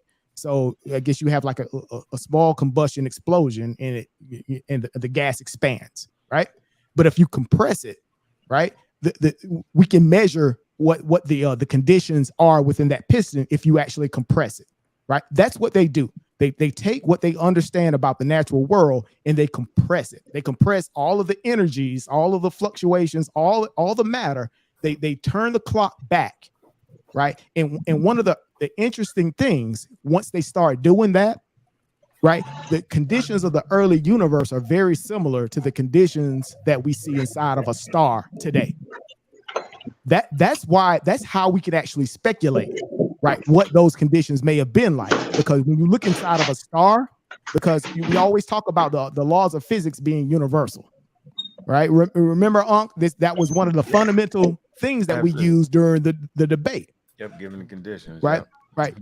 Given that the conditions are similar throughout the entire universe, right, then the behaviors in the universe could have been very similar. Mm-hmm. So when you rewind that clock, right, the conditions of the early universe could have been very, very similar to what we see inside of a star system today, or inside of a star, right? But they even take it even further, right? They rewind the clock all the way back until the point that the laws of physics break down. And one of the biggest problems is gravity, right? Because, at the point in the quantum scale, gravity doesn't make sense because we can't necessarily, deal with it. That's when the laws of physics sort of break down. And that's around 10 to the minus 43, right? Okay, can you hear me? Hmm? Can you hear me now? Yes. Yeah. Okay, I appreciate that answer, and that answers the question, I think, a little bit more specifically. I appreciate it. Hmm? Yeah, that's good. Okay. Thank you. I appreciate the answer. It's a good answer. It's a good answer as well. I appreciate it. So here's and for me. That's what the science tells us. Mm-hmm. Yep. Okay, so all right. So if we want to know how long this thing has been expanding, right? So if we ask the question, has it always been expanding, right? But we actually have a measurement to tell you how long it's been expanding. What does that mean? I'm asking you, Brendan. When you say that there's a measurement, a person says, how long has, if a person says, has it always been expanding, right? Mm-hmm. I think that was his question. Mm-hmm. Okay. When we do the measurements, it tells us how long it's been expanding. Yeah. We measure the how long answers the question, right? The most distant light, right? We measure the most distant light that we can see, right, inside of the cosmos, right? And that's how we speculate in terms of how long it could have been expanded. How you say the word anthropopes or anthropic or anthropes? I think I'm saying it right, right? Of the cosmic microwave background, CMB, as observed by Planck. The CMB is a snapshot of the oldest light in our universe, imprinted on the sky when the universe was just 360,000 years old. Watch this. It shows the tiny temperature fluctuations that correspond to regions of slightly different densities, representing the seeds of all future structures, the stars, galaxies of today. So when you look at this map right here, this is the Max Planck. You look at the colors, right? And you see the very, very light blue colors, right? The light blue colors is the oldest part of the universe. Okay. The darker colors, right? Darker colors is the hottest part of the universe, right? If you measure these distances in all directions, right, you come up with a time of how long, right? Answer the question, how long this thing been expanding? That's the answer. But I think we all accept, at least I do, accept that the universe is expanding at this rapid rate, and it's been doing so for almost 14 billion years. For me, that's not really the question. The question is what happened up to that point, the 0 point. And what we're saying, I guess what you guys are saying is that the experts don't have a whole lot of information and or speculation or comments about that, and because of that, it doesn't matter. No, we're not saying it doesn't matter. I think that this is something that they're actively working. They're actively working on those answers, right? There's people in theoretical physics. Yeah, they ain't stopped yet. They ain't stopped. No, it's like, oh, we're gonna throw up our hands. No, they're still cooking, bro. They're still cooking. Yeah, it's in the pot. It's in the pot. Just walk away. We're gonna walk away. What we're saying is we're not qualified to do it. That's right. And give you an answer on the shit that don't even got data. That's all I'm saying. Yeah, we ain't saying they dropped the mic. Like, yo, I'm out. Please, like, nah. Let's close down. All right. Yeah, let's close it all down. Close it down, Bill. Anthony, put that telescope up, Anthony. But until there's no shows, bro. Until the experts come up with something, you guys said that you don't necessarily think that something has to come from nothing because those guys haven't said it yet. Right. That's what I'm saying. Those guys. Let me give you a great example right here, man. We all like watching NFL football, right? I like the way Ron be doing it. Yeah, Ron be having fun. Yeah, hey, Ron, that's what you bring us right to the brink, Sosa. Right to the brink, boy. Right there. So listen, we like watching football, right? That's right. So that's like you standing on the sideline, right? Ain't talking about you about to score a touchdown. How? You're not even in the damn game to score a touchdown. You just on the sideline talking.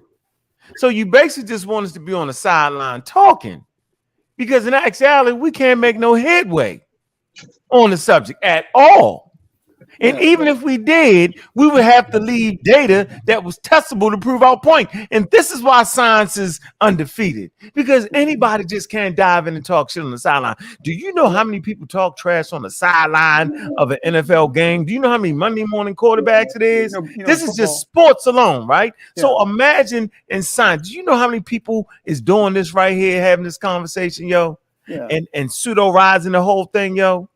I like that. But the point is that doesn't even matter. I like your sports analogy, brother, because they have something called analytics. You know this in sports, right?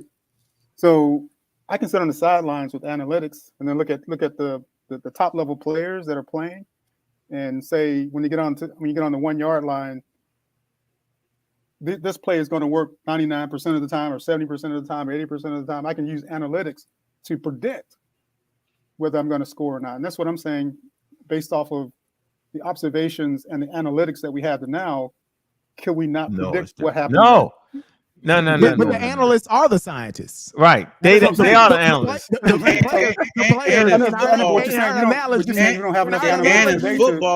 and in football, you're going forward in time. You're talking like that. They're talking. The Big Bang Theory is going backwards in time. Yeah. You know what I'm saying? Yeah. You're going past Lamar Jackson to you know what I'm saying? 1800s with leather helmets on. Yeah, you keep going back before it was a football. What kind of helmet was it before the leather helmet? I know, but the analytics existed. I mean, you can still use analytics. Brother Series B just stated that the physics work in reverse or in forward. He just said that. There's a symmetry. There's a symmetry that exists. Yeah, there's a symmetry, right? That's how we Brother Sosa understand that we might be on. Don't do it, Ron. Don't go to Thanksgiving dinner and do that to your family members, yo. Try to use that ain't fair, yo, for you to sit up here and say that the data that the scientists produce, we supposed to have a better answer for the data than them. I didn't say that. Yeah, you did. I said you did. Use the data. I said nah, you did. Their data. They have produced the data. They're using the data. And they say they don't know. So you want to take that same data and say, yeah, we know from YouTube, we know. No, I'm not. We just say it. I'm not saying that we know. I'm saying something. No, I'm saying that the data that they have. We can't even interpret the data, yo. You gotta be trained to interpret the data. Is what I'm telling you. The data up there, you was like, huh? The data that's being explained. We've been talking about it all day today. We've been talking about it all day today. We're talking about some Wikipedia. Nah, we've been talking about it all day. Man, I put that data up there. You was stunned. Yo, you was like, what the hell is that? Yeah, we so high level. I was only stunned because I didn't get a chance to take a look at it. You can't flash something for 30 seconds and say, hey, Brendan, tell me what this is. I like Ron. The information put out to the public. Tell me what this is. No, the information put out to the public is for the layperson, man. If they actually hit us with the actual science, we be sitting there. We have all sit there, we'll never get there, bro. We'll never get there. Yeah. You gotta get your degree. Brother Series B used the example of compression engine, right? Mm-hmm. Internal combustion engine, right? He used that example. You understand that, right? Data. See where you understand how that works? Yeah, I get it. Yeah, because he's taking the cliff notes and breaking and making it analogous to where we can understand on a layman level. Engines work. You can take the next leap of faith and say, I can understand this too. Listen, I understand how to work my iPhone, but I don't understand the mechanisms within the iPhone. Like, I can show you how to shoot the video and all types of stuff, but when you get to the inner workings and all that, come on, bro, that's what we're at, bro. I know, but you maybe you can't do it now, but you maybe could if you were interested in it. I agree. See, now that's what I'm saying, bro. Like, we're not saying, like, I agree with that. I'm not saying that we're not smart enough to get into the field and take courses and stuff. Okay, nobody's saying that. All of us are. No, we're not. Yeah, we agree to that. What? We're not. We're just saying before you do that, you need to take them courses first, and then your competition is not with us. We don't want to. I'm not competing. 10 years. Yeah, you can take 10 years of physics. Yeah, you'll be right on par, Ron. I know. This is not competition. You guys see everything as a competition. I don't see it as competition. I see it as just as conversation. Hey, Ron. You see it as there's got to be a right or a wrong. No, we promote African Americans to get into the field. That's why we do it. Sure. I mean, I have a degree in engineering, so and we're lay people. We're lay people and enthusiasts, right? We can read Scientific America. We can listen to the textbook. We read the textbooks and stuff like that. That's it.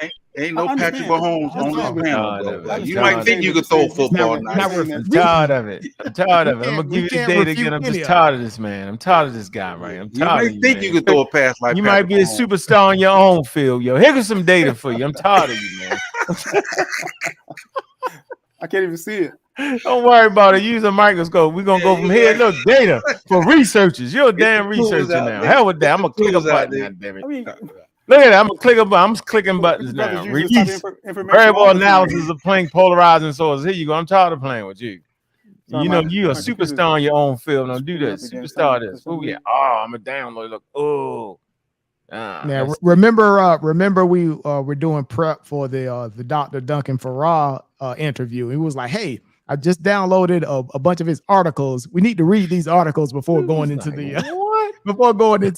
interview."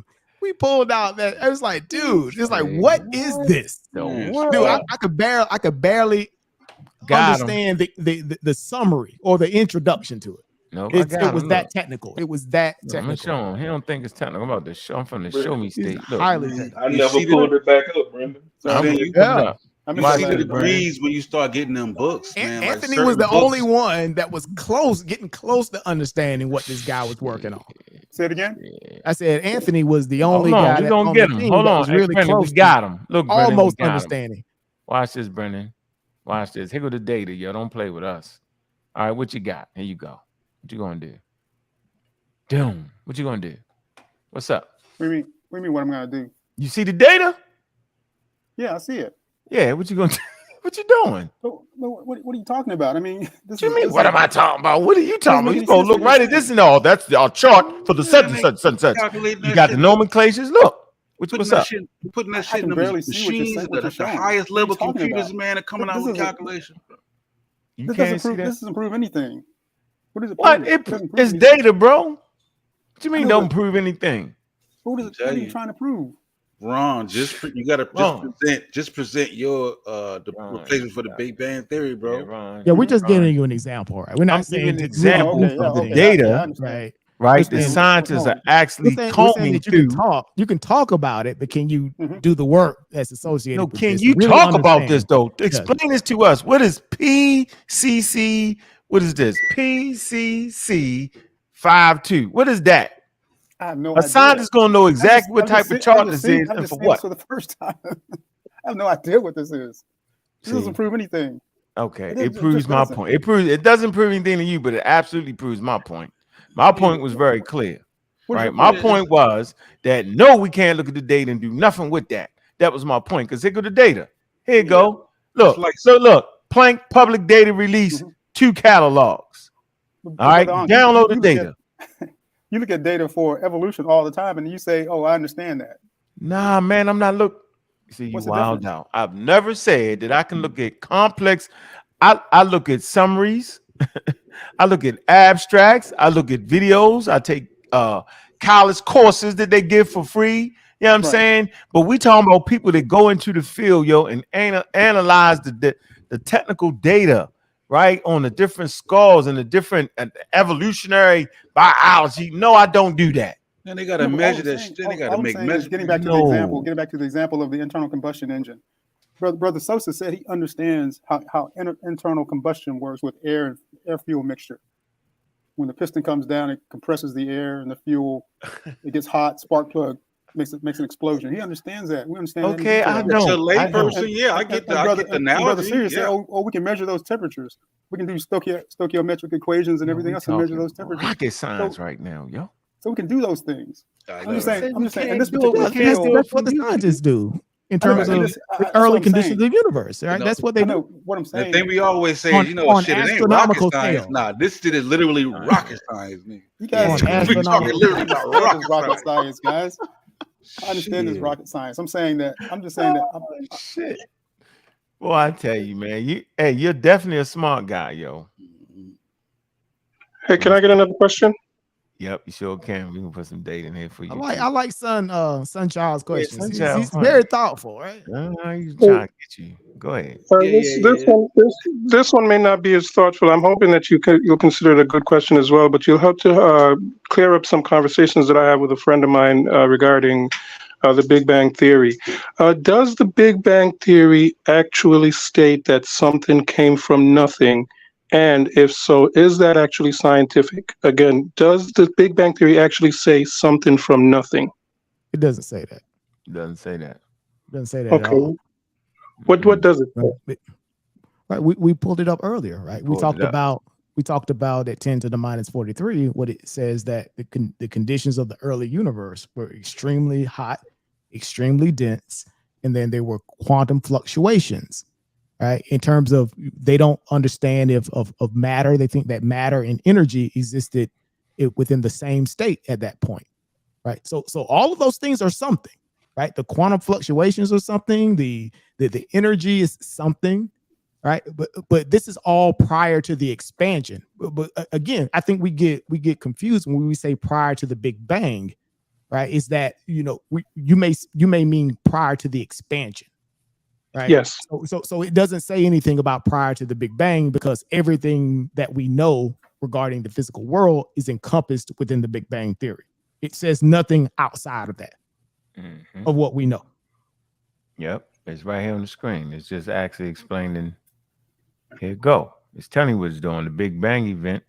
Yeah, they call them tidal forces, right? The quantum tidal forces, the primordial forces, right? When gravity and the strong force and the weak force, all those things were unified, right? Within a single force that permeated, or that governed the entire universe, right? Hey, which we don't understand, today. It's comprehension. It's I got a comprehensive explanation yes. for a broad range of observed phenomenon. So you talk to your friend and say, "Yo, is a comprehensive explanation for a broad range of observed phenomenon, including what? The abundance of light elements, the cosmic microwave background radiation, large scale structures." That's what it's doing. Go ahead, Anthony. Yep, the Well, galaxies and everything. Right. I was just even about to us say. today. I'm sorry. I was just about to say what you just said, basically, but just in a simple form, or a simpler way. Don't get confused by the name, the Big Bang Theory. That's just a name, so you don't have to try to say all these different facts. You know what I'm saying? It's just a name that incorporates all of them.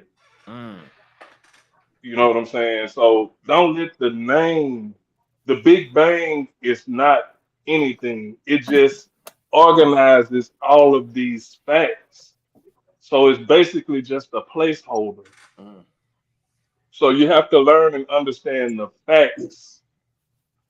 There's no before the Big Bang. The Big Bang is everything. I mean, it's still going on now because we're still expanding. So it's still going on. Right.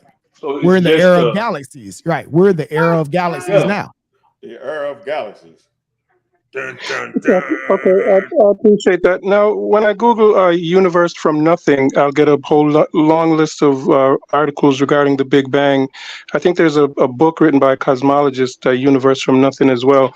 Why is there that idea? Where do we get the idea that it's a universe from nothing? And why is there that so many people are so unclear and quick to make that statement? What? It's a book. It's one of the books that Corey was saying to read, man. Just read the book, and you'll understand what he's saying. He's saying it's not actually nothing. And when they say nothing, their definition of nothing isn't what in your mind nothing, right? There's something in that nothing. That's a good one right there. Right? There's something in that nothing. The something in the nothing are the quantum fields that we talked about earlier, right? Shit. There you go. Say that again, Brandon, because you just hit it right in the head. There's something in the nothing that we talk about, right? The something in the nothing are the quantum fields that we talked about, right? The tidal forces, the very early primordial nature of the universe is the quote unquote nothing, right? So there was something in that nothing. I think the whole idea of that title was sort of a meme, so to speak, right? Sort of to pull people into it. But when you actually read the book, he talks about the nature of the universe and the emergent properties that we talk about. These what we see in the physical world. Are you familiar with the book, the actual book that I'm talking about? I got the book. Yeah, I got it. I read it. Can you tell me the author's name again, please? Lawrence Krauss, right? Krauss, that's correct. Right. Yeah. And he made it a point and said there were no quantum particles, no time, no space, no particles. And I remember I heard him on the YouTube video where he says in his words was absolutely nothing. And he made it quite clear in my mind that that's what he was saying when he said nothing. He meant nothing. So that's where I'm a little bit confused. I don't know who this person is. Right. We can only go by what the theory says. I don't like to step outside of that because we introduce these small words like nothing or always, and all the right here. Can't do that, right? So those are terms that aren't used within the Big Bang. Why is there something, not nothing?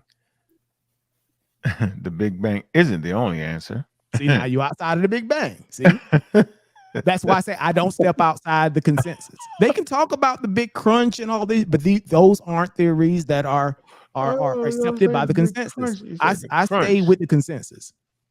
Anything outside of that, they can theorize their heads off. Right, I'm planning on reading the book, but does Lawrence Krauss say that there was nothing before the Big Bang?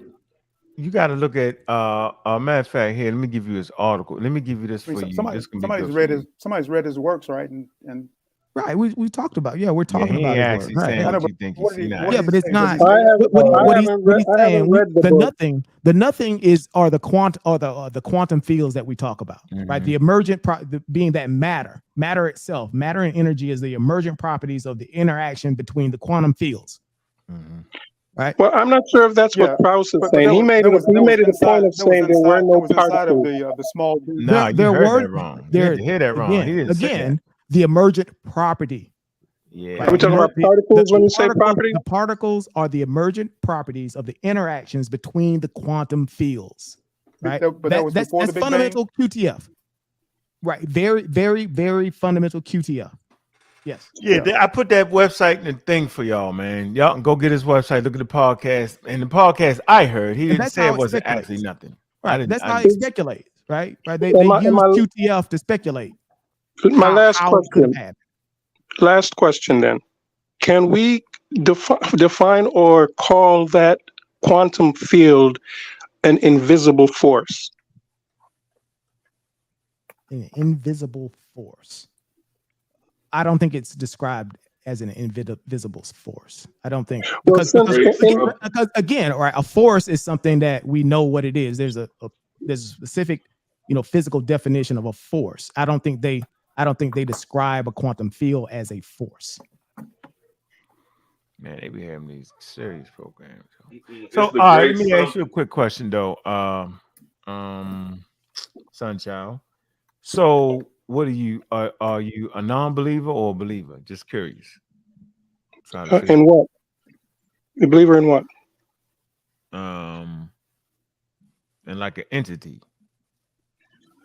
Yes, I do believe in a divine force. I'm not dogmatic. I don't identify with any of the religions, so I'm kind of trying to figure it all out. I don't know, but I do believe in a divine force. Yes.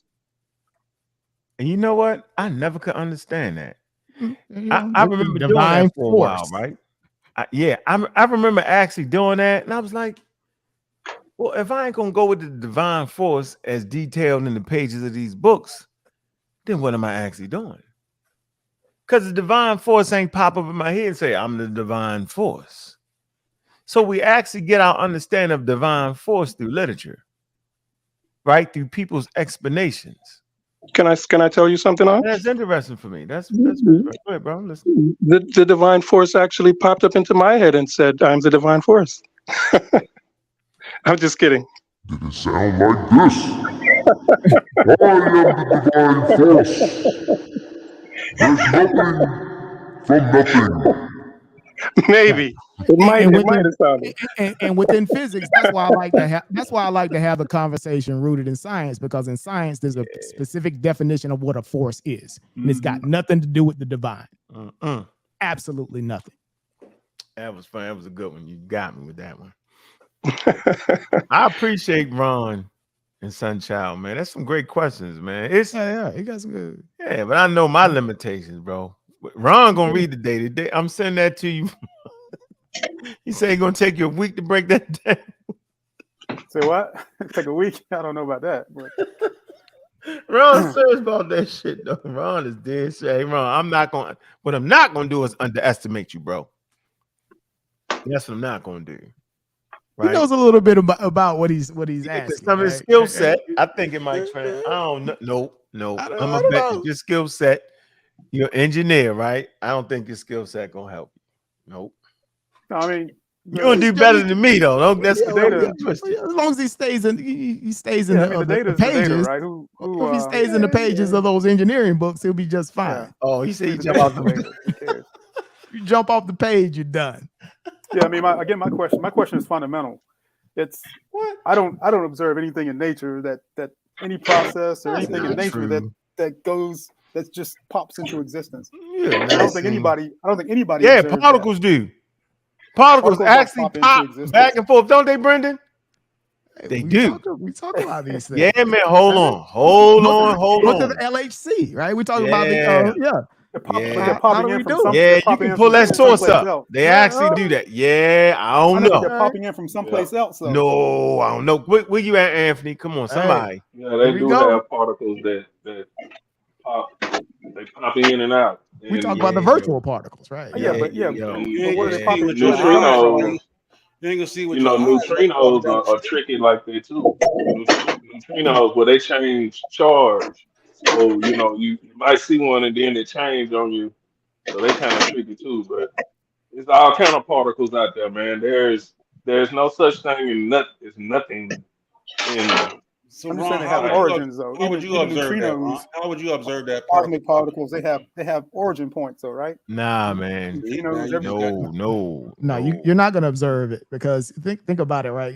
Neutrinos don't interact with matter in a straight sense. through matter. Yeah, right. exactly. So it's very difficult. I think there's like they're doing experiments now. Right, they do have neutrino. They captured. They're trying to understand. They have neutrino detectors, and what it is, it doesn't actually detect the neutrino. What it does, it detects the byproduct of the neutrino interacting with something. I can't remember what it was. But I know they got the major one is in Japan, and it's underground. Yeah, it's like shooting stuff all the way through the earth and back up. It's exactly crazy. Yeah, right. That's what I'm saying. But even they have origin points, though. When you say origin point, what do you mean? Yeah, they didn't. I mean, they didn't just pop up out of nothing, right? I don't know, yo. Again, we keep going back to this nothing thing, right? We keep going back to nothing, and but isn't that the fundamental question, though? But that doesn't necessarily mean that there is something. That's what was stated earlier. The universe is not obligated for you to understand it in no way, shape, form, or fashion. I agree with that. I agree. It doesn't necessarily mean that there has to be something. I'm just saying that then I look at the universe as we know it, and we don't see we see things coming out of something. Don't even see nothing. No, man, you only see most of the universe. Most of the universe you don't see. No, but what I'm saying is that your brother Anthony, he has high powered telescope. He's looking billions of years. We're in a vacuum of space. To the past. Do you know what a vacuum means? Yeah, the void. It's empty. Nothing in it. The majority of it is empty, yo. Ain't that funny? Yeah, I understand that, but the things that you see things those on this quantum planet fields, all the time. Which you see things happening on this planet all the time. Hey, Anthony, you saw something pop and not exist in your telescope? I'm curious. No, say that again. So you see something pop in and out of existence on your telescope? No, not me. Don't let that man put that on you. Don't let that man put that on you. But brother Anthony, that's that man in the telescope. You see the galaxies. The man with the pictures in the telescope. You observe the Doppler shifts. Things are moving away. No, I can't. Not with this little $1,500 telescope. I got no. I can't do that. 100,000. You got the spectroscopy. You got the spectroscopy. See, the stuff you talking about, Ron. You and I can't go in the store and buy that. That's Hubble. That takes countries. Wrong, Ken. No. What I mean is you've seen it through your websites and things like that, right? With interacting with other astronomers, astrophysicists, right? You've seen that. I mean, the Doppler shifts are real. Nobody says the Doppler shifts are false, right? No, they don't. I'm just saying that I can't observe that. That's what I'm saying. Oh, okay, but that's a true thing, though, right? Well, I know the objects that they say where they at. I know that. Now I can't Why are confirm they saying? whether it's there's the red shift or none of that. No. No, but they sign show. I mean, that's science, right? We know that. But that's how we know the universe is expanding. That's what Ankh was showing on his map. He Yeah. was showing the universe expanding on his map. And I trust that evidence. I trust that. So, and then we talked about that thing that our universe in reverse. I mean, Brother Sirius B talked about rewinding the clock, and that's what I'm saying. Yeah, the laws of physics work. At what point in when time, you go backwards at point as well. zero, what was happening then, and then we don't know. Mighty man stood at the forefront. We don't know what happened before 10 to the negative 43. We don't know. I think we do. And for me, I'm gonna allow the people in the field that are actually doing the work to be the ones to hypothesize about that and come up with the theories. Because I can't test none of the stuff that come up in my head about it. I can't test it.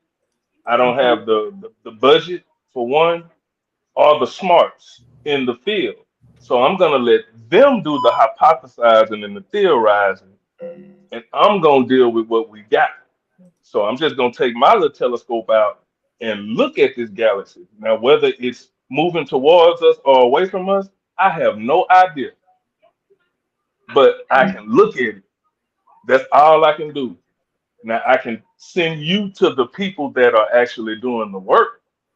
You know, we got videos. You can go back to the pseudo killer library. Brandon did a good job of chopping up them interviews to make them bite sized, so you can get you a little chunk of the, you know, you don't have to listen to the whole thing and be confused. You got your little 10 to 15-minute clips. It's all in the library. It's right here on YouTube with a real working astrophysicist. You know, that work has been done. It's there. You know what I'm saying? All you got to do is just go back to the library. That's it. May I be allowed to ask one more question, please? Yeah, it's your last question. Brother Brandon, I remember reading, I believe, a while back about a quantum field of consciousness. Is this the same quantum field that you're referring to, or is that pseudo? No, that's quantum quackery. Man, that's quackery. That's called quantum quackery. Quantum quackery at all time high. Absolutely not. That's not the same thing. It's pseudoscience. It's called dedicated to quantum. Yeah, it's the pseudoscience, not to be confused with quantum field theory. No. Yeah, it's quantum quackery. Hey, Bobby Banger, this is Babylon John, bro. Can I talk to you now, bro? I just got one quick question right quick. Oh man, I've been waiting. Yeah, you've been waiting. Hey, check it. Bobby, I want you to check out Alan Guth, right? That's ALAN, last name Guth, GUTH, right?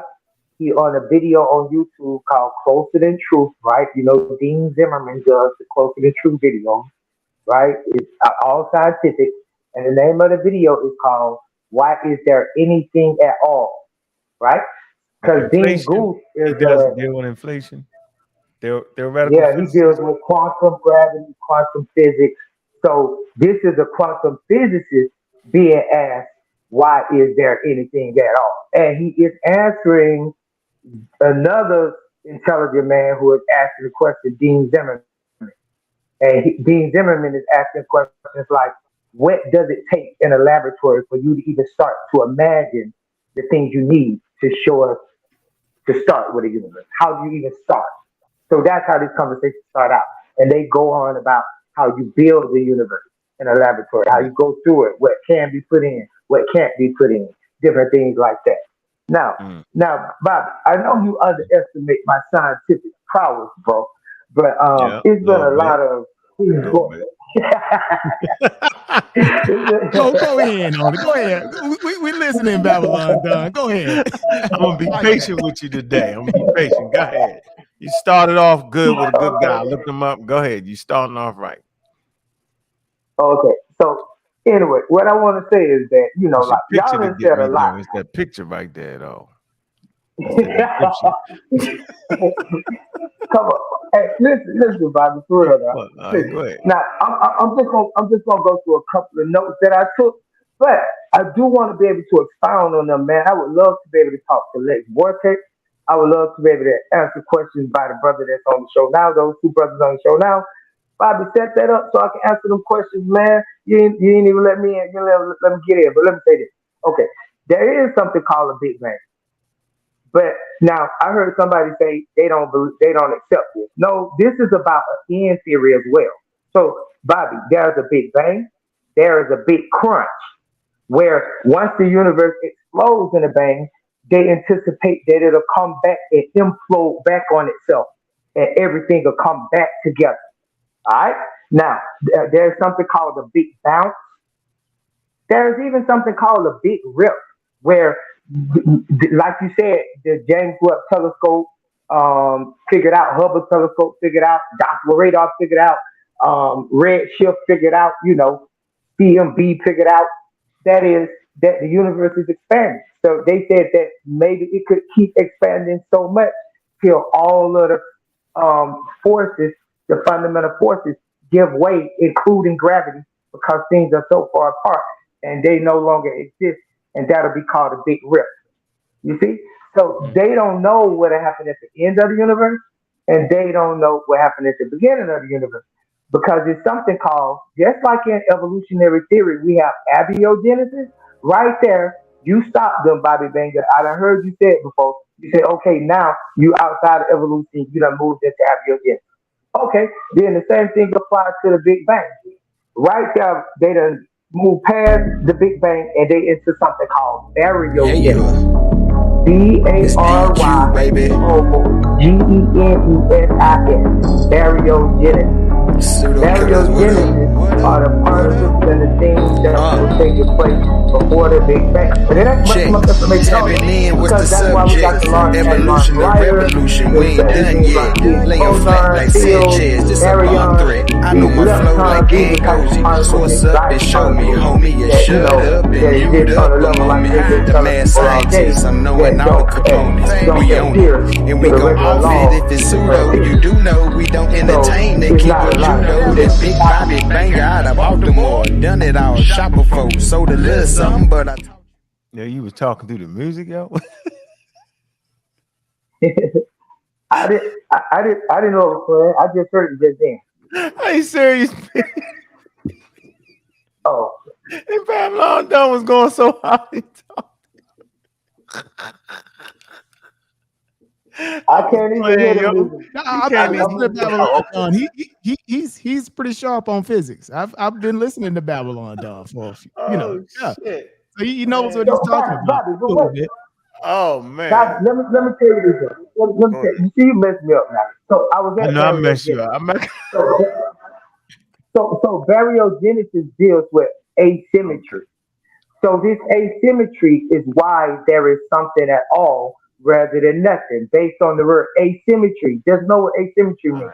There are symmetric things, anti-symmetric things, supersymmetric things, but then there are asymmetric. Hold on, Babylon Dawn. Babylon Dawn.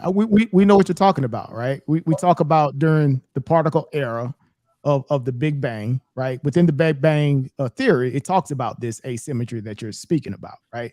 So what it says during the particle era, right? This is when all the particles within the universe were being synthesized. And what they say, it was both anti-protons and protons, right? So in terms of, so we talk about particle annihilation. So for every anti-proton, there's a proton. So if that number was the same, there would have been nothing left over after the synthesis of the particle era, right? So what the scientists say, there must have been a slight asymmetry in terms of what we see in terms of the chemical composition, the material composition of the physical world. So they say for every 1 billion antiprotons, there must have been 1 billion and 1 actual protons, right? So that slight asymmetry during the particle era, right, is the remaining matter that we see inside of the universe. That's what you're saying, right? Well, no, that's not what I'm saying. That's what they say. Yes. And that asymmetry, the ratio, they actually can do a calculation based on that ratio. and it works out beautifully in terms of the mathematics, in terms of what we see with matter and energy, right? That ratio, right? Is that 1 billion to 1 billion in 1 ratio regarding the chemical composition. Can I come in now? Hold on, Babylon down. Okay. Hold on. I just have I'm trying to figure out if you can get some of the words right, dealing in this physics conversation. What the hell be going on with the other conversation, yo? This is what I'm not being able to put together yet. I'm trying to trust you. I'm trying. I'm saying I don't know if I should let my guard down or not. Not quite sure, Brendan. Are you sure, Brendan? Babylon done. Can we be certain? He won't get entrenched in pseudoisms? He's got more superpowers than he's on. Me and Sister Juju just had a beautiful conversation the other night on Q Butter Show. How do you make this cosmic shift like this? How do you make the cosmic shift? How do you do it? How do you go in and out of pseudoisms like this? It's incredible, like a particle. You go in and out. How? I coined this term pseudo and quasi, bro. I ain't never been pseudo. We always had our differences. Sure? And maybe I was about to jump in there right then, and you stopped me from getting out the window just then. Because when he said,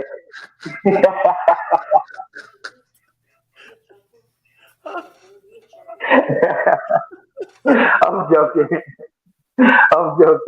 Nah, bro. Hey, with it, baby, man. You know that, man. I'm always been with the science. I didn't know. I heard you say the Egyptians was flying in the air. The Babylon. You ain't never come on, man. I'm not you sure. You never heard nothing like that. I heard something. Brendan, is it me? Apostolos, that can't be me. I ain't tripping that hard. Put a 1 in the chat if you thought Babylon done was pseudo for the last year. I was thinking that. Everybody I thought that. Saying that stupid stuff, man. We don't be saying it. It can't be me. I can't be tripping that hard. Babylon done. We done argue. They ain't got no video. They ain't got no knowledge or nowhere or no statement. Okay. I gotta give you the litmus test. Let me give you the litmus test. Babylon done. It's litmus, and the vaccine safe and effective. A vaccine safe and effective. Very much so. The Twin Towers just so they can steal the gold underneath of it. Yes or no? You not gonna answer that? No, I ain't hear the last question. What's the second question? You was asking while you asked. The Twin Towers get knocked down so they can steal the money from underneath of it. Nice governments. Talking about the gold from China and why they killed Chavez and Gaddafi. No, that ain't true, Bobby. Okay, Bobby. Question number 3. Babylon done. Number 3. Tell me what you know about the Anunnaki. Yeah, what about the Anunnaki? Tell me what you know about the Anunnaki. Here we go. Hey, now, Bobby, let's slow down, Bobby. Let's slow down right here now. Let's wait, we're gonna get in the real zone now. Wait, we was laughing at first. The Anunnaki are space-age Africans. Wait, let me say what I gotta say now, okay? Because Babylon John got jokes, he got a foul mouth too. But let me just get in the correct zone with this. Okay, there is this dude that you know, Bobby, named Chuck Morgan. He wanted to debate me. So I know that's why I'm bringing it up. So he wants to debate me on 2 grounds, as far as I know. One is, Bobby, don't jump out the window. Let me finish the statement, though. Are the Sumerians black? And he wanted to debate me on how many planets that the Sumerians knew about. Is it only the 5 planets, or did they know about Pluto, Uranus, and Neptune? You see what I'm saying? Mm-hmm. Is Zechariah teaching the whole 7th planet pseudo? You know, so we're gonna debate. I want to debate him on the Still of the Seal. What's it called? VA 243. That's right. We want to debate Still of the Seal VA 243. So what you mean? Now what about the Anunnaki? Are they black? Because they black. You asking me? Yeah. Yeah. I'm standing on the positive that the original people of Sumer. Now, I know your argument. Yeah, no, you said are the Sumerians black. How about the Anunnaki? How about the Anunnaki? We need another show. In all of the attestations for what we call the Anunnaki, from the Enuma Elish to the Ashran Hasis to the tablets of Gilgamesh to the Enuma in Anu and Enlil to the story of Ishtar and the descent to the underworld. Every Sumerian tablet we got, it never speaks about the Anunnaki being a race from this planet Earth. So black or white or green or yellow or gray aliens, none of that comes up in the Sumerian tablet about the Anunnaki. Not even the reptilians that you see on YouTube and all the Anunnaki being reptilians, ain't none of that in no Sumerian text nowhere. Babylon Dunn, you're a horrible communicator then, yo, because for the last year, so you gotta help me here, yo. Bro, you be listening to other people. Really, yo? That's not true. I swear, Bobby. You be listening to other people. I told you that.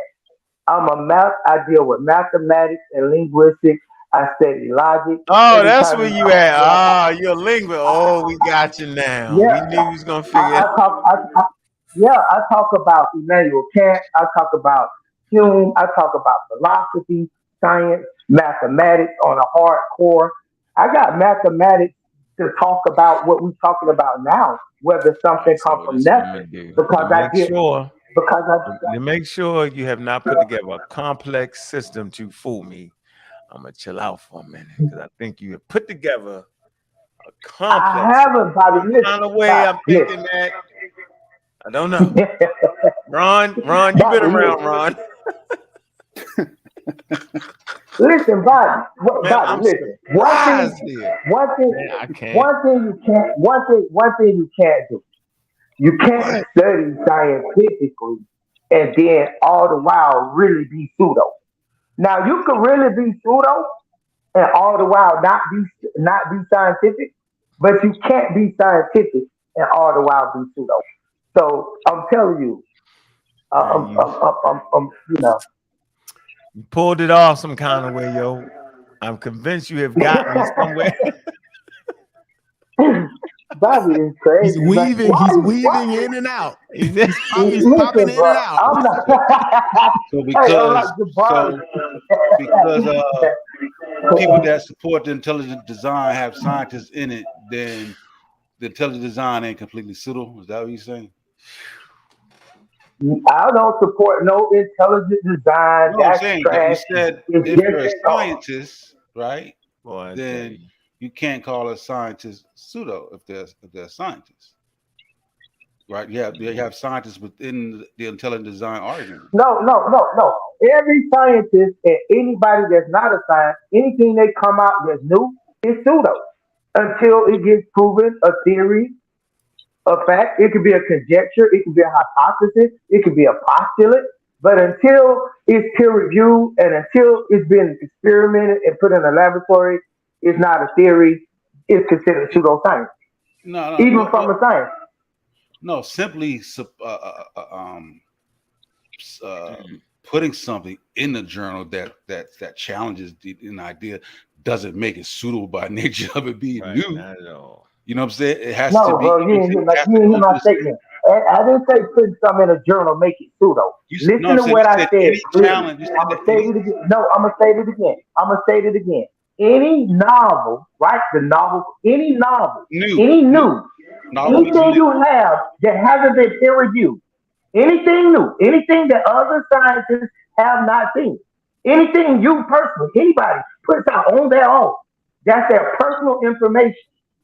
That is pseudo until it's been peer reviewed. Now you could go and check my definition with a wait. I'm gonna land right here. Just stop. You can check my definition with a scientist called Thomas Kuhn and Karl Popper, who had this argument on pseudoscience and science. And this, what I'm stating, is facts. I The feel what you're scientific saying. What I'm community saying is agrees. that it's only pseudo if you push it as being status quo without it being verifiable and tested. You see what I'm saying? Yeah, but Then in it's order pseudo. to get it into But the scientific just community, you're gonna have to push it. In order to get it into the real scientific community, you're gonna have to push it. of course Therefore, it's gonna that's be not, pseudo. Not, see, look, No, you running now. You you're moving not the letting goalpost, me and there's really no. get it out. Of course Okay, go ahead. Do it, then. Get it it's out. gonna be that's how science works though. Anytime you challenge an idea, it's gonna be it's a boxing match, bro. They fight it out.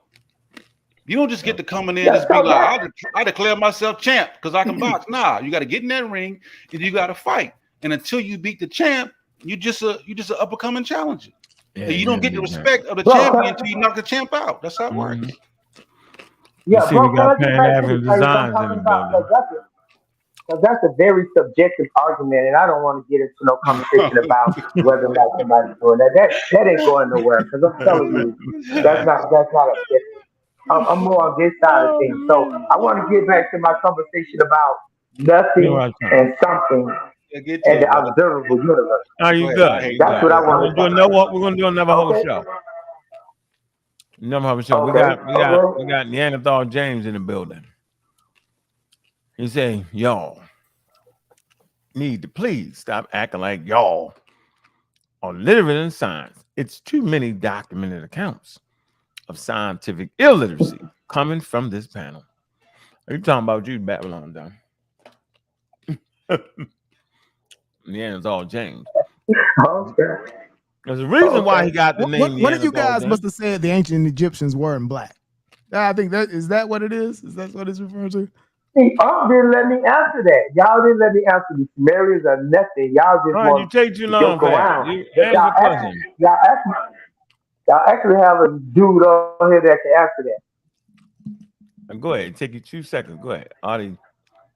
Yeah, they black. I told you, I'm standing on the affirmative. Yes, the Sumerians are a dark-skinned black people of African origin. Yes, Sumerians. That's who the Sumerians are. What about the Egyptians? He said, "Hold on." He said, "What is dark? The Egyptians are dark-skinned black people, as opposed to light dark-skinned." I'm answering a question right now, though. You talking? I thought I'm asking. Robert Bain asked me a question. The Egyptians are. When you Egyptians, now are you talking modern day Egyptians or are you talking ancient Egyptians? Let's get that straight right now. Ancient. The ancient Egyptians are just like I described the Sumerians, dark-skinned African people. Is there a connection between the two civilizations? Yeah, because there's a connection between the Badarian people, the Natufian people, the Merinde people, and the people what you'll call the Fayum people. So now that's all in North Africa, though. What about? I'm sorry. Go ahead. Let me finish. This is a big sentence. Let me finish it. Okay. First of all, let me give some geography on what we're talking about. The geography of the Natufians, and anybody can Google this. Look up the Natufians and where they originate. You're gonna see they originate in what they call the land of Palestine or Canaan or Lower Syria, right there, right on the coast of the Mediterranean, right by Egypt, approaching approaching Egypt, right? That's where the Natufians said the first settlement can be found. That's it. So now, then you got the Merinde right down from them, right at the bottom of the Delta. Then you got the Badarians. 500 thousands of miles. right there. It's right there. No, bro. Right there, yo. Right there. We walking though, but it's right there. Go ahead. Down yonder. Let's not be silly. Let's not be silly. We're talking about. We hear you. We're talking about a region. Don't interrupt right? me with the Go ahead. Don't interrupt me with that. I got you. It's a part of our banter. It's a part of it. Okay. Yeah, boy. Hey, Babylon, hold on, Babylon. In a minute, you're gonna make me be Babylon John, and then people gonna say, "Oh, now that's the Babylon I know." You see what I'm That's the saying? Babylon I know. I know I wasn't totally mischaracterized, yo. I knew it was this conversation that got you that Babylon. Babylon, you actually witnessed against yourself. He's good. No, it's not good. the You true can though. get it off. It's the fact. You can get it off. It's the fact that I stoop to levels, and people in the community don't like that. Whatever level you on, I'm on that level. I'm with you. I'm good.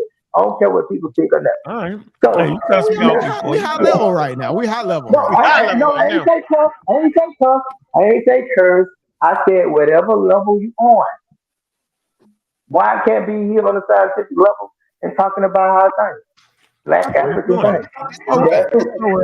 Right. Yeah, that's where we at. That's right. Hey, you're doing a good job, yo. But we back by now these black Egyptians and black Sumerians now. This is what we talking about. So anyway, right? I told people that the Natufians can be found in the Jordan River area, right? Now, if you look right before the Jordan, you'll see something called a Brook of Egypt. Y'all playing games as if Canaan, Palestine, and all of that wasn't the vassal of Egypt. You don't rule an empire like Egypt and then have the gateway to your country, which is Palestine, which is the land bridge into Africa. You don't own that, though. You own the whole world. Pharaoh run the whole world. But, oh, yeah, here's some people over here that's on their own and running stuff. No, that ain't how it works. He ran that, too. All the way up to the Black and Caspian Sea. All the way up to Anatolia. The Mitanni people is written documents of him writing documents and saying he won't send women to the Mitanni people. So we know that Egypt was a vast place.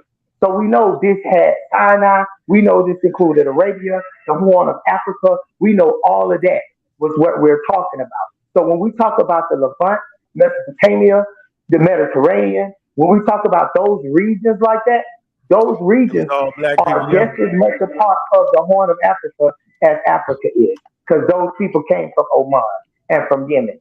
That's where those people come from. So if you ask me where the Natufians come from, they come from the Horn of Africa, because we got the DNA back and we can prove Babylon. It didn't take you long to fade into pseudo-wisdom. You just did. You were doing good. So now I know. The short answer, Anunnaki are space-aged Africans. The original space-aged Africans. We're not talking about Anunnaki right now. We are actually talking about Sumerian people and the Tupian people and Bulgarian people. If you have something on that note, add. But if you just gonna add Anunnaki, so you're saying that all of North Africa going into the region with the Sumerians, all that people all filled with jet black people? Yeah, you just made all that up. It took you 25 minutes to you. That what you're saying? Did all the good work you let did me say on this. physics. Let me say this. No.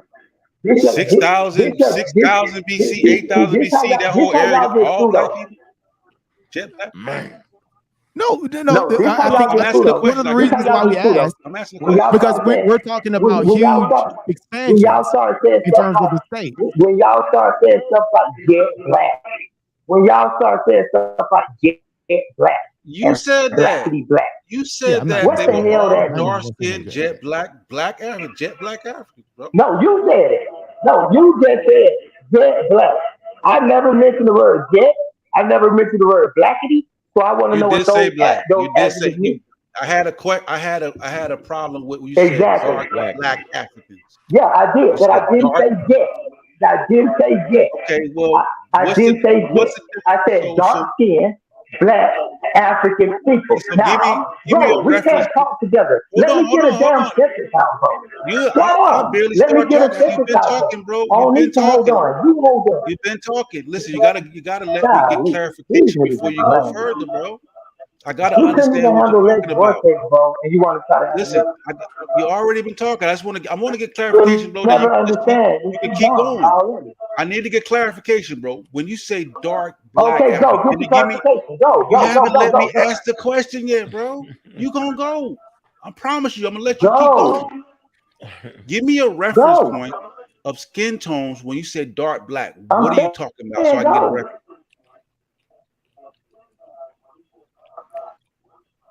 I just asked you, bro. What are you talking about? Let me give you a concrete reference. You might have a lag. Robin,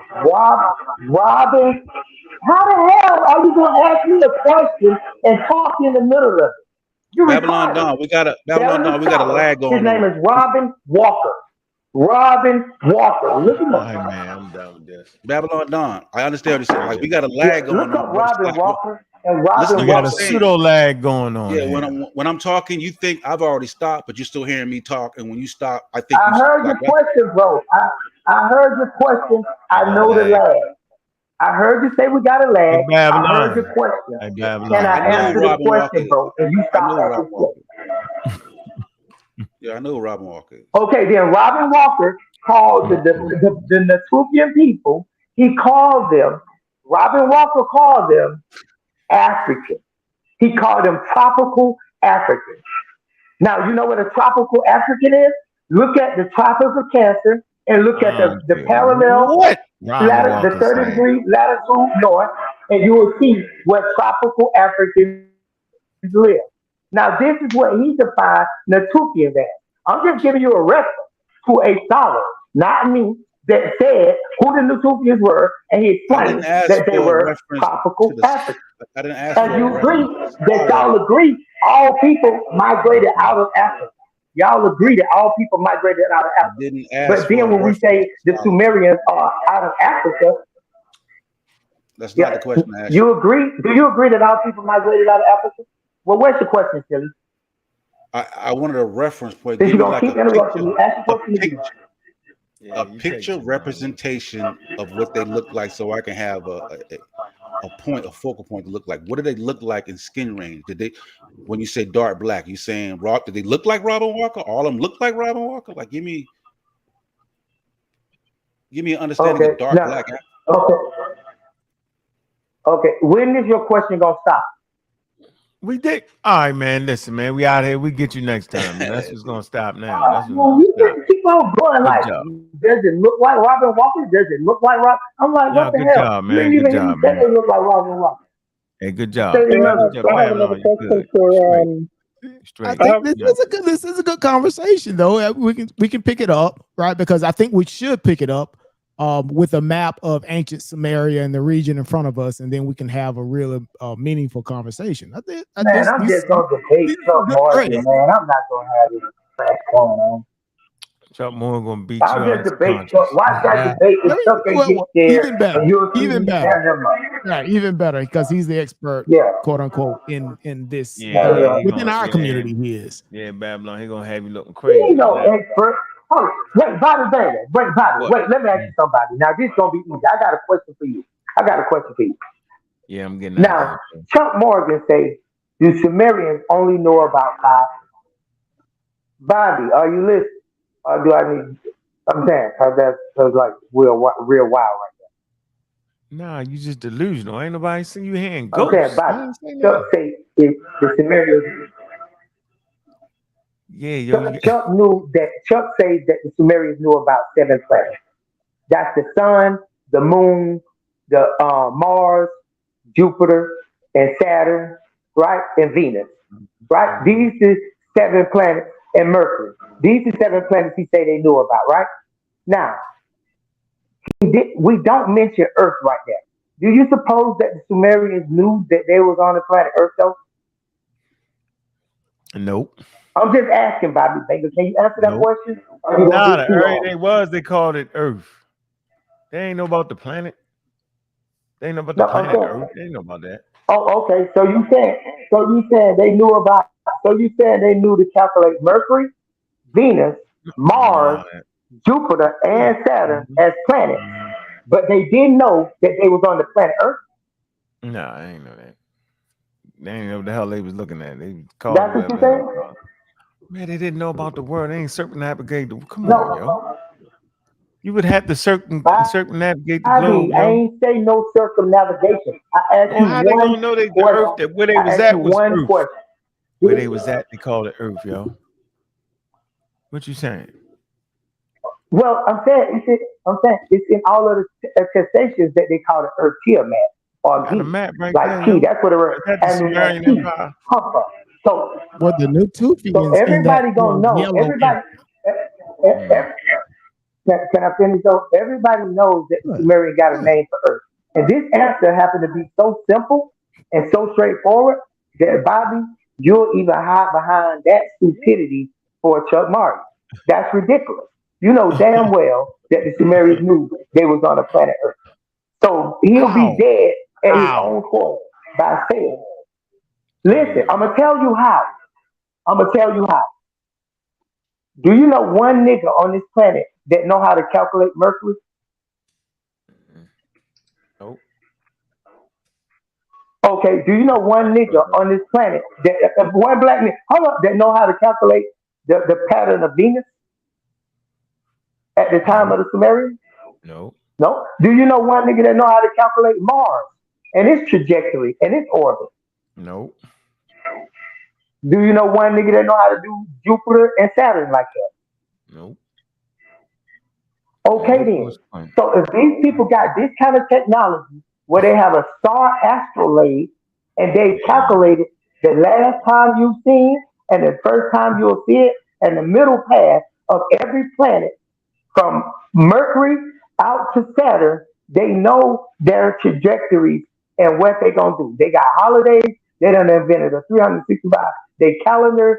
They done invented a 12-month year. They know all of the zodiac.